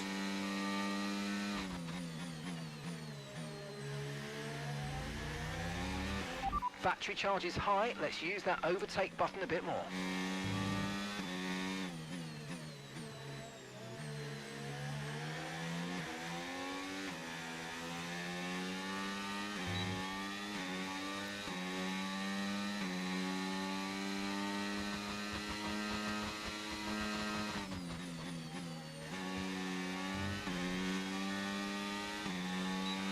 Okay, you're catching the car ahead, but remember, we need to get to the end of the race on these tyres.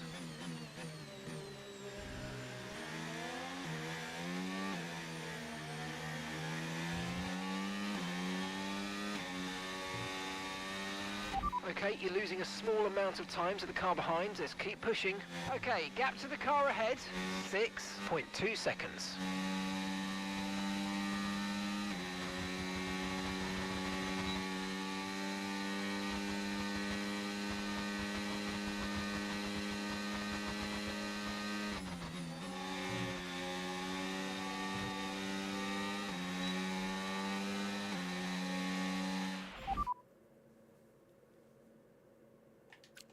Tyre condition still looking good.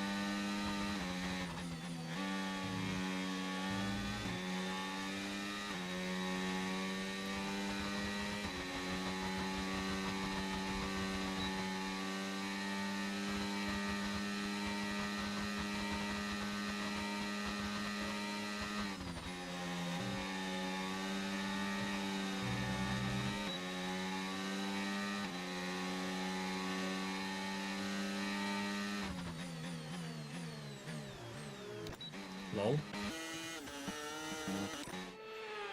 Channeling my inner Esteban Ocon.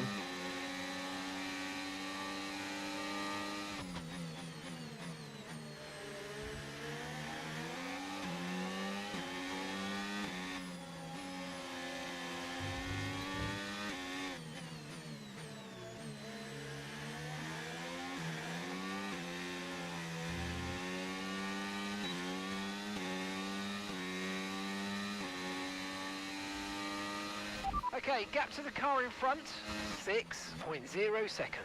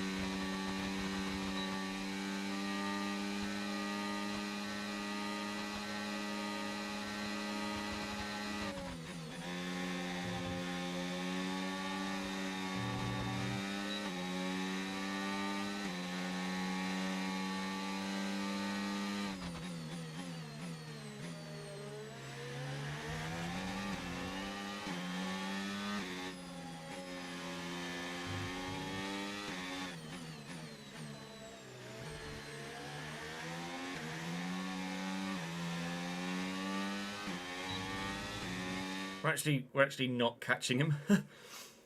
Thanks for follow you, Legenda. Welcome to the channel, mate.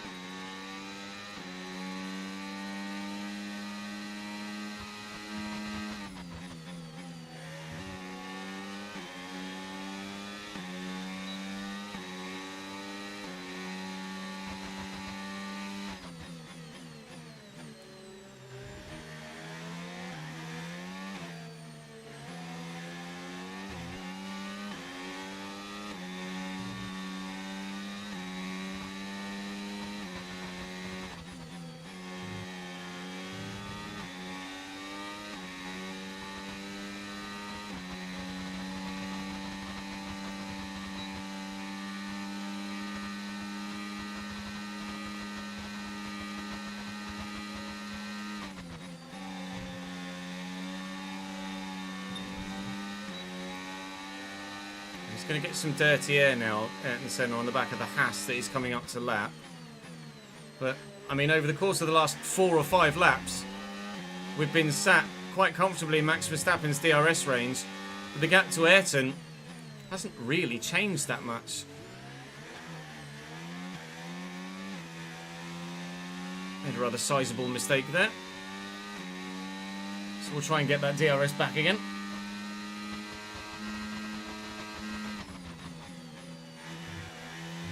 We're comfortably back within it already. But the gap to Ayrton still well over 5.5 seconds.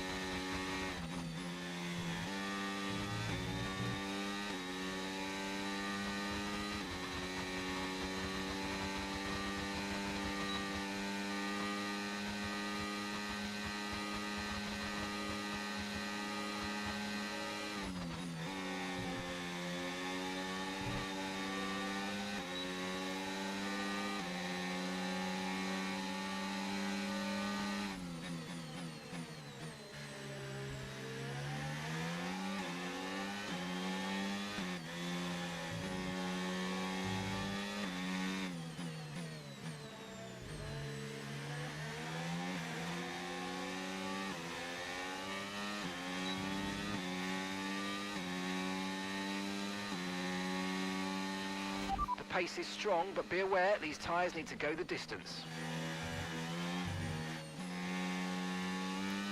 Looks at the minimap. Like an idiot.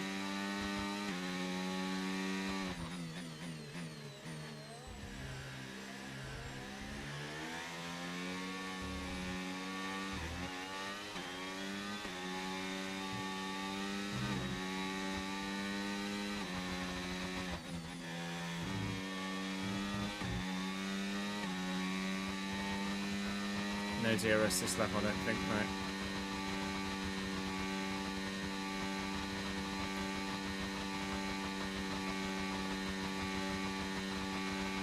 Okay, gap ahead, 6.2 seconds.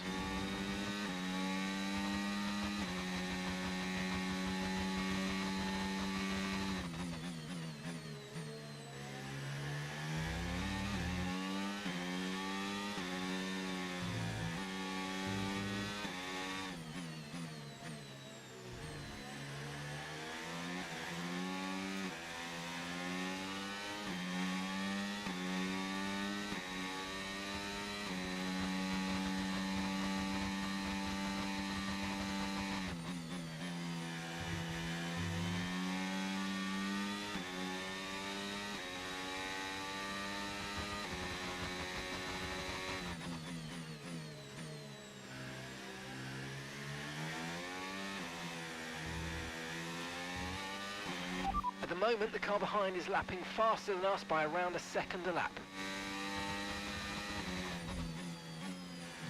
Too many mistakes.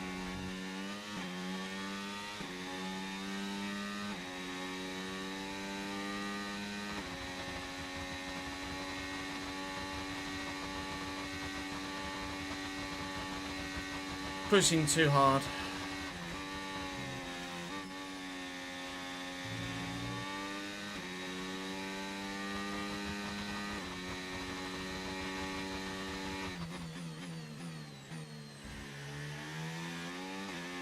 I'll do an actual highlight acknowledging that fact in a couple of laps' time. In fact, I might just do it at the end of the race. I need to acknowledge it in a minute. Oscar's not going to catch me. I'm not going to catch Ayrton. This is where we shall finish.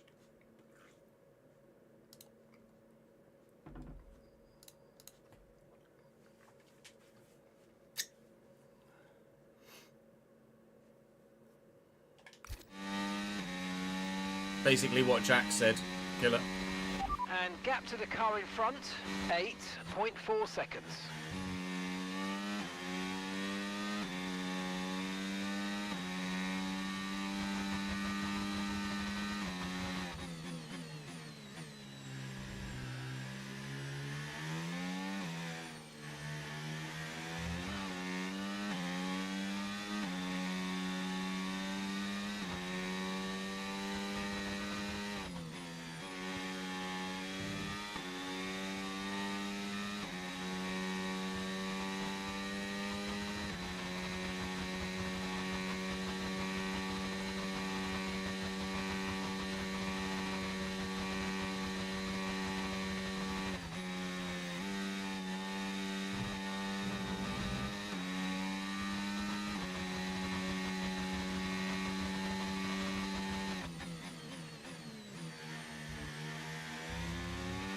No tyre concerns at the moment, just focus on the driving.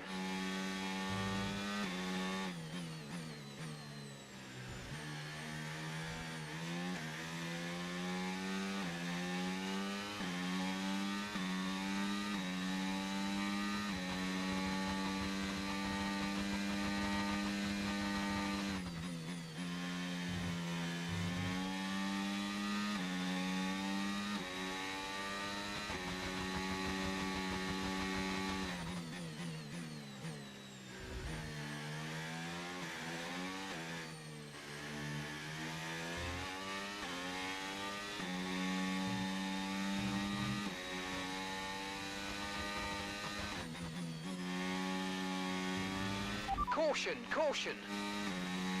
I think that yellow flag is just for my teammate moving out of the way. No, it's not. Oh, Max Verstappen retires from the lead of the race. Oh, drama, drama, drama. We are no longer a lap down. We've been nowhere in the past 2 or 3 laps. Ayrton Senna pulled away from me as I made too many mistakes and lost the DRS on Max Verstappen. But Max, with 5 laps to go, he was on lap 54 of 58. With 5 laps to go, Max Verstappen retires as his engine gives out. George Russell is going to take the advantage in the World Championship.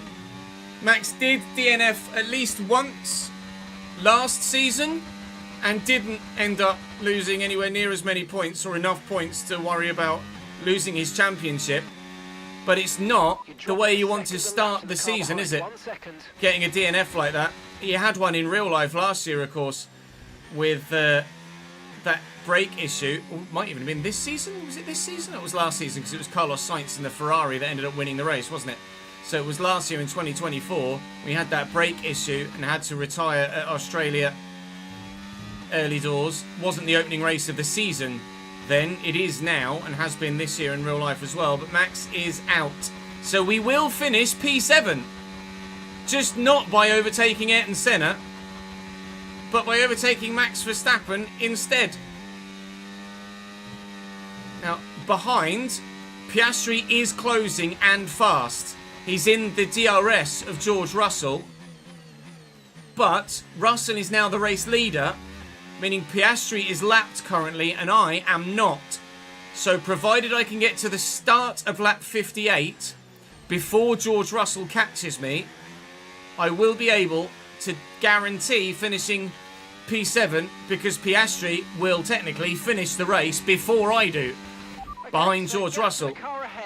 It's 4.6 the gap to Oscar Piastri right now, who is rapidly chomping at the time behind us.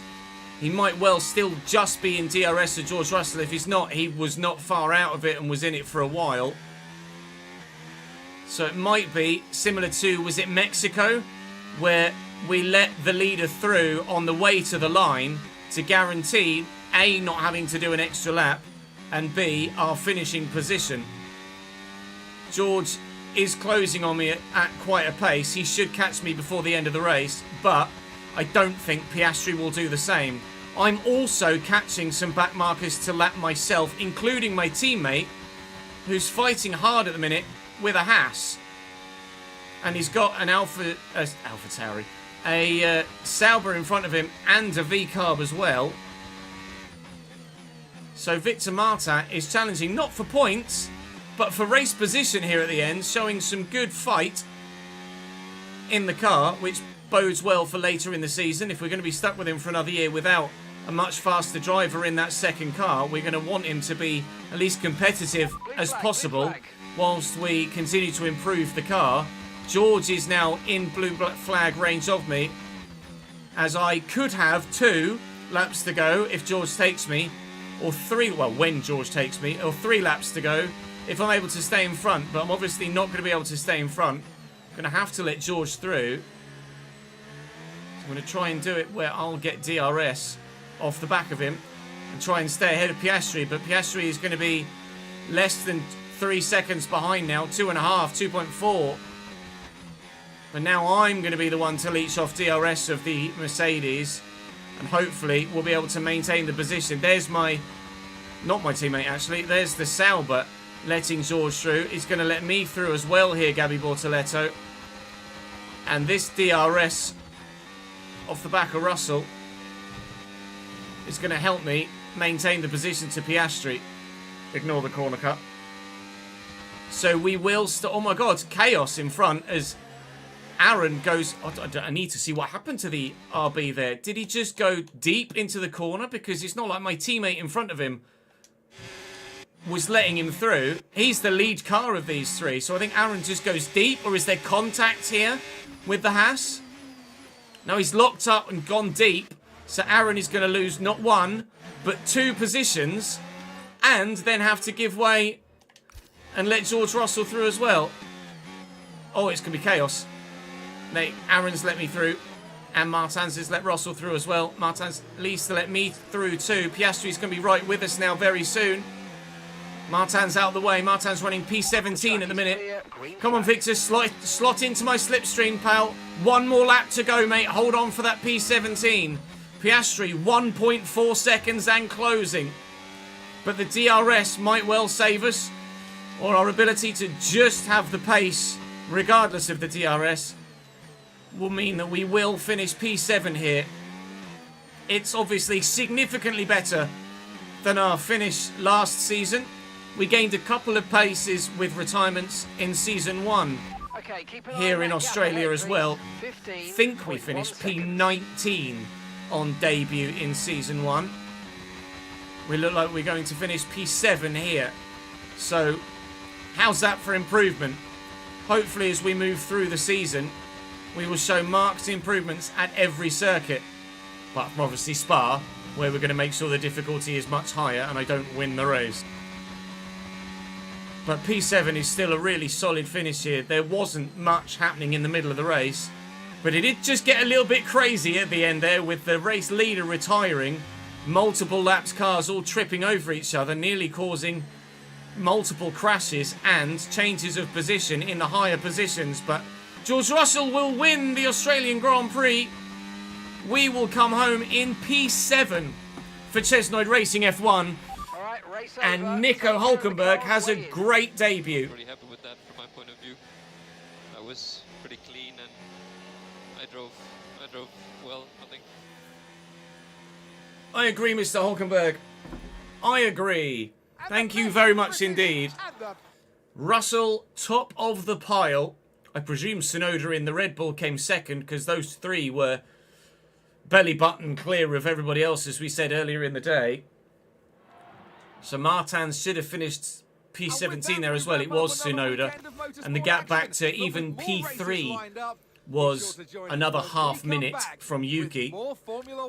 Everybody up to P7 lapped, although there was quite a gap to myself, between myself and Ayrton Senna.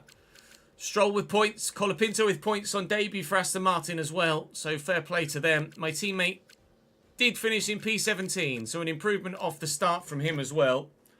I'm happy with that as a season opener. It's much better than last year, and I think we've done really well there. We showed good pace. Our intensity of our rivalry with Aston Martin, which is still active, is still era-defining apparently. But we hopefully will see Martins improve in ability through the season as we use some of the departmental upgrades to improve the ratings of our drivers. Obviously, we will be looking to replace Martin next season, but we weren't unfortunately able to sign an extra second driver this year. We'll sort our activities. We might even change the... I might change the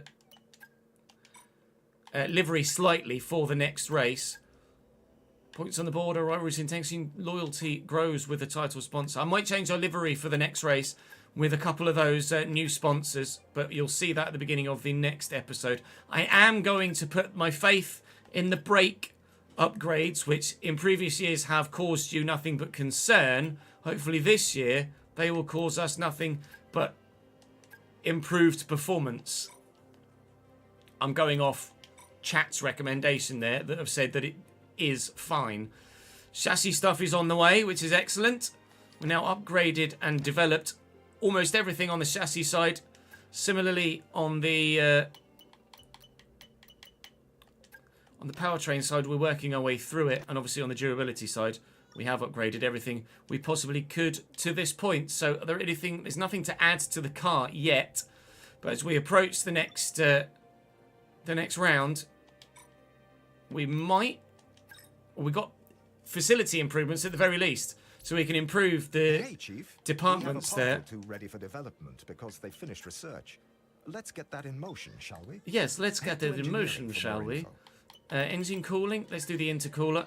That will be added to both cars.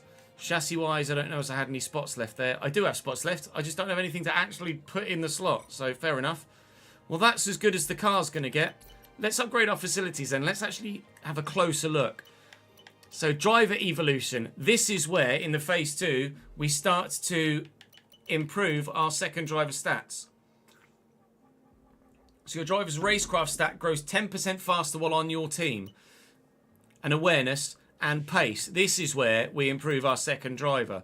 So I'm going to go for racecraft. No, we're going to go for outright pace first. Let's make him just quick. He can deal with the actual improving pace after that. Could do something else on the corporate side of things. Let's go with $5 million each time you complete the highest tier of a team accolade.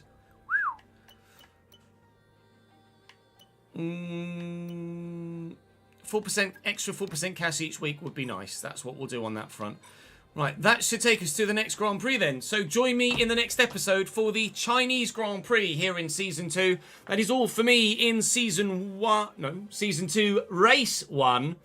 And hopefully you guys are enjoying the upgrades to the car, to the team, and to our performances. We hope that continues in China. I'll see you in the next one. Oh, I'm gonna make the room. Good Lord, it is warm in here. Right, let me send that to Chris and then we can change the livery, can't we?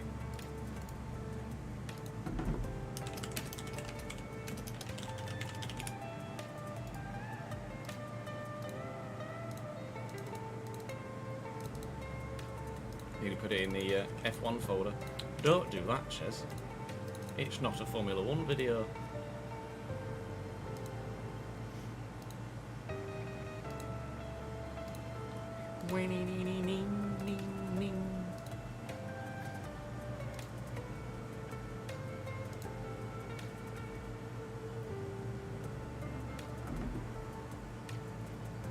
Oh, dearie me. DG Voo, thank you for the follow, mate. Welcome to the channel. Right.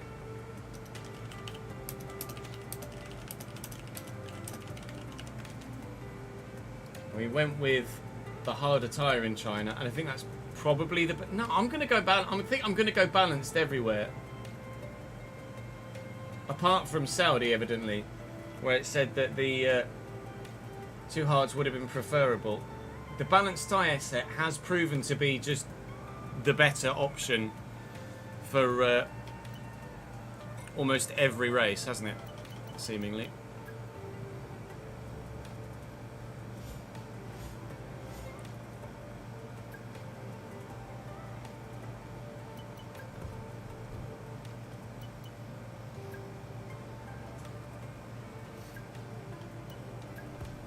Right, what could we change then? What have we got a lot of on the car?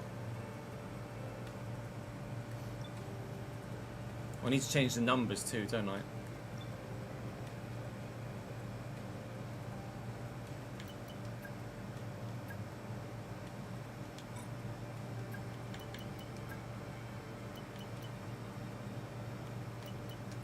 Put Cassandra on there. I think the Monomic looks better.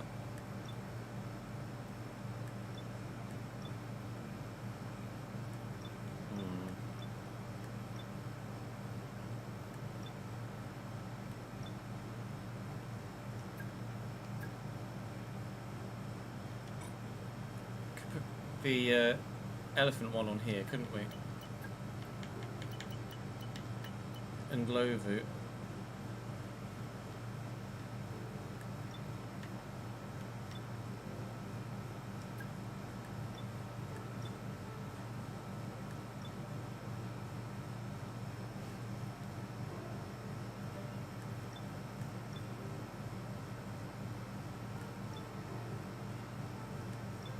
I don't know, I actually want to change...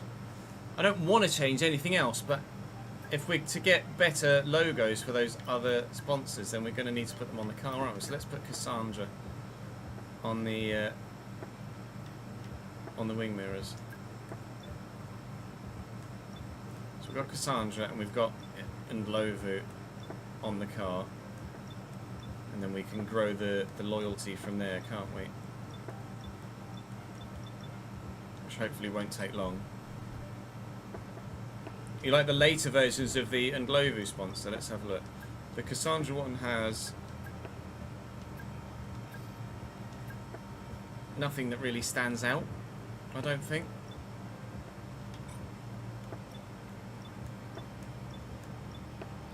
Ndlovu, that's a cool one, and just a great big elephant face would be sick too, to be fair, because we could do that in such a way that it's just the elephant face. See, that would be smart. That would be really smart.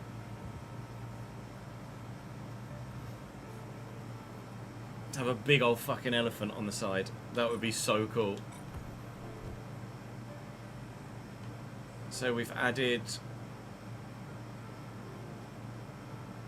Cassandra to the wing mirrors, and we've added Indlovu to the rear of the car. Right, now number wise,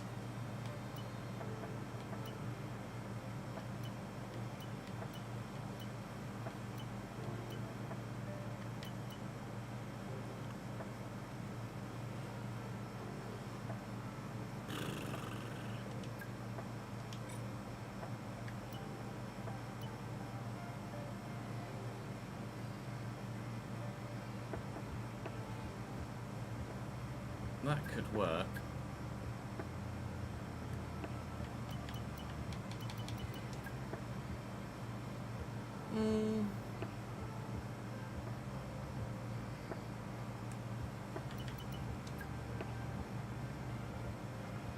That looks better.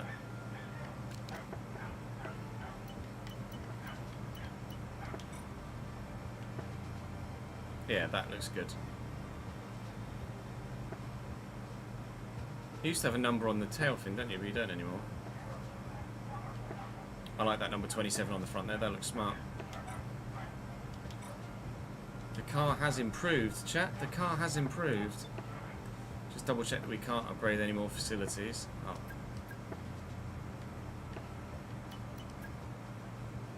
Two on there, two on there, two on there.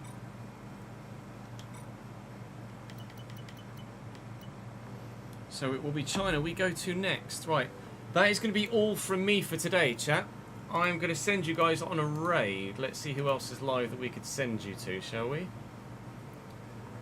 Let's send you to Stephen Bailey. We've not raided him before. I know he's a long-term content creator. He's on Le Mans Ultimate at the minute, so some more racing content for you. That's going to be all from me for today, though, chat. Thank you very much for watching. I'll be live again tomorrow. We will be doing 2 Grand Prix tomorrow is the plan. The sprint race in China, followed by the whatever the hell's after China. That's the current plan, anyway. Thank you very much for joining me today. I appreciate it very much. I will see you tomorrow for more. Don't miss it. Bye.